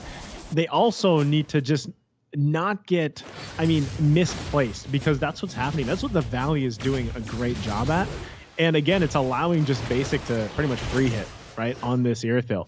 So that's the tough spot that Vendetta's in. Not only that, but going back to the fact, even when we got a chance to look at the items here, Theo, for some reason, he's taken a ton of damage. So his job is literally to get those Fatal Links off and then hope that his team can profit off it. Because as soon as Theo is gone, you don't have a tank. You have a Cold Altar. That's it, right? So it's a little bit tougher for them. When on the other side, the Valley has not only how tanky Mobazane is, but you have Super Shark and Fried Chicken. Yeah, Mobazane gets caught by the Fatal Links. They make quick work of him, does Vendetta, which means that they do not have a retribution for this next Lord. It is essentially a 5v4 right now. Vendetta in a great position here. Shark biding his time right now. Not sure if they have a plan in mind. You see them coming out. Cold Altar has been activated, but he's still able to pick up that Lord. Cold Altar activated isn't going to be enough for the side of Vendetta. They are putting on the damage, are able to take down Basic there, and unfortunately that is 2 down for the side of the Valley, and a Lord going over to their side as well. Still trying to put on the pressure here. They might just want to think about disengaging, thinking about that defense as they reset on the map here. Still going to put on the pressure here. Theo comes in with a nice Fatal Links onto Fried Chicken, who does find an escape almost as Yuri puts on the damage. Down goes Fried Chicken. Still have 2 out of the game right now. Essentially a 3v5 right now. The Valley cannot find an answer. Hoon gets taken out there. Mobazane running for his life is trying to get out of here. Shark trying to slow up and secure this escape for them. And that is going to be a tower up at the top. You see the Luminous Lord is going to go ahead and charge. Make short work of that tower. Starting to come in right now. Mobazane going to go ahead, try to put some damage on ahead of his inhibitor tower, and it might put them in a bad position here. Pogi is hiding in, lying in wait, but the rest of the Vendetta is kind of waiting, and you see that they go ahead and use that Sentinel to get vision there, which lets them know there was nobody else there, and Pogi going ahead and disengaging. Yeah, so when things get messy, they get messy quick, and that's how I see, like, when pressure is put on the Valley, that's where most of their mistakes come from, right? And a lot of the time, Vendetta is just being more patient, and that's exactly what we see them doing. And that's why what led up to that Lord take was they were patient, waiting in that bush. Theo was able to get the setup on Mobazane, right? Use that Fatal Links, and then eventually snowballed from that to the Lord to finding another Fatal Link under the tier 1 turret, and things just kind of started falling for the Valley. So they've kind of got to recollect here, right? Like slow down, recollect, and then actually just not go kind of haphazardly looking into bushes, right? Face checking, going here and there. Not to say Mobazane face check, but he is quite tanky, right? That's why you have the Ballman. But you don't expect that there's 3 members of Vendetta. Just like now, they're going to be looking to get him again. Yeah, he does get pulled in with that Fatal Links. Is going to make short work there. Here comes the Wild Charge. Is going to take down MLBB. So he's caught again. Here comes the... we see that Cult Alter comes out there. I'm Offended pulls in Theo. They take him down. Another Wild Charge onto Yuri, who's trapped behind the wall. Hoon takes him out as well. So we are starting to move. They do lose MLBB, but they collect 2 kills of their own. Are not going to be able to make anything else happen with them, as the rest of Vendetta is going to go ahead and disengage. And you are just so correct when it comes to these mistakes, these checks, these kind of getting caught out alone. This is not the team to be making those types of mistakes. Again, we're going to come in here. Pogi is going to go ahead and get that immortality tap and taken down as well. So now we have 3 kills unanswered for the side of Vendetta. Are they going to be able to do anything to kind of stave off this? We have minions coming in here, making short work of this tower. Gets shredded. Here comes the Fatal Links on the Hoon. We have the Cole Alter. Do we? We don't. Cole Hoon gets taken out. Basic trying to run away. It's not going to be enough. A misplaced wall by Shark as he gets taken out as well. It is just MLBB left. And man, I don't know what he has here. Doesn't look like the rest of Vendetta is going to go ahead and wait or try for this Lord. They're going to go ahead and just push. They have some minions on their side. Hoon is back up. So it is a 2v4. But I'm not sure if that's going to be enough. You see Hoon coming in, does think twice about trying to protect that. We are down to inhibitors on the side of the Valley. Yuri not able to put the damage on the MLBB, who is trying. They're going to be able to take down this minion. And I'm not sure how, I mean, you get a tower, but you kind of lose the advantage you had for this lore potentially. No, they're shredding that. So nice. They're shredding it. I was wondering the same thing. There's the Fatal Links though. MLBB. Yeah, he's in a world of hurt. They just MLBB is having a large amount of trouble on this Balmon, just getting caught, going in the bushes. That especially against Theo, able to find these Fatal Links and just unanswered by MLBB, who's just, like I said, kind of out there alone. The rest of his team not in position, not able to get the farm that he's trying to, and now they're going to have to contend with a Luminous Lord here with MLBB out. So this is the weird thing, right? I mean, both teams the past couple minutes making, mistakes, both of them. Both junglers getting caught out a little bit. Both teams kind of staying in an area way too long, and then things got turned around. But the way that everything kind of fell into place, it just ended up going in favor for Vendetta as they march in with this Lord. It's going to have to be a great defense coming out from the Valley as the Lord charges up. Yeah, it's coming in there. It's going to be one more swing on this bottom inhibitor tower. Is going to go ahead and drop it. The rest of the Vendetta is going to go ahead trying to push in these lanes. And I think that might be it for the side of the Valley. They are going to go ahead and be able to defend this. It's just where do you go from here? And I think it needs to start. If you have an answer, it needs to start with is not going out alone. Yeah. So. I mean, you said it, right? Don't go alone. You see Vendetta a lot of times trying to just find those bushes where they can plant themselves in, and Theo especially, they already got the Cult Alter out, right? So that's a good resource taken away, but at the same time, there's nothing really up here that they can prioritize other than the base, right? Try to punch down a turret if they can. It's still going to be a while for that Lord to come up here for the game. It was a good thing that Vendetta held on to that bottom inhibitor turret for so long, but here, looking for a setup. Yeah, they still find MLBB, who is taking a heap of damage from Yuna on this carry. Oh, he still gets taken out by Yuna as those last bits of auto attacks still find MLBB, even though he was able to kind of dash out of the way. And now, again, Zay, 1, 6, and 5. This is almost unheard of. Is him almost, I don't want to say the weak link of the team, but he's been getting caught an awful lot for the side of the Valley, which is really kind of setting up these engagements. We do still have minions pushing in here. Looks like the Vendetta, we have a concealed play in here. Atlas not able to find the stun, but you do have minions crashing in here. Fried Chicken is trying to stave it off, trying to be that front line. Hoon coming in, putting on the damage. Theo comes in, finds the Fatal Links, and here comes the Cult Alter. Is it going to be enough? enough as the wild charge comes out. Theo gets taken out. Hoon able to take down Poggy. Shiki gets taken down as well. This might be a little bit of trouble. Fly Chicken coming in, looking for that CC onto Yuna, who's still trying to put on the damage. Basic is gonna go ahead and take down that immortality up at the top. Yuri and Hoon battling it out, trying to juke. I think Hoon's just trying to kind of keep him busy up here. We have a core push right now by the side of the valley. It doesn't look like they're gonna be able to stop this. This is gonna be game 2 going over to the valley.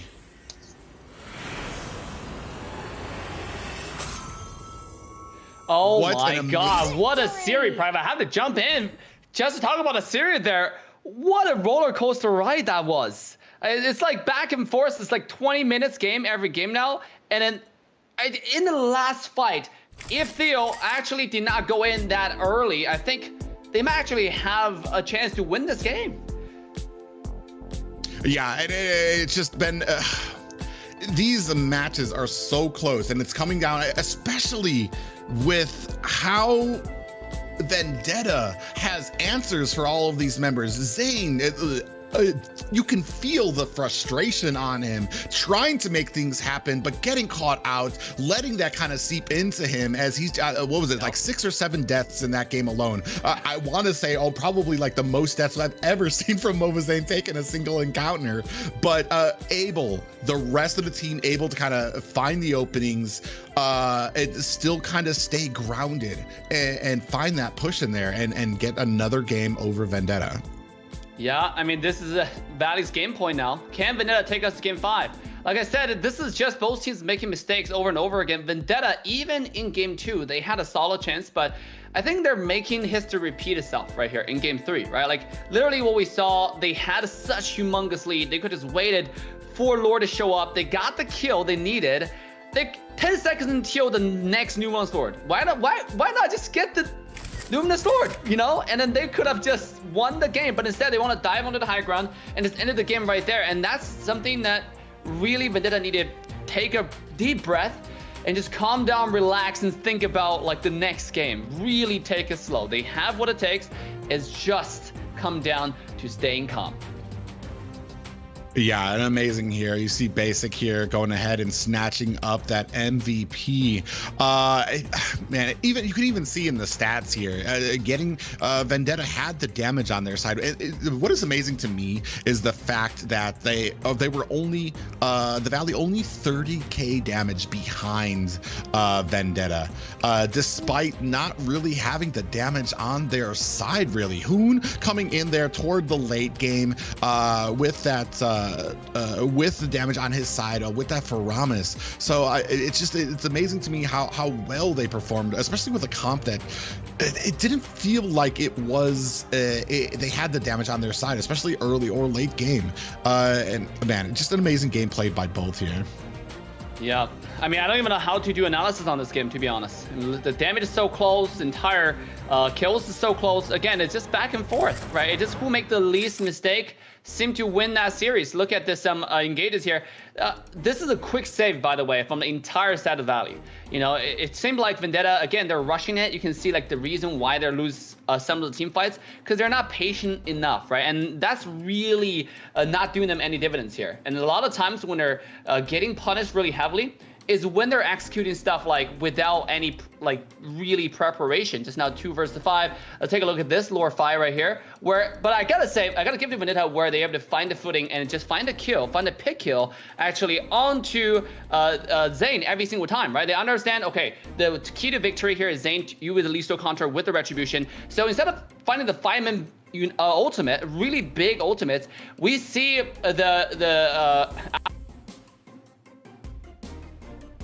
Yeah, and it really interesting though is that they were able to find you, like you were saying, and that might have been probably the problem there. They get the pick onto Zane, but they don't have that fatal links for the rest of the team when it came into it. So I mean, very plan, and especially for the side of Vendetta, they found the picks on a Mobazane, but did not find the picks onto the rest of the team, which might have kind of been the issue. Mobazane sent out as kind of maybe that bait. Maybe it's the 5-head plan. Maybe they were thinking ahead. This wasn't Mobazane getting caught. This is Mobazane forcing out a Fatal Lynx and a lot of abilities and letting his team kind of come in clutch in the rest of those engagements. It's what we like to call big brain plays. You know, you never know, right? 200 IQ, is it 100 IQ? You know, at the end of the day, they got the W, right? They got the win. And this also brings them to a match point, right? So there's some things here that I feel like Vendetta can learn from that game and how they adjust for the game ahead of them, that game number 4, because it's weird because with these two teams, Private, I gotta say, it seems like it could go either way. It doesn't matter what game we have, it could be 50-50. Yeah, which is amazing to me. Here's the thing, though. I'm not sure if it's the picks, if it's the micro, if it's the mechanical ability, but I feel like from both of these teams, I've seen more mistakes here than I have from these teams in the entirety of this, in the entirety of NACT right now. And I'm not sure if it's because they're not used to the aggression, and I'm not sure if you feel that way as well. But like, it's definitely feels like they're evenly matched, but not to the point where like it's just the teams, it's the mistakes that are kind of keeping both teams in here. Yeah, it's kind of funny that you actually say that, because that was my personal thought before, because I remember even before game 1 happened, I was like, you know, both these teams have weaknesses. They obviously have made mistakes. If you watch the tournament, right? And I have been watching the tournament, and it's like, for some reason, there's like more mistakes happening in this matchup than, yeah, the whole tournament for their individual matches. So I don't know exactly, you know, what's happening, but I will say that when things get chaotic, that's where I feel like both of these teams kind of like things get a little messy. Like it's like they're trying to make that chaos work for them, but things end up not working out and everything kind of just falls apart, and whoever comes out on top, you know, wins. It's kind of like just throwing that dice and being like, oh, okay, we got the upper hand in this fight. Next one here, we're gonna throw this dice, we got the upper hand here. Now I think that's just again, it can go to the fact that both these teams are amazing in their own right. And yeah, it does come down to the micro plays. It does come down to those macro decisions. And that's where you see really, for example, the Valley, they're very, each one is amazing, right? Each player in their own role is amazing, but sometimes the synergy is off. The same can be said for Vendetta, man, right? Their synergy is obviously there, but sometimes it's off. You know, sometimes it's Yuri carrying the weight. Sometimes it's Poggy. Sometimes Theo's finding those setups and being patient and everything. Sometimes it seems like he's tilting a little bit and he's, you know, pressing situations that aren't exactly good for the team. So both of them, I just feel like are very similar matched in terms of across the board. And that's why I'm going back to the fact that it's 50-50, right? Even for this matchup, for game 4, I couldn't clearly call who's going to win it, because now we've seen games where things are like, oh, it's definitely going to end here, and then it just gets flipped over, right? So again, that with all that being said, the bans are almost done here, the first phase. Nothing too out of the ordinary, honestly, at this point. You know, heroes that we're used to seeing being banned. Still, by the way, the Fanny is going to be more so a respect ban there. They also, you know, Vendetta doesn't want to give up that Melissa. The Julian, who we even talked about before, it was Dave that said, you know, was for quite a while was a king, you know, was very strong and picked a lot, but he is going to be banned out here. So we'll see what priority is going to be for Vendetta as we wait for that last ban.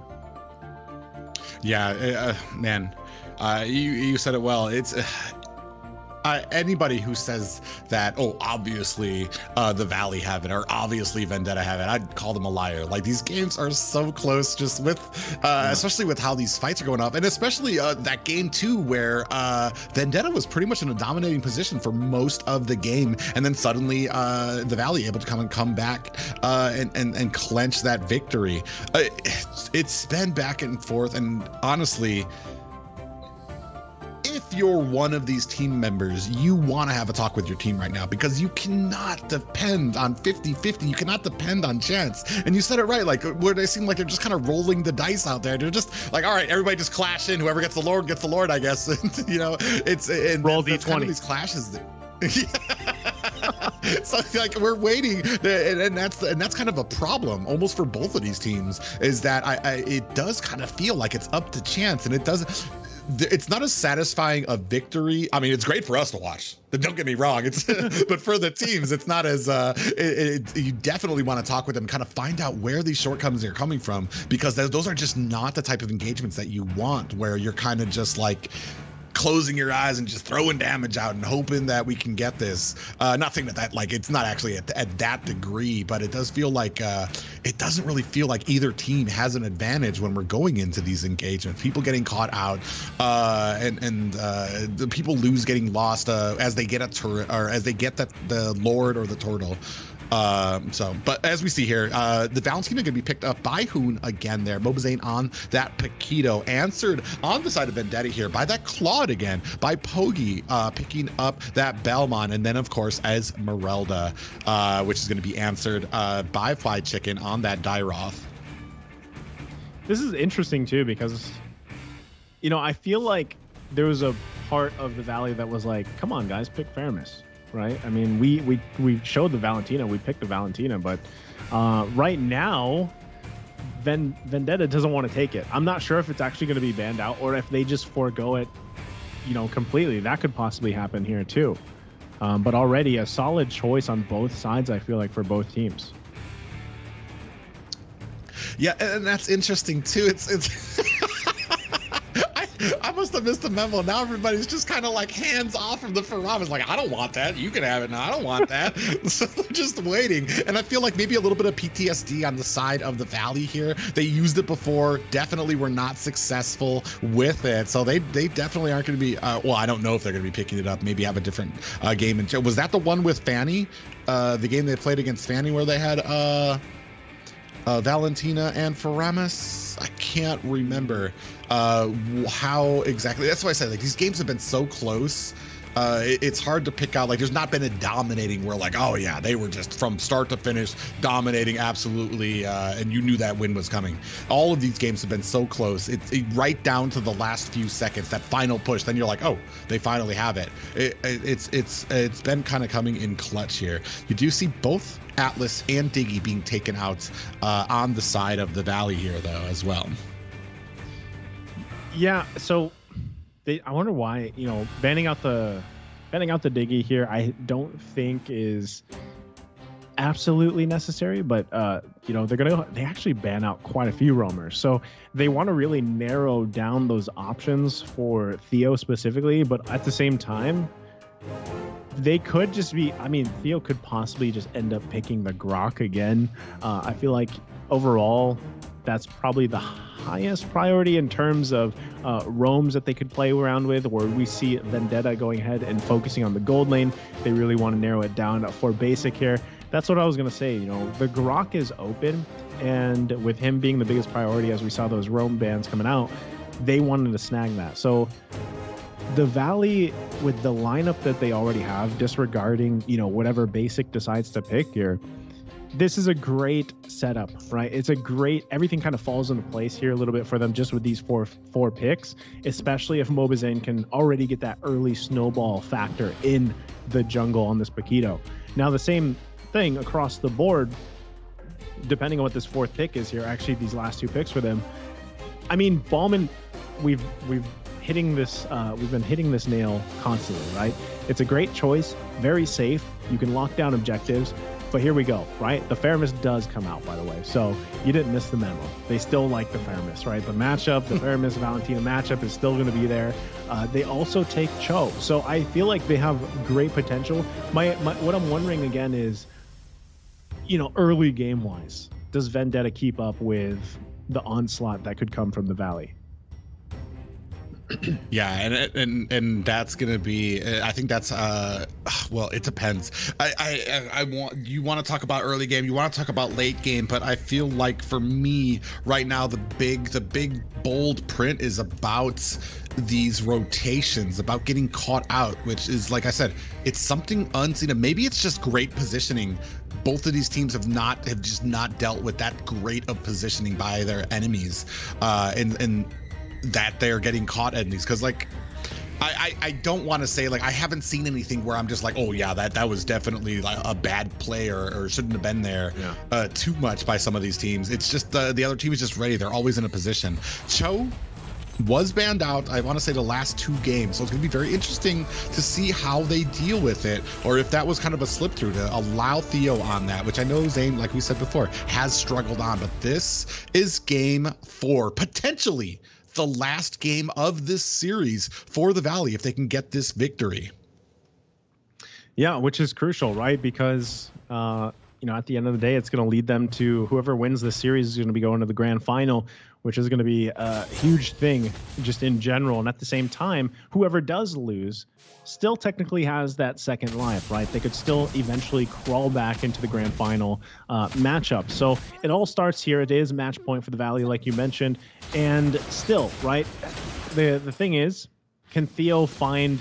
I'm actually excited to see some Cho play here, because I'm so used to seeing Cho picked often in our region or even other regions around the world, and I love to see NA players play Cho, because you guys have even your own notable, or like I think Dave even said, your Insection inspired players. So I want to see how this all plays out for them, and at the same time how they utilize this Faramis pick and exactly how they want to play around that. But already in the bottom side, it's going to be the focus. He gets trapped on the wall. Poggy the one to go down here. First blood secured by the Valley.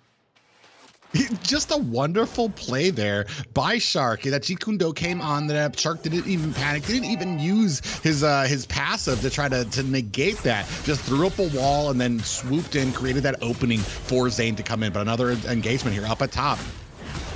And Fried Chicken, he's going to be trying his best here. It's going to be 1 versus 2. Abysm Strike does not land, taking quite a bit of damage. Flickers out. Hoon there just in time. It is Yuri that kind of went in deep, but still going to be able to survive. Has that sprint available. Never mind, it's MOBA Zane that comes in with 1-2 punch, able to grab a kill. Now Turtle for the taking here. They're in a good position, but he did have to use that retribution, so he doesn't have it available here. He's got to be careful. Poggy going to go ahead and start this one up. This could possibly just go in the hands of Vendetta, unless the Valley has something to say about it. They push them completely back here. Super Shark actually able to just zone everyone out here. Mobazane still just waiting patiently, not even going to need the retribution, so securing that objective as well for the Valley. That was so interesting to me. I guess they oh my God, Yuri gets taken out here, blasted by Mobazane. But like to be pushed out there, especially when I felt like they had the advantage if they had kind of latched onto that Lord before Mobazane came in, especially because Pogi, well, I guess Pogi didn't have his retry up. He still had the lethal counter though. Very interesting there, but a great push there by the Valley to go ahead and zone them out and capture that turtle. I mean, the biggest factor for Vendetta is, again, with what they have drafted, they in the fighting department early game, they kind of lack that damage. Especially, you have to consider the fact that Mobazane has early kills, right? And this is what I was saying in the draft. I said, if Mobazane on this juggle Paquito can get these early kills, the damage is already there. But then it gets scarier, right? Because we saw him play it previously in the series too, the same effect. He was snowballing on the Paquito. And here we go. This is going to be some action on the bottom side. The kick is there. Can they get the kill? Basic trying to do his best to survive. Flickers out. Able to actually stay alive here. What a play. Able to survive the 1 versus 3. And now we see Mobazane trying to assert dominance in the jungle. Pogi, though, should have been able to secure that. Did use that lethal counter and the retribution. Yeah, and that's the unfortunate part about an early game Claude. He doesn't really have the damage on that Blazing Duet, more tickle power onto basic, as he was still able to find an escape there with the flicker and the disengage there. So I mean, that's not going to happen. We do see that Demon Hunter sword being picked up now, so potentially it's going to be able to even this up if they do find another gank onto basic there. Fly Chicken and Mobazane coming in on Yuri though. Yeah, Shiki there. Yuri actually able to survive it's Fried Chicken that gets taken out. So again, sometimes, you know, forcing situations, it doesn't work out for you, and you end up going down, giving up a kill here to Vendetta.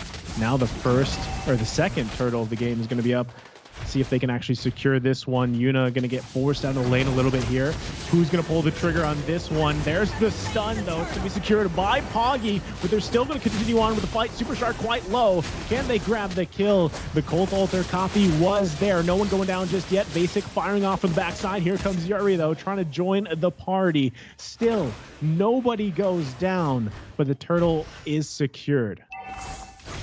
Yeah, very interesting and very patient game played by both of these teams. Fly Chicken putting on the damage there is going to have to disengage, and we take a look at these items. We already talked about it before. Demon Hunter Sword being picked up by Yuna there as well. On the other side there, that Endless Battle has been picked up, and we do have a little bit of defense started by Basic on this Clint. So both marksmen kind of in an even position. Just a little bit ahead is this Clint right now, but not by anything too notable.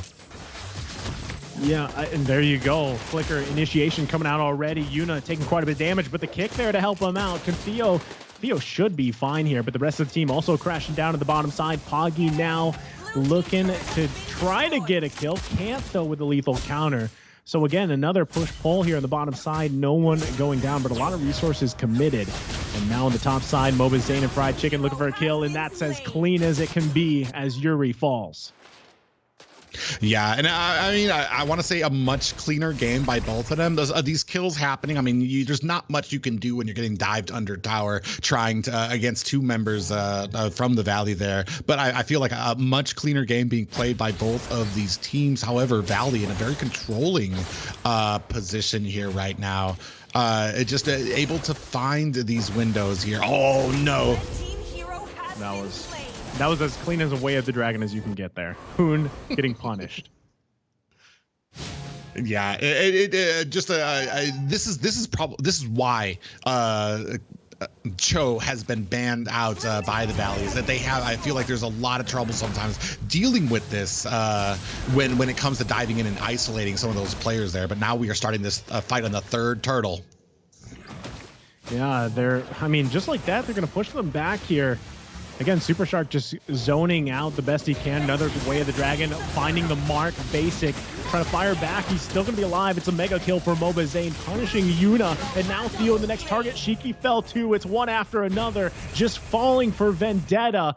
And there you go. To cap it off, the TPs come out from the Valley. And they're sitting pretty here at match point.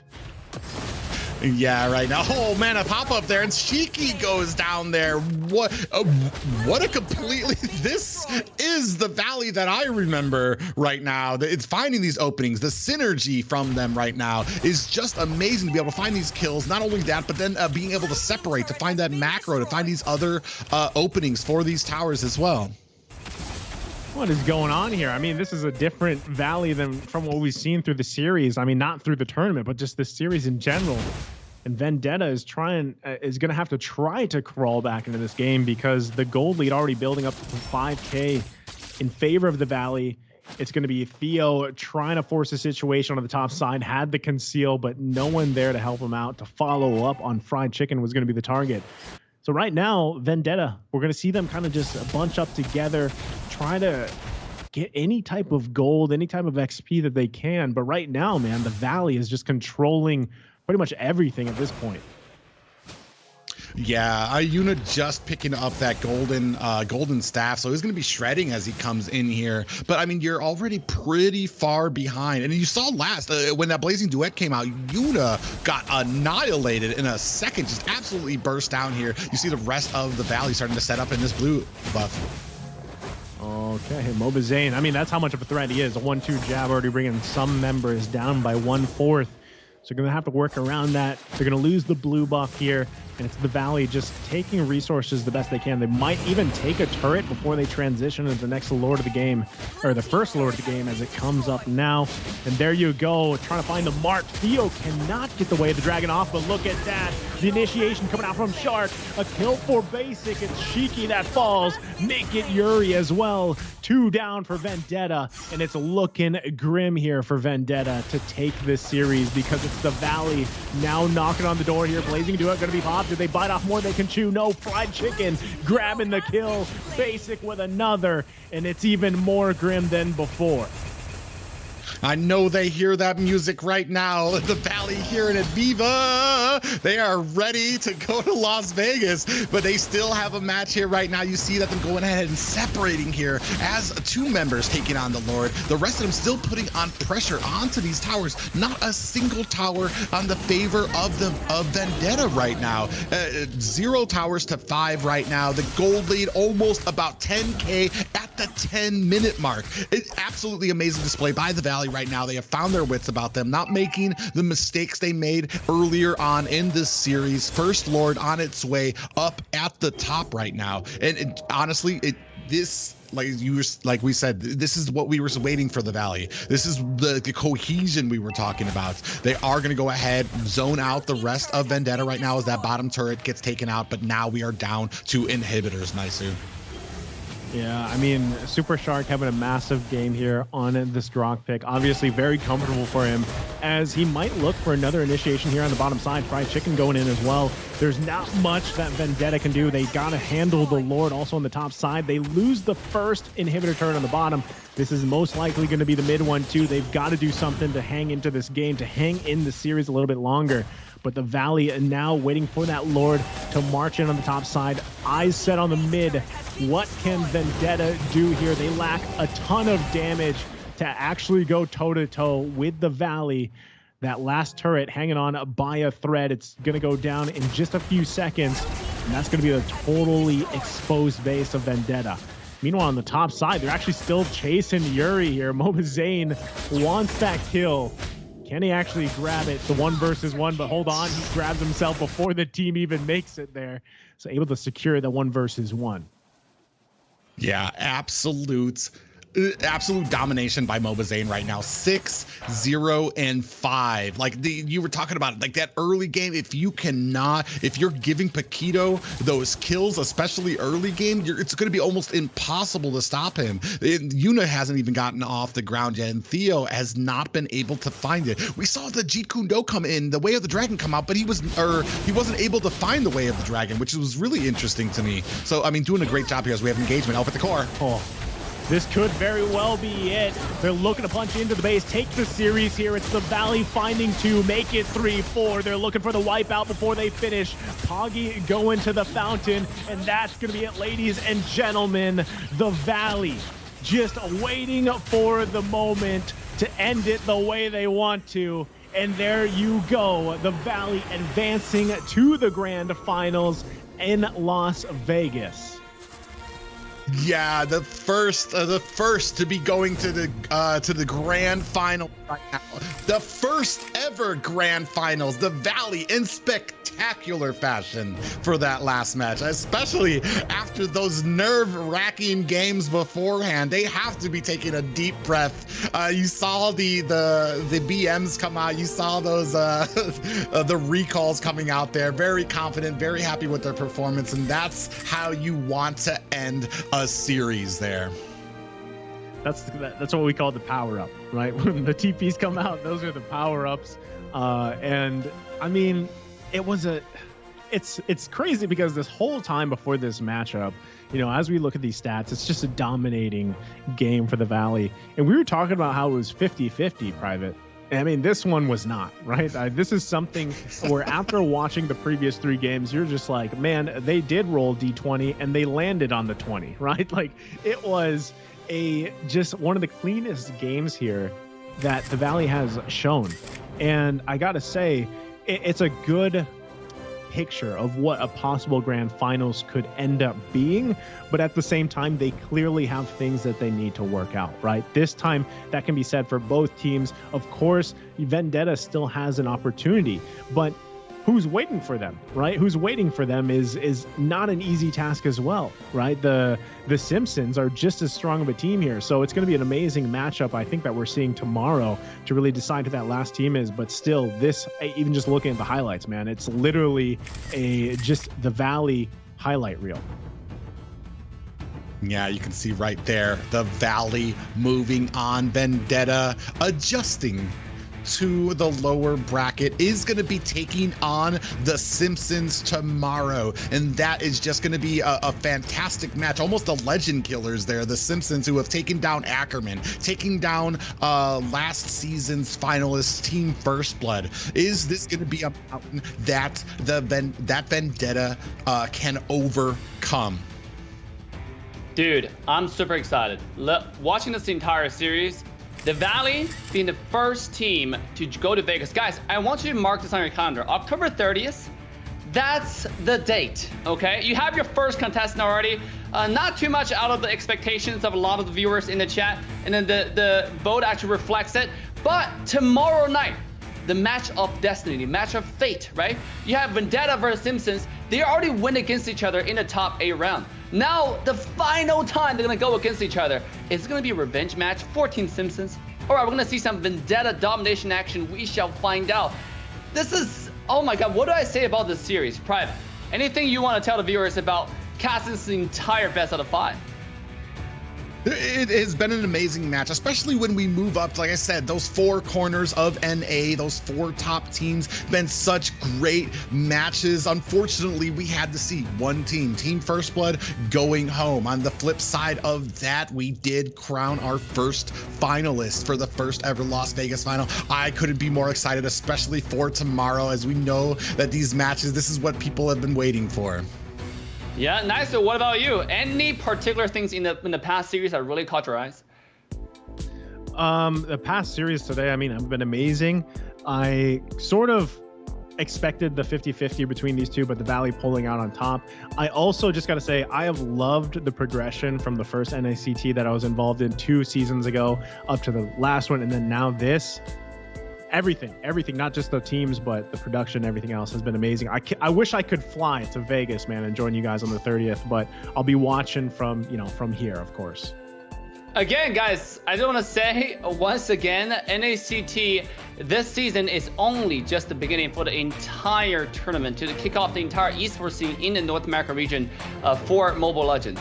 And we obviously have our first ever LAN event in Las Vegas.